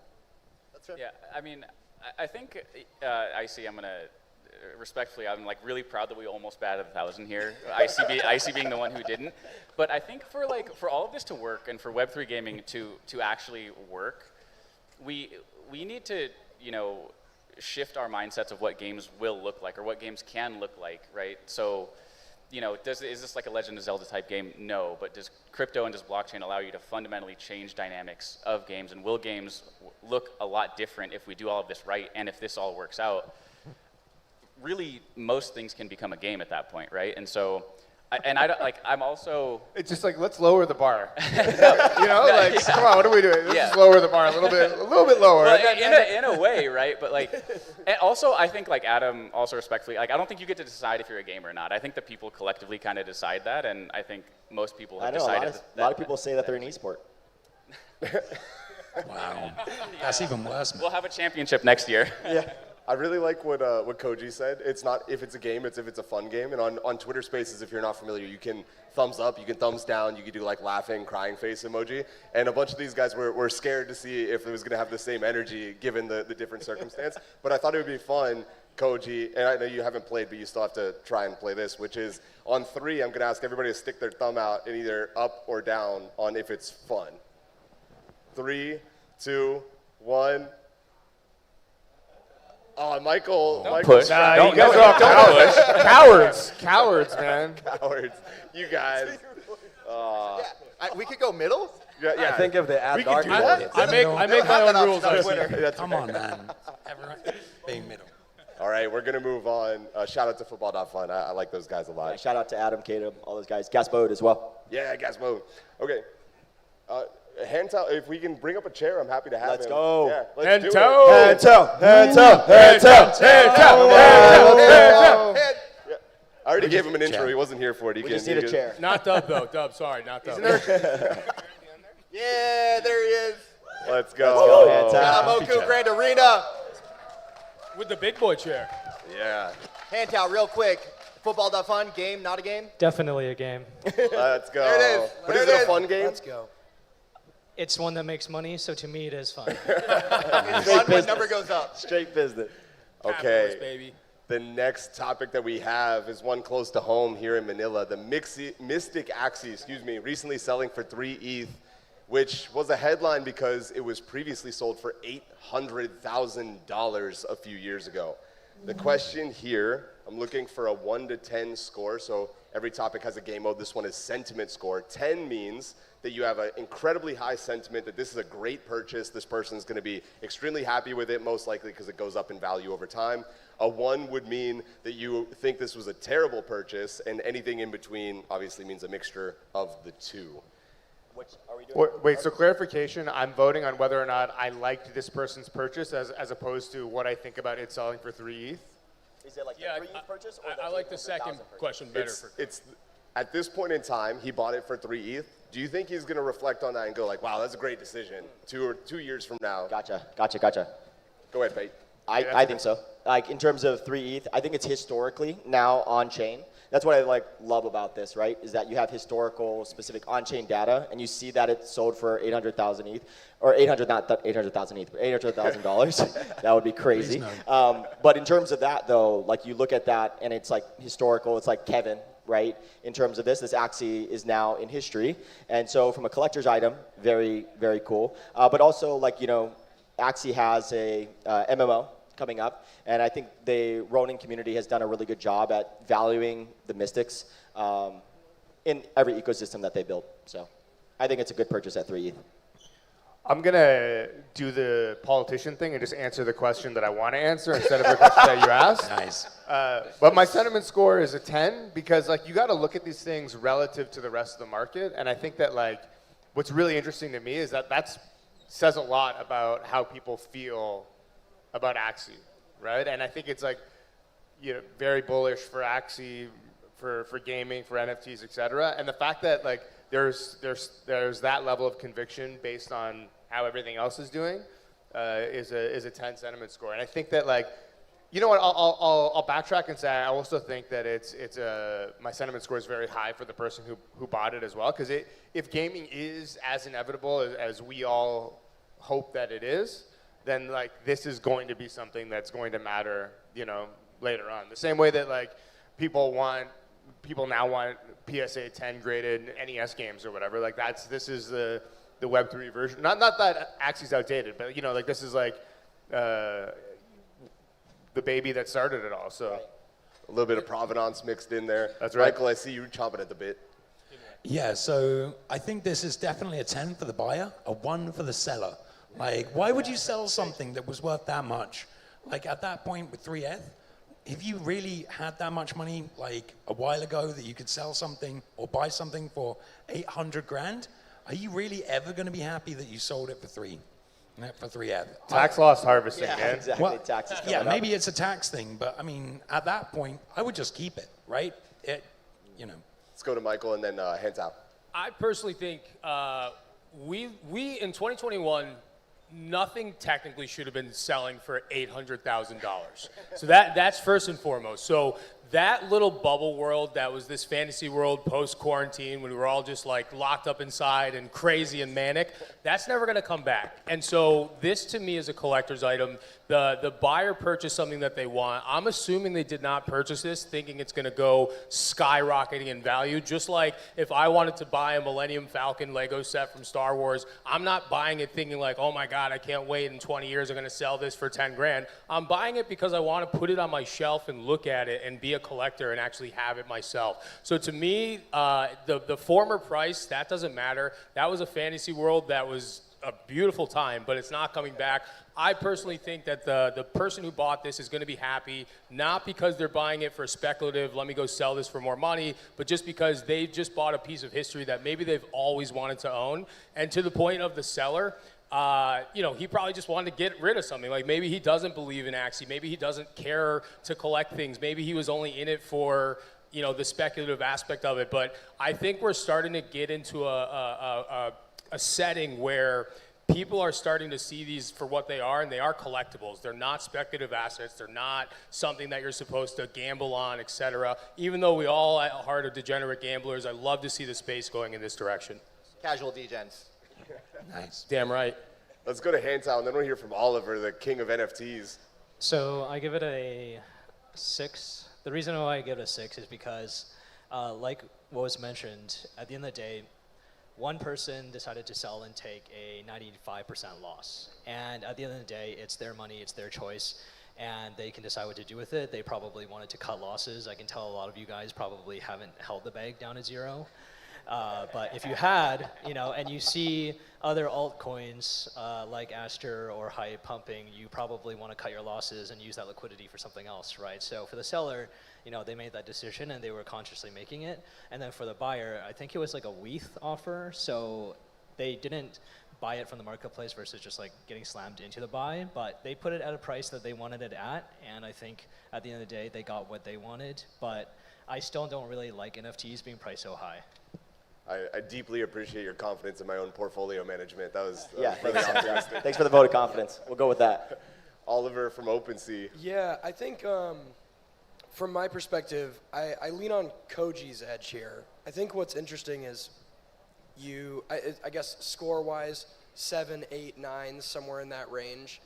I think what's promising about this is that someone cares enough to spend, call it 10 grand, on an item in a game, like if we want to cut it dry. Obviously, there's a collectible nature to it. There's some historical relevance to it. There's other pieces.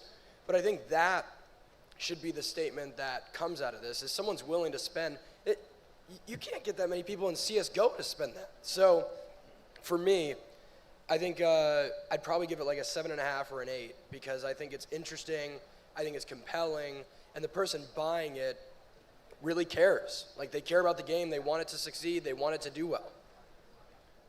Icy, you seem like you're ready to go.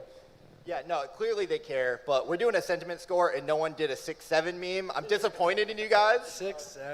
Yeah, we're all old. What are you talking about? But sorry, I'm a grown-up. Listen, you gotta know where we are. You featured a Gaming Daily post, so it's a 10 out of 10 for me, Sam. Thank you, I appreciate that. Like Koji answering the wrong question. Jerry, over to you. Yeah, I think I would say it's like an 8 or a 9 for a lot of the reasons like what the guy said. I think like just the fact that a historical NFT moved, I think, is a moment. And I always like to look at things like this as, if any of us here were working for a project, or any of the founders here had an asset sell for like $9,000, what that is, today at the time is probably like 10 grand, right?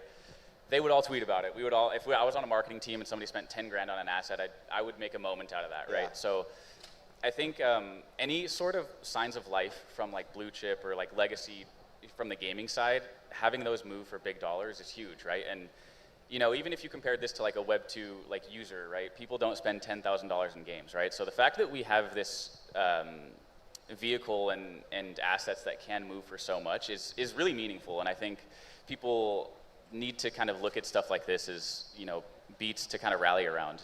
For the whole games industry, the fact that people are still willing to spend that type of money on a game asset, you kind of have to celebrate that.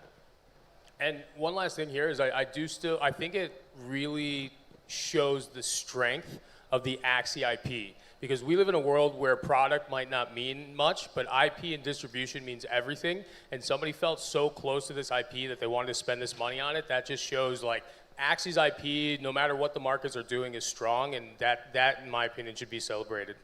Also, I don't think we need to feel bad for the dude who sold it for a huge loss. Like, if he spent $800,000 in ETH on something, I promise he has substantially more ETH than that. Like, he was probably buying ETH at like $14 or something, right? So that guy's doing all right. I'm Tell sure. that guy to the guy that sold his liver for a Bored Ape.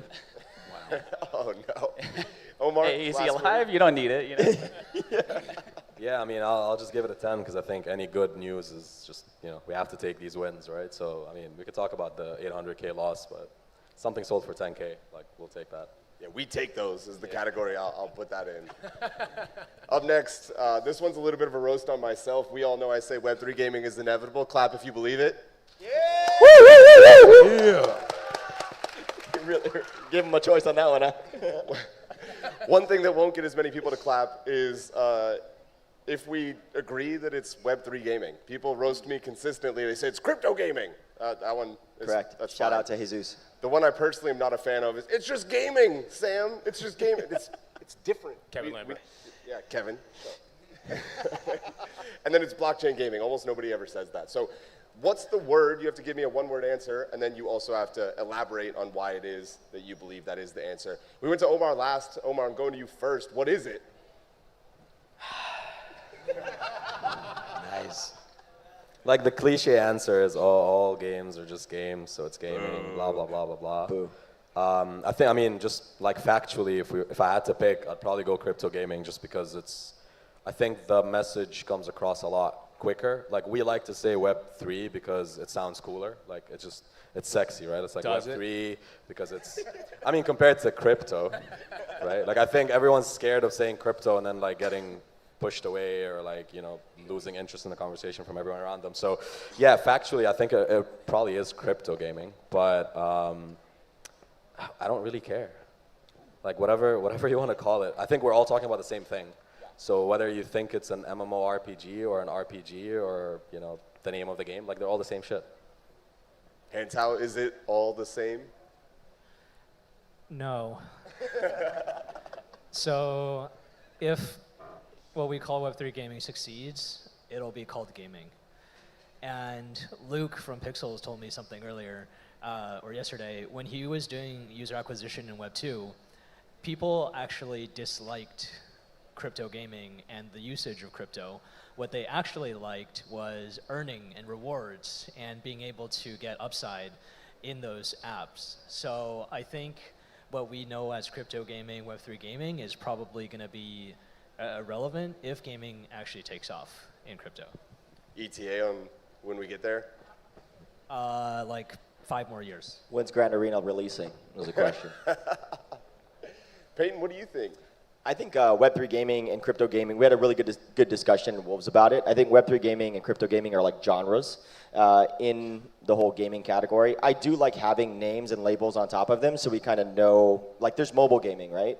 There's PC gaming, there's console gaming. I think Web3 gaming or crypto gaming are genres within gaming on that, so we know at least the target direction that we're going. I think Web3 gaming is very much abstraction of the crypto elements and making it, think like off the grid or something like that. And crypto gaming is just leaning into very heavily the crypto elements. Like good luck have founders with like, the aspect of things, and Web3 gaming has like eFrontier, right? Probably abstracting a lot of the stuff, using smart contracts, but people interact with them without understanding that they're actually interacting with them. And then crypto gaming has a lot of cool elements, like to be honest, like some of the Ponzi-nomic type of games, I think are more crypto gaming.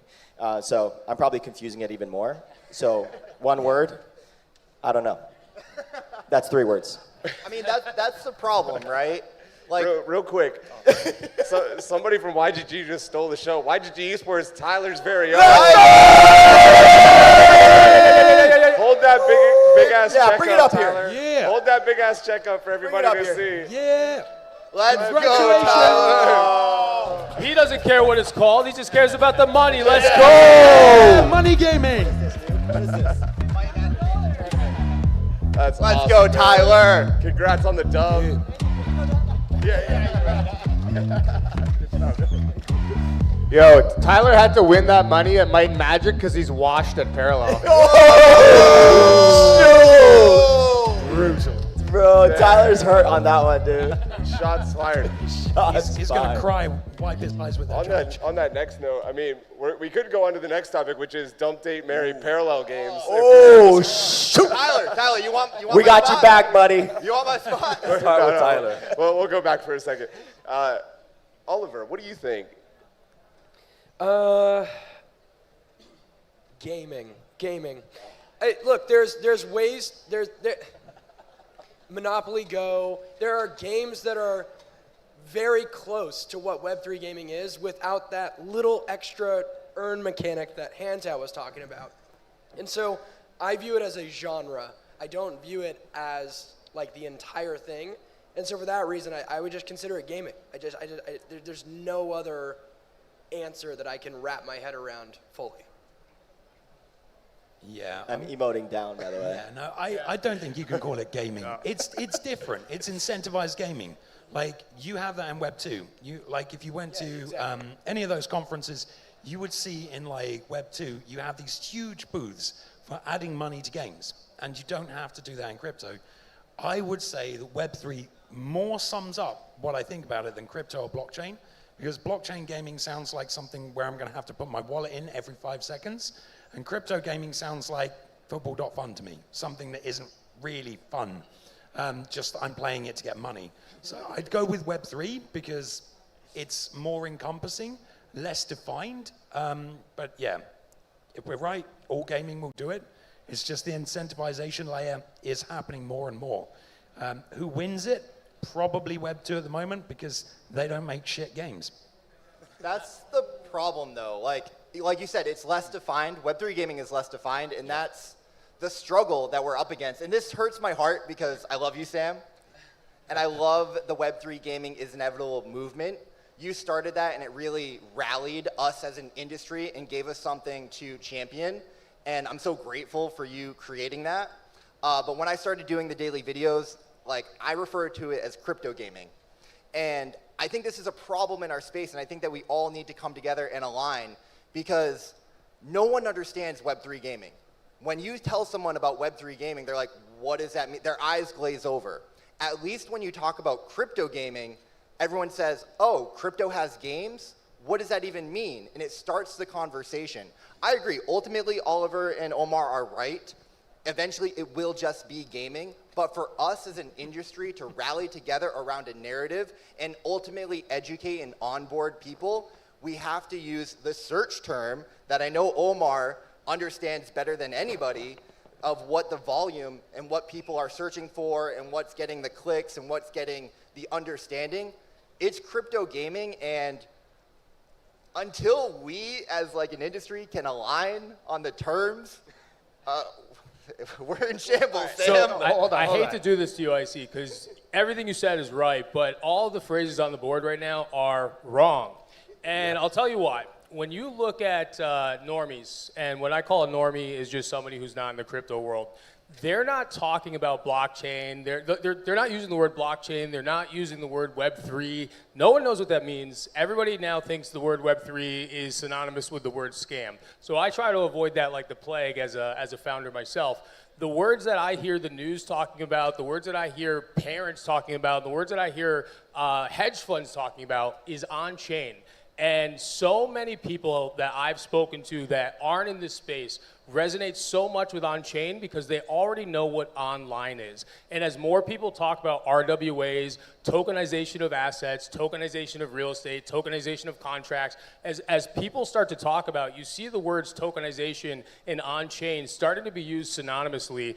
And with all the bad taboo that's come from the words Web3 over the last 4 years, I, as a founder, try to avoid that like the plague unless I'm talking to other people that I know have been in the space. If I'm trying to onboard somebody into the space, into my game, and they're like, what's special about this game? I'm literally just like, well, you can tokenize these assets on chain. It means you own them. You can trade them back and forth. We have no control over it as the game developers. It's all on you. It's all free market. It's all open economy. And they're looking at me like, oh, on chain. I get that. And talking to so many different game publishers that have been game publishers for like 30, 20, 40 years, they understand on-chain because they understand online. They don't get tokenization yet. They're starting to because of RWAs. They hate Web3. They can't stand it. But they understand this term on-chain. And if I could make one wish of this industry, is that we all rally around that word, because it is the word that it seems like the rest of the world is using when describing the blockchain space.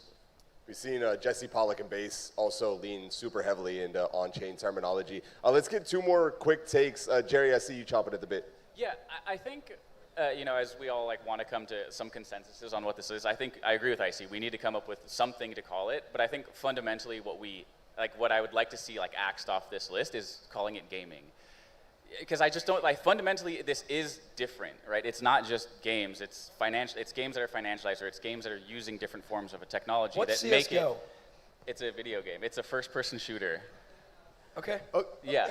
And have you ever called a third-person shooter game on accident? He would argue with you if he didn't have his voice on. Have you ever accidentally called a third-person shooter an FPS game, and they get super mad at you and they're like, it's TPS, right? So genres in games actually really do matter. We define games by the genre. When we're talking about them, we say what they are a lot of the time, right?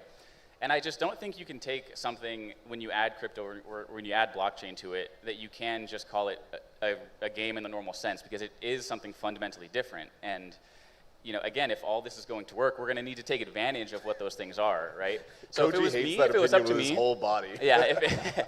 If it was up to me, Sam, I want to read about you in some Jason Schreier book in 25 years. So I want it to be Web3 gaming. I think blockchain gaming is terrible, because you then have to ask people to ask the question that they do with Web3, what's Web2 even then, right?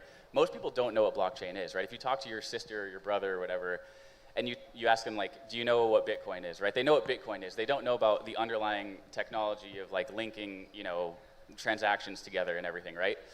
And I think as crypto, regulations get more friendly for crypto, that's becoming less of a dirty word. I do agree that Web3 has become this weird word and this kind of stigmatized word, but I think crypto is becoming a more commonplace thing for people to own, and you can have it in retirement funds and ETFs now, right? So crypto is going to become less stigmatized over time.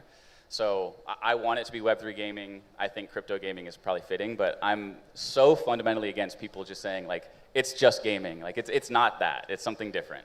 It's an intervention for you there, Sam. Do you have an intervention slide? Yeah, we're actually this isn't actually gamified. It's actually we wanted to talk to you, Sam. You brought all my best friends together to tell me that I'm wrong.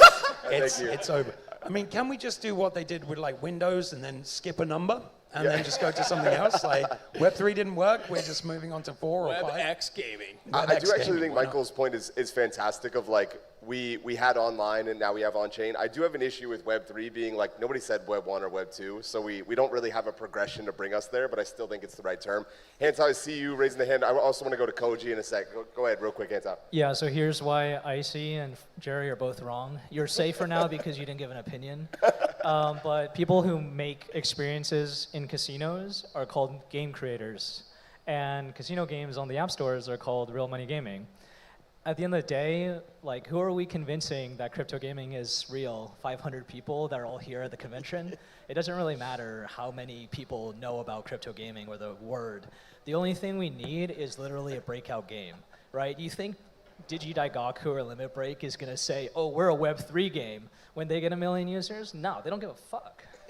But when we have that breakout game and we have to explain to a game developer what this is, how do we talk about it? But we don't. Uses the blockchain. Hold on. It's on-chain. We don't. It's just gaming. When you define a style of gaming, it's either by the level of friction, you need a device to play it. It's a mobile game. It's a PC game. It's an Xbox game, a console game, whatever. Or it's a genre. And if you want to argue that Web3 gaming is a genre, and I know that some of you did, you're dead wrong. That's a fucking asinine argument, because is Gunzilla a Web3 game? Sure. Is Parallel a Web3 game? Do we belong in the same genre? Absolutely fucking not. That's crazy. And if you're saying yes, you're dead wrong. I mean, if anything, you would call it I don't know, wallet gaming or something, because that's what you need to play these games, and that's fucking terrible. No. Yeah, don't. I'm saying don't. You guys clearly don't remember when Xbox Live came out in 2004, and they called it an online game. Not every game was an online game. and that was online. That game was not online. Yeah, but people don't It's say a that natural anymore. progression. This game's on chain. This game's not on chain. Why don't you go with words that people understand? Because you don't need to explain that. It's not necessary. So in 2005, when I was buying a video game, and I'm like, I'm going to use Xbox Live to play this, and then I realized, oh, this game isn't online. Well, now I'm screwed because I bought the wrong game. Sure, because you needed the internet. But like, if we do our jobs right, you as a consumer won't need to know. But you still need the blockchain. No, but they shouldn't. We use it. Like, it's the argument that I made before is like, it's like AWS, right? It's like, we don't say this is an AWS game, even though you need that service to operate the game.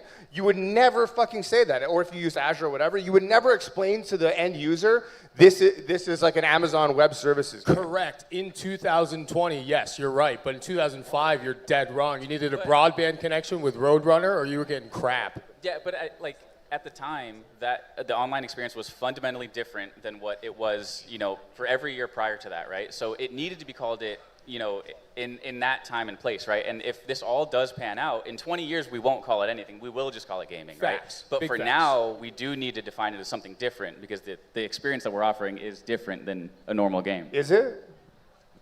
For a lot of teams, yeah. So, yes. So I love Koji, and I usually always agree with Koji because you're fighting for the gamer, you're fighting for the player, you're fighting for the game developer, the art of making games. But where I struggle to agree with you in this is like mobile gaming is a genre. So, and that to me feels, and there's different kinds of mobile games, right? I mean, I can play Fortnite on my phone and Candy Crush. Are they in the same genre? No, but if you're playing on your phone, yeah, they made a mobile version of the game. They're And a that's mobile game. And that's how I think about crypto gaming as a genre. I agree. Eventually, it will just be gaming. Off the grid, I play off the grid on my PlayStation. I don't think of it as I'm playing a crypto game, but I love that they have that crypto ethos, and we're going to have more games like that. I don't think of Parallel as a crypto game, but we as the industry, as we talk about the industry and evangelize the industry, we need to be working together. And for me, I think that's crypto gaming.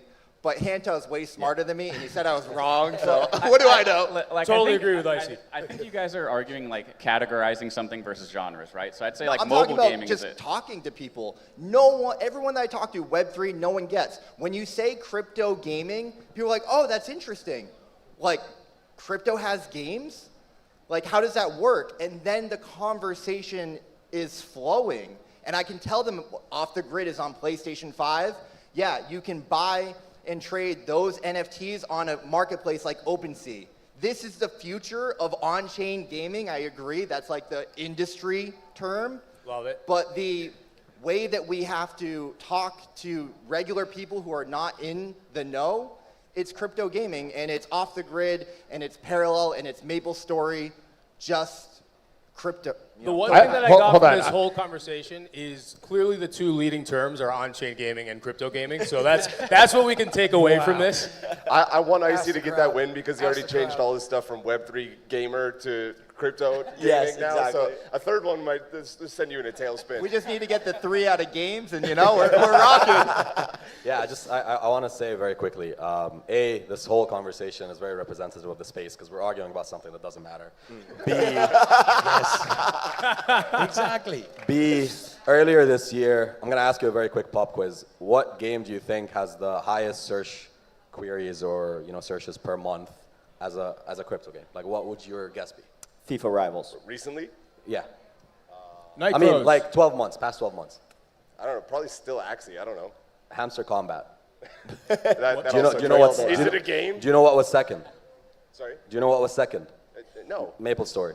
Oh, well, that makes sense. That makes sense. But at the time, I'd ask you what's the coolest game you've played, and you'd say Off the Grid, you'd say Parallel, whatever it is, right? So earlier this year, we made the decision to kind of start adding more just traditional games to the platform because when we go to these public events like Comic-Con or whatever, kids would come up to the booth and they'd check out the site. They'd be like, oh, this is really cool, but is Fortnite here? I'd be like, no. It's like, oh, can I check out Valorant? No. The concept of you can make money playing games is not like a weird concept. They're not scared of it. But it's just they want to see the games that they recognize. And I think the best thing we can actually do as an industry is almost blur the lines where, to Koji's point, he doesn't have to say, I'm building a crypto game. He just has to say, I'm building a cool card game. And then whether or not you like card games, that becomes your factor in deciding, are you going to download Parallel or not. So again, you can choose whatever term you want so we as an industry can come together, sure, but big picture, like no one cares. And as long as you blur the lines, I think it will all end up being gaming at some point.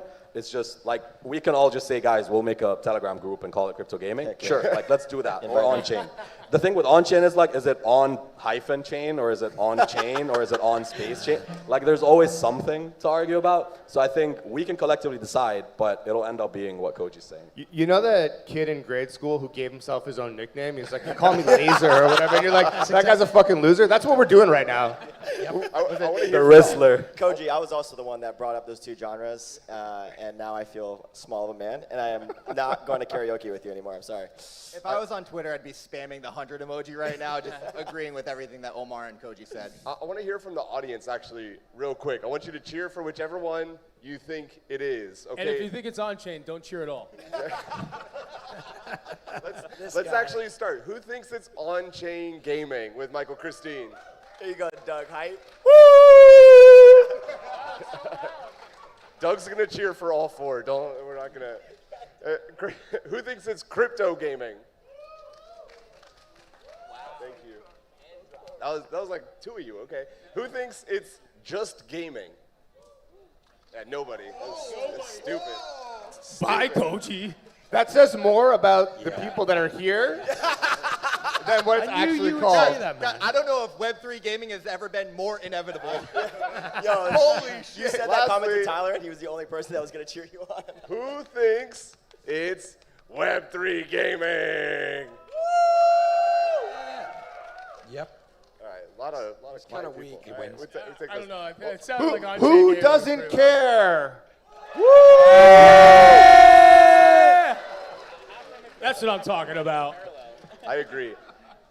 So for this next one, I liked Matthew Buxton's joke about Microsoft skipping numbers so much, I decided to skip a number, and now we're on topic number 5.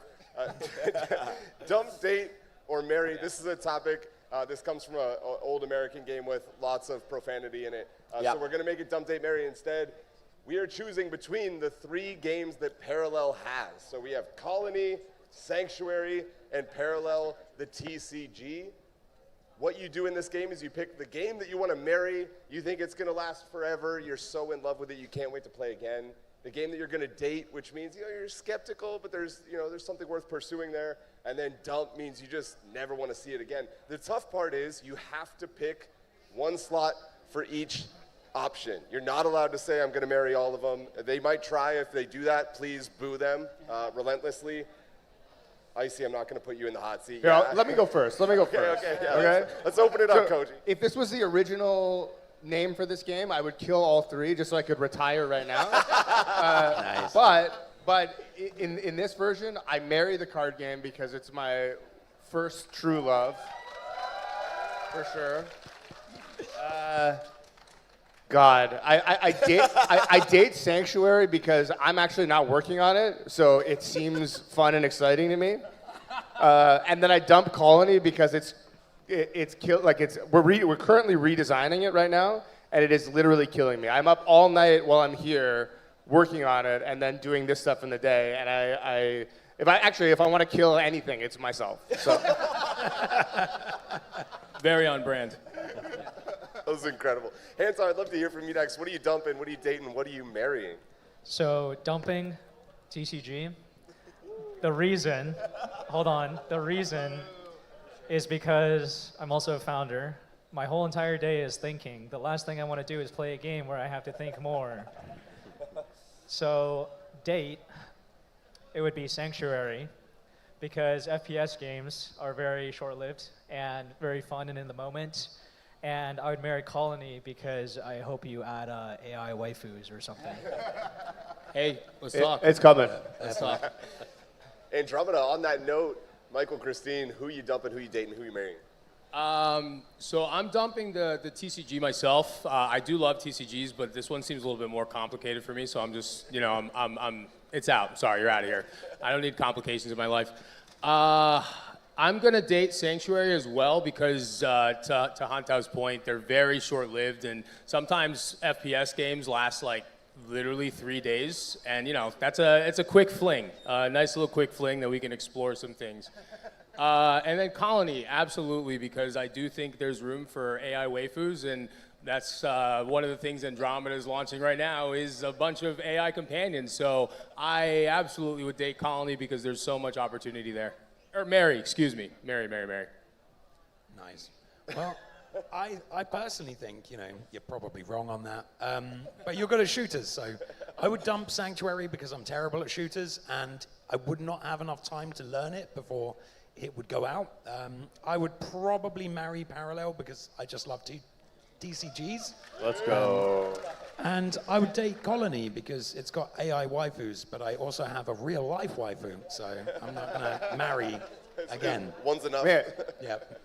All this talk of AI waifus, and then we're like, why are there still women in Web3 panels happening? Like, guys, come on. There could be AI senpais too, come on.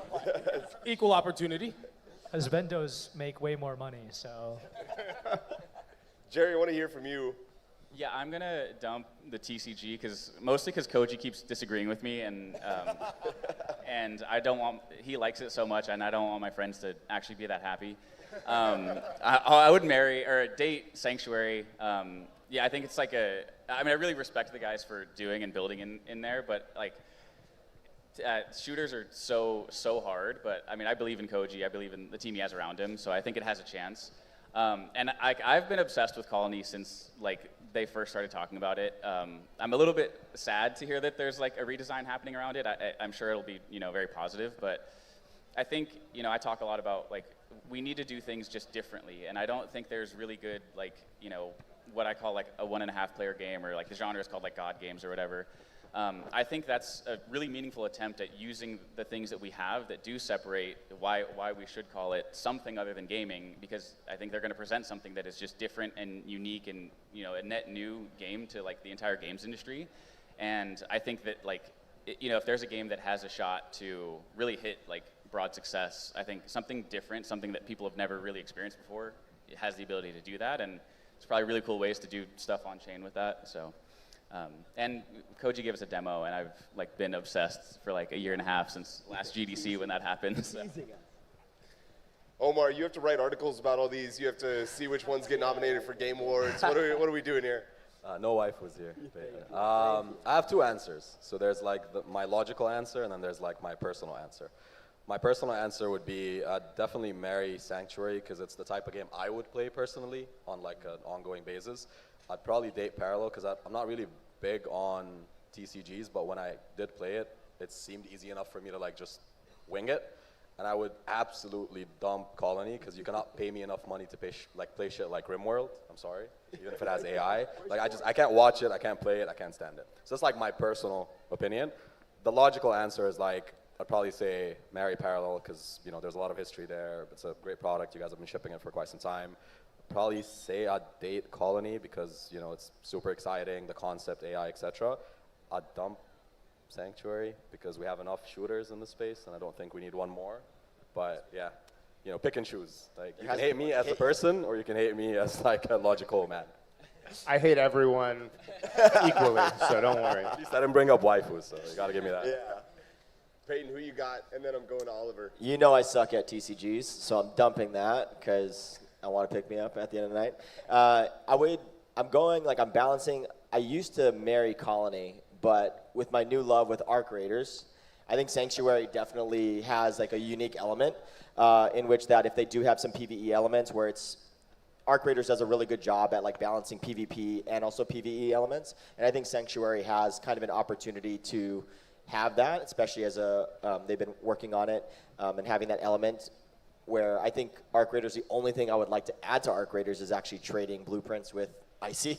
And there's a lot of cool things in which that can happen. And then Colony, I've always I loved it, but honestly, since GDC, I've played it and I've wanted to play it, still have not played it. So it's gone into the dating category because she obviously doesn't want to marry me. Because it's unattainable. Yeah, exactly. She obviously doesn't want to marry me. So. Yeah, she's out of your league, man. Yeah, I guess so. Playing hard to get. Yeah, playing hard to get for sure. You asked her, may I meet you? And it did not go. Let's go over to Oliver. Yeah, I would go. I got to marry Sanctuary. I'm a shooter. I play shooters. I love that genre and the style of game. It just, you can't. You got your convince voice me back anything there, else. Oliver. A little bit. It's working. Shooters came up. This is really hard. I would say I'm going to date the TCG and I'm going to dump Colony. And the reason I say that is because the TCG has something, I think with everybody on this panel, probably a lot of people out here, they've played it, they know it. We talked about historical relevance earlier. That's a piece of this. I think the lore behind the TCG, how you guys built it, there's just something there. And I think he likes it because somebody bought a card on OpenSea for $1 million. Yeah, he got his Christmas bonus this year because of that. He's actually there we here, go. Dub. Yeah, where's that?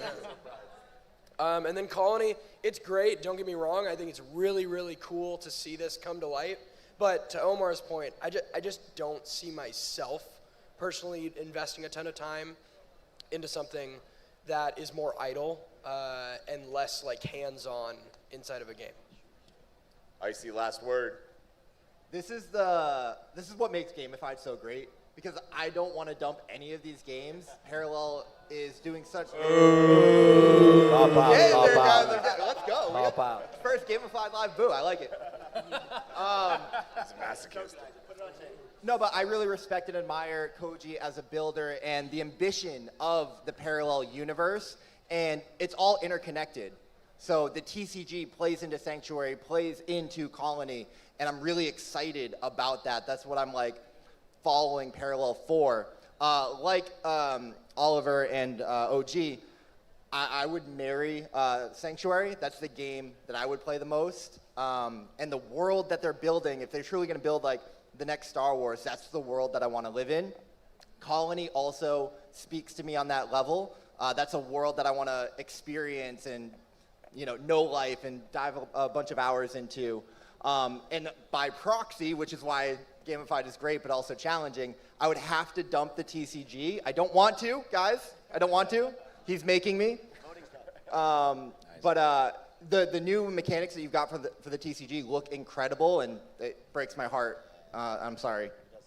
Well, here's the thing. The TCG is a really high IQ game, and there's a reason why most people on this panel don't play it. But hold on.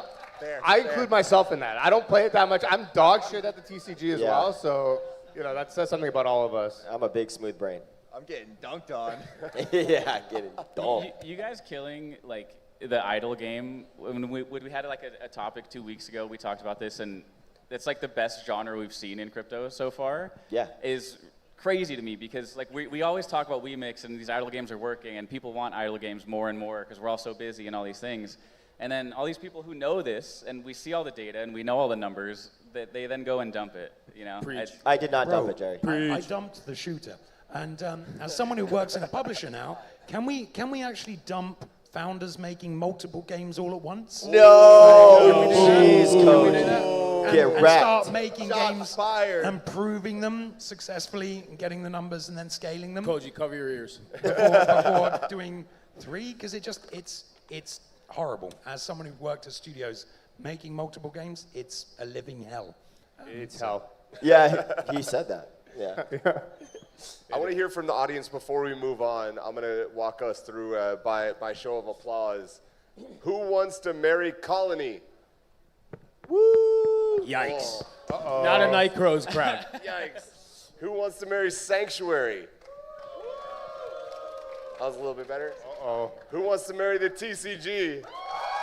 Let's go! Wait until Bias you start crowd. doing A lot of high tournaments IQ and get people in money, here. then- Very high IQ crowd, yeah. All right, let's move on. We are running a little bit short on time, but I do want to make sure we get to this. So if you didn't hear, Galaxia is a new chain made by Planet X. Planet X is a shooter game that's been around for 3 or 4 years, just now finally coming to market, hasn't been playable, but it's like a treasure hunt game where it's very similar to Sanctuary in a lot of ways, except for you can extract prizes. We're doing what are the odds here? So on a scale of 1 to 10, what are the odds that this is successful? Now the wrinkle is they're launching their own chain, and there's a bunch of creators here. This is only, I think, a 10th of them. These creators are actually co-owners of the Galaxia blockchain. They are all financially incentivized to have this chain succeed. Now, in Web3, a lot of us are relatively small. I have like, I don't know, 30K followers. Ice is like 20. YP's like 100K. These guys have 200 million combined subscribers across YouTube, Instagram, et cetera, and 30 billion lifetime views, primarily specifically making FPS content on mobile games. So it's actually in their wheelhouse too. So is this potentially the future of Web3 gaming, co-owned with content creators and stuff like that? Is this cracking the code to sort of naturally aligning the need for distribution and the need for people to get affordable distribution, which is incredibly hard, or not? Again, we are running out of time. Let's do this one in 5 minutes. 10 meaning the odds are fantastic for them. 1 meaning the odds are absolute garbage. Koji, go ahead. I'm just going to go sit on the fence, as I usually do, and just say 5.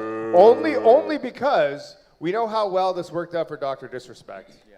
You know, so like aligning yourself to personalities is great when those personalities are great. But if something goes wrong with any of these creators, it could go very poorly. So let me actually add a little bit of a wrinkle here, because I think this is extra interesting. So Dr. Disrespect launched this game as one of like the founders. He tried to create the game alongside the game studio, right? In this case, they actually approached these guys after they'd already built it for like 4 years and basically said, do you want to be part of the ownership group? More like an NBA team, right? Right, but the average consumer isn't going to make that distinction. They're not going to be like, oh, well, they signed on later, so that's fine. Yeah, my point is Dr. Disrespect isn't a game developer. He probably didn't have any reason to be in that room besides his ego, right? He That's was a not his level profession. designer. As far as I know, he was a level designer. That's what it said on the deck. That He was a what designer, sorry? Level designer. Level, so yeah, he previously worked in that might have been part of the reason it failed, right? He made shit levels. They're keeping them out of the room in that regard. They're just aligned financially and distribution-wise. Hans, I want to hear from you. 0. 0. I know most of those creators from Web 2. The reason why is because if they got sold those numbers from a Web 2 agency and that's what they're promoting, they're already fucked. Because I've worked with creators in Web 2, and if you're selling that, that's even worse than a new L1. I appreciate the take. Let's go to Icy. Quick take. Oh, man. What are the odds that it works? Unfortunately, it's been a really tough year in crypto gaming. Wow.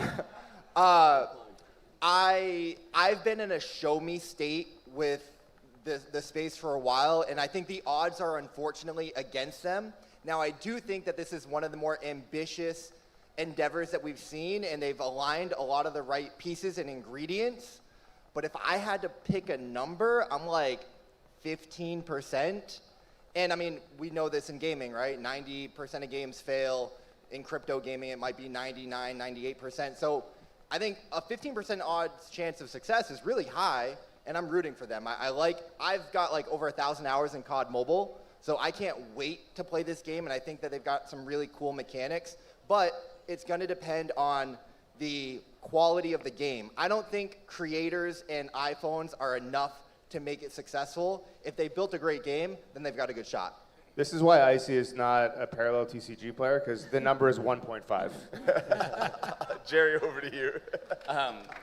Yeah, it was really bothering me that he said 15%. I was like, what are you doing?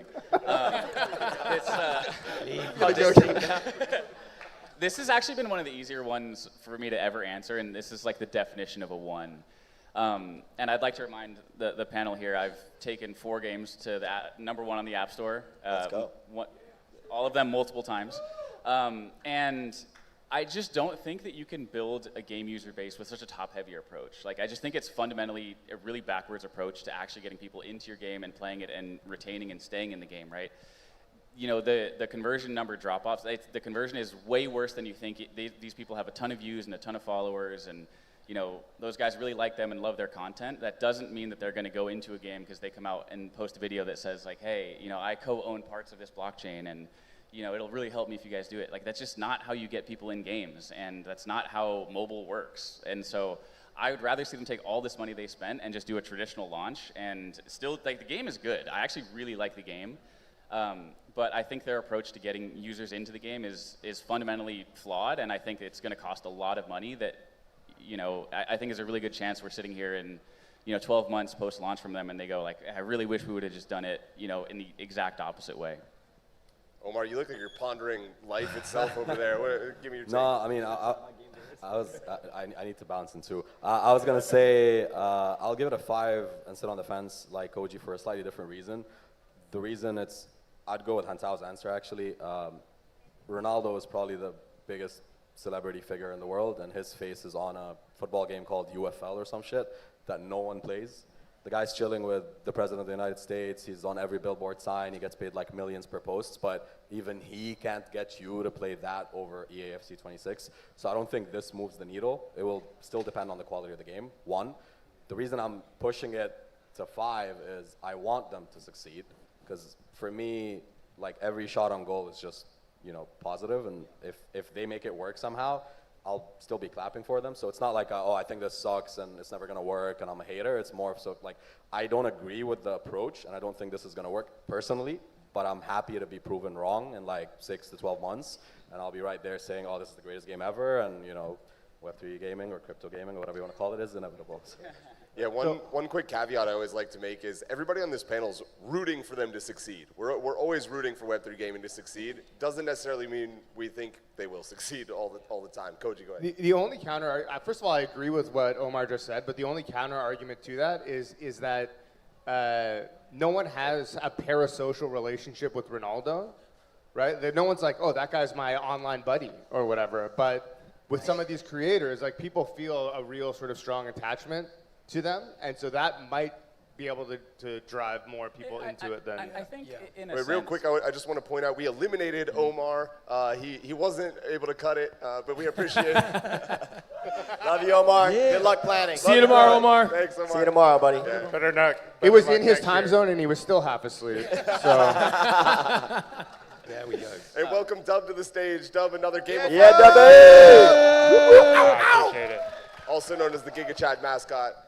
Hantao, do you still have to go at 6 as well? Are you able to hang the rest of the game? Okay, back to Jerry. Keep going. Yeah, I think in a sense, like Koji's not wrong in that like there is more of a parasocial relationship, but we also don't know the terms of like what their promotional agreement is, right? And I think there's a really good chance that if those terms aren't really tight, that these guys, they make a lot of money making the content that they do already. So if that is a shift from like COD Mobile to now Planet X, and they're suffering their core business for it because they're not converting people in the way that they need to, they'll just go back to COD Mobile really fast, right? And we see this all the time with creators when people do these big creator engagements.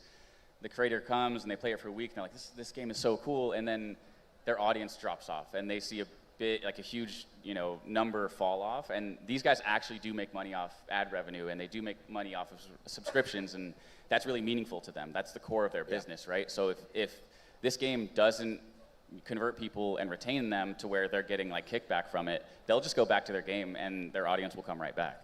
Let's go to Matthew Buxton and Michael Christine after.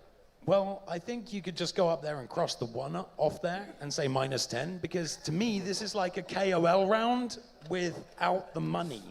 So they've done a KOL round where they gave a fuck ton of their business away to KOLs in the hope that they're going to post positively about it. And fantastic point, though, if they're not making money off it, and they won't for a long time, it's going to be hard to keep up a volume of posting about it. Like, again, I really, really want them to succeed, but to give away that much, and who knows how much it is, to give away that and get that initial boost is fantastic, and maybe that helps them raise some money. I think if this helps them raise money, like serious money, then it's fantastic. If this doesn't help them raise money immediately, it's gonna be death for them, like 100%. So, all right. I think the concept of a creator co-founder is incredible. And I want to cite people like Mr. Beast, who can step into any industry and make millions of dollars like he did with burgers and cars and all these things you don't think Mr. Beast makes. Or RDC World, who created their own anime convention, which is one of the top conventions in the world now. So the reason I give this a low score itself, just of how Planet X is doing it, is threefold. One, yeah, cool. You have all these different creators with all these different followings. If you have 100,000, 200,000, or even 500,000 followers, no one cares about you in the grand scheme of creator world. Unless you have tens of millions of followers, unless you're the iShowSpeeds, the Kai Cenats, the Mr. Beast of the world, I don't think this works for you. I think the idea absolutely works if you have a big enough creator that is on your team that people like live and die for. Like you see iShowSpeed go to all these different countries and bring thousands of people out to try to stream snipe him, as they say. Yes, if he's the co-founder of your game, that game's gonna sell. If you bring somebody out who like, you know, they're cool, they have a following, but their following's really following them for the game, not just their personality, then I do think it's gonna be a quick, like, yeah, they might see an initial bump, like people are gonna try the game, but if the game's not at that level of like a COD Mobile, which most shooters aren't, which is one of the reasons the shooter genre is the hardest genre to succeed in gaming, then these creators are immediately gonna say, oh crap, my viewership numbers are dipping, I need to go back. Whereas like these bigger creators, they don't have to worry about that. And to the point of this, there's so many venture capitalists and venture funds right now investing in creators specifically that don't have any ideas because they know that these creators can pull an audience to this, to this, to this, to this, but they're not investing in these creators that are under 5 million followers. They're investing in the biggest creators in the world, the top 0.1% of creator. So yes, if you have that level of co-founder on your team, you're gonna crush it. But here you have a smorgasbord of like, you know, mid-tier, and I'm saying anybody under 1 million followers is mid-tier, so please don't get offended. I love all of you. But mid-tier. That's a wild take. What did we do to you? One more quick caveat. They do have Panda, who has 54 million subscribers by himself. The single-handed biggest mobile shooter influencer in the world, point blank, period. If it was just him, I would be more bullish on it, but with all these other ones, I'm not. And again, it's just because the game's a shooter. It's the hardest genre to onboard people into, and people like what they like. Unless they have a huge player base to start with, I just personally don't see it going anywhere. But I am bullish on co-founder creators, absolutely. Can I get tagged in? Yeah, go ahead, bro. So yeah, in terms of, let me disclaim here, one of the things is like, I'm with Ghost, I'm partnering with him, with Galaxia, so I should say that. I will say the odds, 1, because all gaming is a very low percentage. I will say the reason why I chose it was not so much because of Galaxia or the shares or even the creators. It's actually a very different perspective on a game genre itself. So you guys are saying shooters, which that is one part of it, but the main draw that I found with Planet X was that it's a treasure hunt game. So very much like you drop in, you go get a Amazon gift card, take it to the extraction, and then it gets delivered to you. Right? So that's like my specific thing of like why I was like bullish on it, was mostly for the fact that people are dropping in and it does a lot of the incentives. We talked about a little bit about like the real world assets or any of that stuff. They are dropping in, they are getting it, and they're extracting with it, kind of like Arc Raiders, but at the same time with actual Amazon gift cards, AirPods, any of those specific things. But what if a game comes out like Activision Blizzard, and instead of an Amazon $10 gift card, they're like, everybody gets Teslas? That game's gonna kill Planet X immediately because it's a beautiful That's also idea. why I said the odds are 1, but still, like, it's a very unique aspect that no one else has done. What if somebody just goes and adds waifus to a shooter? 100%, which I think they will, which is why we gotta get in, get out as quick as possible. We're running out of time. I'll give anybody that wants to go another quick take. Yeah, 2 things. 1, the followers are great, but it's about conversion, and it's the audience that converts to, and the game itself. And so what Peyton, I think, is alluding to is a lot of these guys have LATAM, other international territories and audiences that may cater to the game itself. And so I think it has more of a chance than, say, a game on the surface that we're talking about here with a bunch of creators that have a bunch of followers. Now, again, conversion. You can have a creator with 100,000 followers that converts 20% of their audience. And you can also have a creator that has 10 million followers that converts 0.001% of their audience. Mm-hmm. And I worked at Cameo. We dealt with all these creators, and you actually see the demand and the supply. And it's kind of funny, because you can have somebody who has 20 million, 40 million followers, is historically one of the legends. People would die, you know, to see him or meet him or whatever. Mm-hmm. They maybe get booked 10 times. And then you have some random TikTok creator that just has this rabid community and following that is spamming by on what they're doing.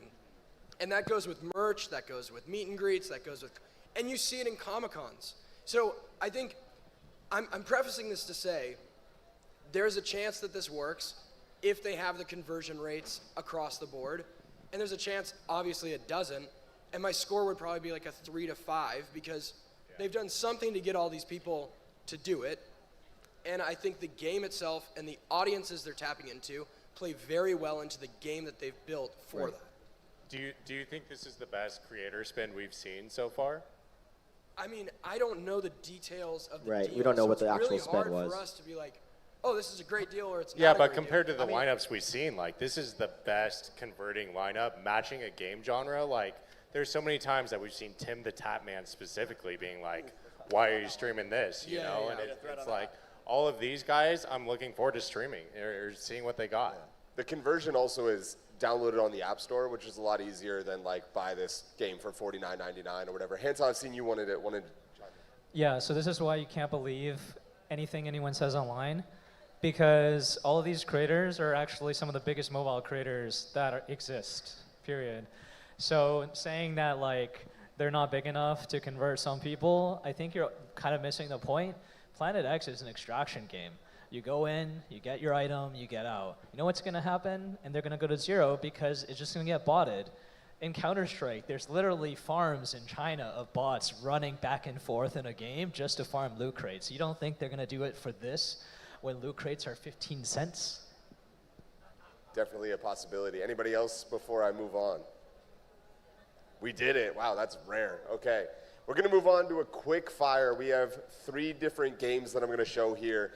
I'm going to ask the crowd first, whenever we show the game, to either clap or stay silent. I mean, you could boo if you want to. That's a little aggressive. But either clap or stay silent based on if you want to play or you want to pass on it. And I'm going to ask each of these guys as well. You can give me your answer and also maybe a quick answer for why it is that you chose that thing. Again, rooting for all these to succeed doesn't necessarily mean we want to spend our free time playing them ourselves. Up first, Atia's Legacy. Yeah? It's not bad. I see him going to you. Player pass. I'm playing it, man. I'm really excited about what Ronan and Sky Mavis are doing. I think that they believe that this is a future of Axie Infinity. I think they put a lot of work in. I've been covering it on the news channel. The reviews, the retention, all the metrics have been really good. When I first saw the gameplay from their first test, I had an affinity for the Axie IP, and it just hits a bit different, so I want to play it. Peyton? Play. Dub? Oh yeah, that's a play. Code? Pass. Boo. I'm just kidding. Look, man, it's just not my style of game. Yeah. That's all. Jerry, over to you. I'll play because Yellow Panther was the only person that clapped. So usually he has a whole posse with him. So maybe it's the only time I get to talk to him one-on-one. So I'll play. Test. Oh, okay, that's a good answer. Michael? I'd play. It looks like a fun mobile game. If it's anything else with mobile, pass. I play it because I want to find out what having spring onions on your back actually does for your character. Like, hey, why not? It's a good hook. It's a good hook. Ansal? Play because Jiho owns me, so. Nice. All right, this time we're going to do it in reverse order. I'll start with Hansal, but I want to hear from you guys first. Play or pass? Grand Arena. Play. #ad. Yeah, I'll play it, but I'll play anything, and I'm usually terrible at these games. If anybody says no, I'm gonna unfollow them on Twitter. Are you a smart follower? Does it matter? Yeah, he is. He's definitely a smart follower. Okay. Michael? Careful what you say. I'm going to play it because I really like that Hantao follows me. Test. I'll play it. I'll play it because of Hantao. He's right here. That's peer pressure. I'll play it too because I played Moki Pochi like obsessively for a while, and I was like getting yelled at in meetings because I was distracted. So I think Grand Arena looks good, so I'd play it. Koji? I'm going to be honest. I don't even know anything about this game. It's an AI game. Okay, well then I'm in. I got to support other AI games. I'll play. Dub? Yeah, I'm going to show these guys know nothing about what they're talking about. I'm going to passively watch it because you can't even play the game. There we go. I played it this Unfollowed. morning. I played it this morning, so play. I think Hantao is one of the smartest, most honest, most dedicated people that we've had building in the space. I love you. I have so All much right, respect I for you. So I'm playing anything that you're shipping, man. Let's go. I really thought at the end he was going to be like, but I have to pass. But it's a no for me, dog. If you're not playing Grand Arena, you're Delulu. Wow. I own 5 Mokis, so I got to play. Last one. Player pass. Pudgy Party. Standing ovation. Marcelo. Let's go. Let's start in the middle. Dub, you playing or passing? Man, I'm passing on it. I've played it. Game of the Year candidate, by the way. Damn. He's passing. Wait, you Peyton, what about you? I play. Yeah, exactly. You played it, but you passed. What? I played it, so I play. Well, I mean, just because you did play it doesn't mean you want to play it again. Oh, You still pass. Pass on it. Pass. Yeah, Okay. I see. How about you? I'm playing it, man. I'm here to support the great shots on goal that we have. It's a fun game. I love what Luca is building. I love what Pudgy Penguins means to the space. I love that they're doing gaming and they're taking their IP global and trying to go mainstream. So it's a really important game for the space, and I have a bunch of fun playing it. Jerry? I've played it a lot, but I'm gonna pass. I think with mobile, like you just need to have, a system for live ops to be able to sustain it and keep it interesting, and like it's not in place yet. So I did play it quite a bit, but I have no interest in going back to it. Same for me. Koji, what about you? For the same reason I passed on the first game, I'm going to pass on this one. It's just not my style of game. I think it's actually executed pretty well, and I have played it. But, I basically play, 4 games and nothing else. So I'm going to pass on most everything. I mean, this is so close to friend swap. I'm really surprised. You've been all over that. It's climb. I know, but I need proximity chat, and, my buddy is, talking shit to me while I do it. Otherwise, I got to pass. Running out of stamina on peak there, buddy. We need an obscure objective. That's what would make it a friend slap, is if we have to, climb a penguin. Oliver, over to you. Play. It is one of my favorite games in this space. Let's go. Let's go. Yeah, Oliver! High praise. Look, story time in 10 seconds. Both my kids, this is the first Web3 game that they asked to play more and more and more. So for me, it has a sticking point there, and I just think they've done a really good job with it. The lore for Oliver is that he only plays Call of Duty, so that's extremely high praise. Yeah. I got to say, shout out to Pudgy, because my daughter is also obsessed with Pudgy Penguins in general. There you go. Yeah. That's it. Let's go. IP going. Wow, shout out. All right, Michael, what are we doing here? I have played it. I think it's a great game. It's not generally my genre, but I will keep playing it. I think it's a strong IP, so I have to say play it. It's just not a game I'll play a lot. Matthew Buxton, the publisher, I'm curious. Yeah, no, I say this is good. It does need more work. I would say a play. My daughter absolutely loves it. She loves the big Pudgy she got, and the little Pudgies, thanks to YP over there. Let's go. And, And always a Symphony, play. shout out to Pengu Asia. Hantal, last but not least. It's a play, but not because I like the core game. I just like being a menace. But the reason why it's a play is because you know what they're not doing? Marketing it as a crypto game. Man, full circle. Shots fired. Wow. Let's hopefully tomorrow night is better for you, Icy. I pass on Grand Arena. Game over. That's going to do it for Gamified. Big thank you to all of you guys hanging out with us. We love you. Shout out to the amazing panelists. We had Hantal, Matthew Buxton, Michael Christine, Oliver Maroney, Jerry Singer, Koji, Peyton, And your incredible host, Samuel J. Stefanina. And Icy. Thank you guys. Thanks, everybody. Thank you, guys.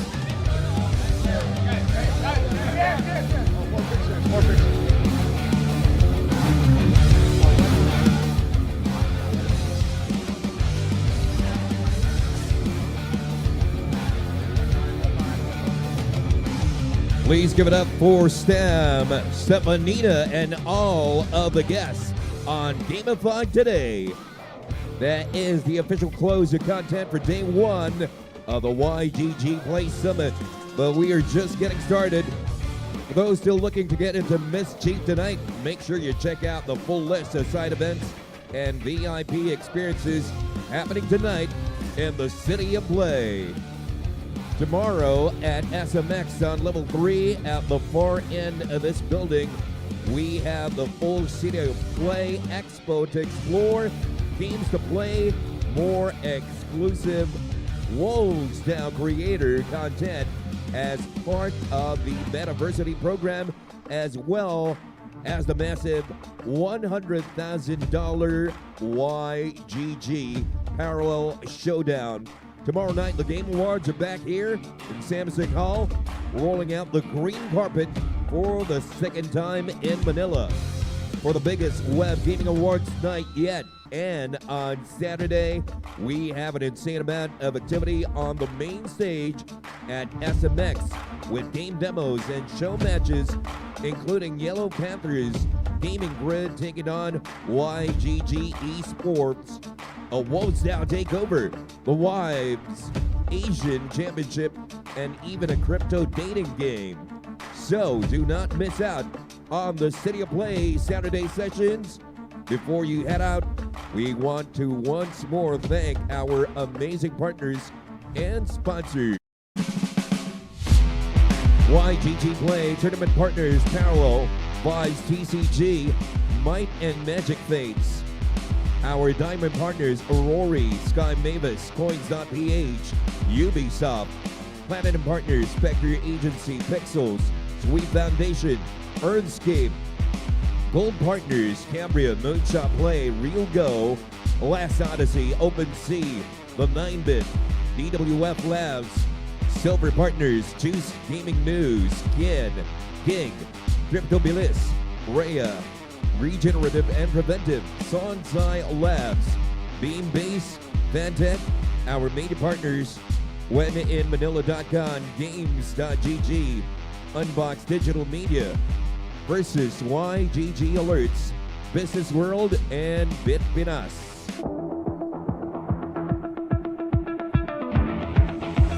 From all of us at Yield Guild Games and the YGG Play Summit team, thank you for being here in the City of Play.